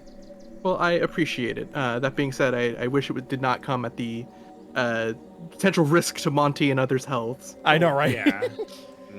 Perhaps another time when people are healthy, this Yes. can be revisited. But where yes, you can they find you? Yeah. You can find me at Zenny Grimm on Twitter if you would like. I am also a member on Monty's stream on Thursday evenings for Dungeon of the Mad Mage. I play a Victorian buff Eeyore, who is a good boy. And Who also has a donkey. actually, yes, they have a mule. There you go. But aside from that, again, you'll have to track me down like the dog I am otherwise. All right. And you can find me at Ed Bosco VA on both Instagram and Twitter, and right here on twitch.tv/Edward Bosco. This was an insane couple of days. I went from trying to figure out how to DM this to being a player. I was not supposed to play Jabari again, and I can't say why, so this was a super cool thrill for me, so thank you, Zan, again. For those that are wondering about the pendant around Jabari's neck, I'm wearing it right now. I sent Citric a picture. It's a real pendant. It's I real. wore it for 5 years. Well, 2.5 years, because Two and a White Fang was half, 2.5. Yeah. But like Mark has seen it, so I got to wear it during a session again, and it felt really, Bosco, really you're good. A nerd. I'm so mad in the best of ways that you played him tonight. I know. I'm- I'm so happy you didn't know. I'm so sorry if Facsimile was a little too much. No, Not it was at perfect. all. Are you kidding? That He was was amazing. perfect for the tone of the story. You need the like little bit of comic relief. It can't be serious all the time. In every Caroll story, there's always at least a little bit of chaos, so I appreciate there you is. bringing it. Yeah, Right on. Just be glad that I didn't swing a quarterstaff at your face. it's true. Or me. Yeah, we both have. That's a quarterstabs. story for another Funny time. enough, I had a pretty hefty amount of HP, honestly, even though I'm a zoner. I had like 40 HP. We were a beefy enough cat. Like we were three We did casters and a okay, ranger. yeah. We did all right. I'm Also, I will say, chat, don't get used to that many nat 20s from me, because you'll notice they all happened on Arcana checks. Yep. That's the only way I ever roll nat 20s. It's, is well, on yeah, because Arcana checks. Elohim was always nat 20ing the Arcana checks that meant Always. nothing. To anyone from my table who is listening, I am so sorry that the Mark Allen Jr. drinking game made you completely sober tonight. I did roll one nat Oh. 1. I did roll one nat 1. It's not enough to get anything. That's not nearly enough. Depends on the size of your shot. Fair enough. Yeah, one shot of an entire keg. Got it. Miss Tweedums, you got that wrong. You wouldn't kill for Facsimile, you would kill for duplicity. But why not live for duplicity? I would kill kill. for both. I would kill for Die Hard Dice, who are lovely enough to sponsor us every Wednesday and Saturday right here on the Unexpectables. Oh, is that? I hear dice. Yeah. And don't forget to use the promo code Unexpectables !! To receive 10% off all of your dice and dice accessories. They have some wonderful dice, and I actually need to buy some Die Hard dice, not for myself, but because Biakuaz, I'm actually going to be doing something fun this Saturday. I don't know if it'll be streamed because I'm going to be at a convention. It's called KitsuneCon up in Wisconsin. I'm cool. going to be running D&D on Saturday night. Oh, dang. And I will be running it in the Unexpectables universe for some of the guests at that convention. So Jonah Scott, who's the lead in Beastars, is going to be in it. Emmy award-winning voice actor Ben Diskin is going to be in it. And both of their partners, I think, are going to play. Ben has never played D&D. I want to surprise him with some diehard dude. guys. Man. He's never Is this played. being I want to buy. streamed? I don't know if I can stream it. I don't know if I'm going to have internet, but I'm going to see if they can record the audio because I'll have my laptop, so at least there will be Please audio do. of it. I want to Please try do. the first time. So I'm excited. I talked to Monty about it. She was cool with me like running a quick little thing. It's going to be a 3-hour session. It's not going to be anything like super crazy, so don't come expecting like a lore drop. It's just going to be a fun game for some newbies and some vets. It's going to be a blast. I cannot wait. I'm very excited. And I had more time to prep because I didn't have to do this one too. That being said, I should read off some bits and subs because you guys have been... Before you do so, just Yes. in case anyone has been living under a rock, where could they find you, Ed Bosco? I already said it. I said Oh, did you? twitch.tv/EdBosco and Ed. Oh, sometimes I zone out. I'm sorry. Just when you He talk. also you just ignore does me. it really, really fast, so no I one did. can ever I hear it. speed run it. So making him repeat it is good, because then people can find him. All right. So, like I was saying, some bits and subs. Arkov, thank you so much for the raid of 43 earlier. NK Draws, thank you for the 100 bits. Judge and Necromancer by their actions, not by their profession. Bro, like say don't, that. dude, don't. That was a TFS at the table pull. Fuck you. That was awesome. Zan was tuning me out before it was cool, so he invented tuning me out. Oh, like- are you still talking? Like Tabuya with the 200 bits. Zan, we have heard nothing but praises from Bosco and Markham, and you absolutely exceeded the expectations they gave us. You are doing an awesome job, and I really enjoy hearing you. Oh, well, thank you. There you go. Link, thank you so much for the tier 1 sub. Hooray, 28 months. We've got Ellie Kit, 16 with 100 bits. I like Zan's DM style. Yeah.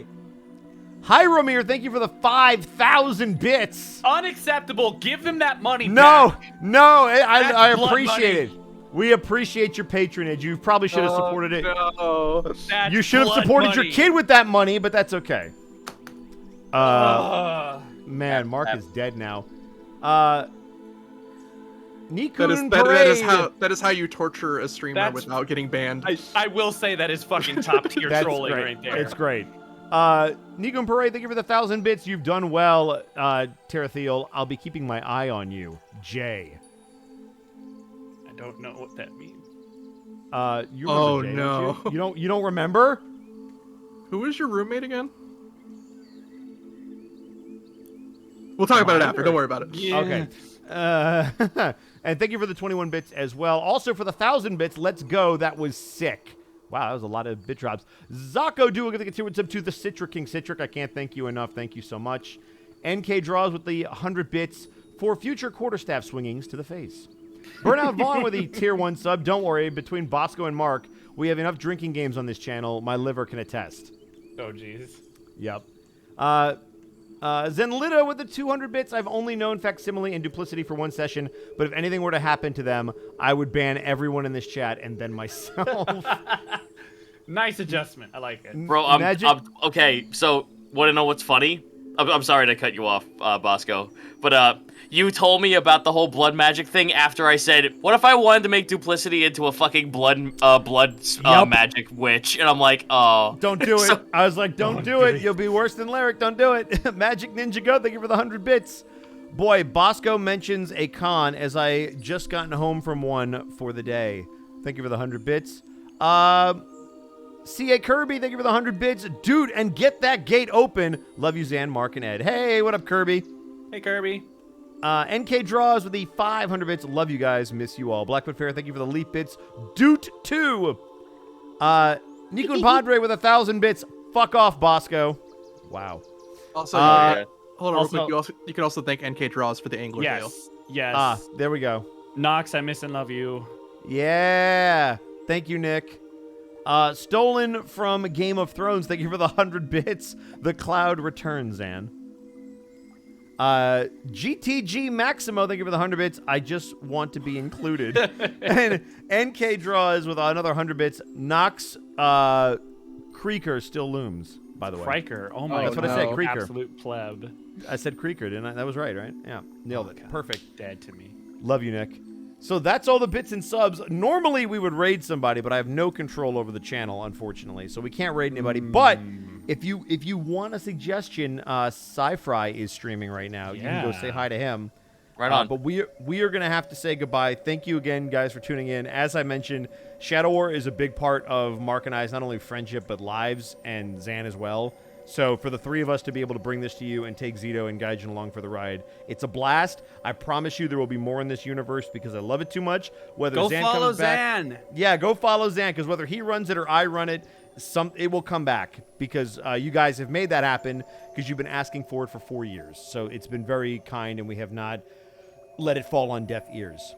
Would anybody like to say anything before I kick us all off the stream? Follow Zan at Zanny_Grimm with 2 M's on Twitter. It was an absolute pleasure to DM for you guys, and I genuinely hope that everyone at that con who got COVID gets better. Yeah, Absolutely. Get better, guys, and we'll hopefully see you next Wednesday for more Unexpectables, but stay tuned to the Twitter for more updates, and we will keep you posted. Until then, go talk about this one-off in the Discord. If you're not in the Discord, join it. We'll catch you on the next one. Goodbye, guys. Spam possums. Spam Goodbye. possums. Spam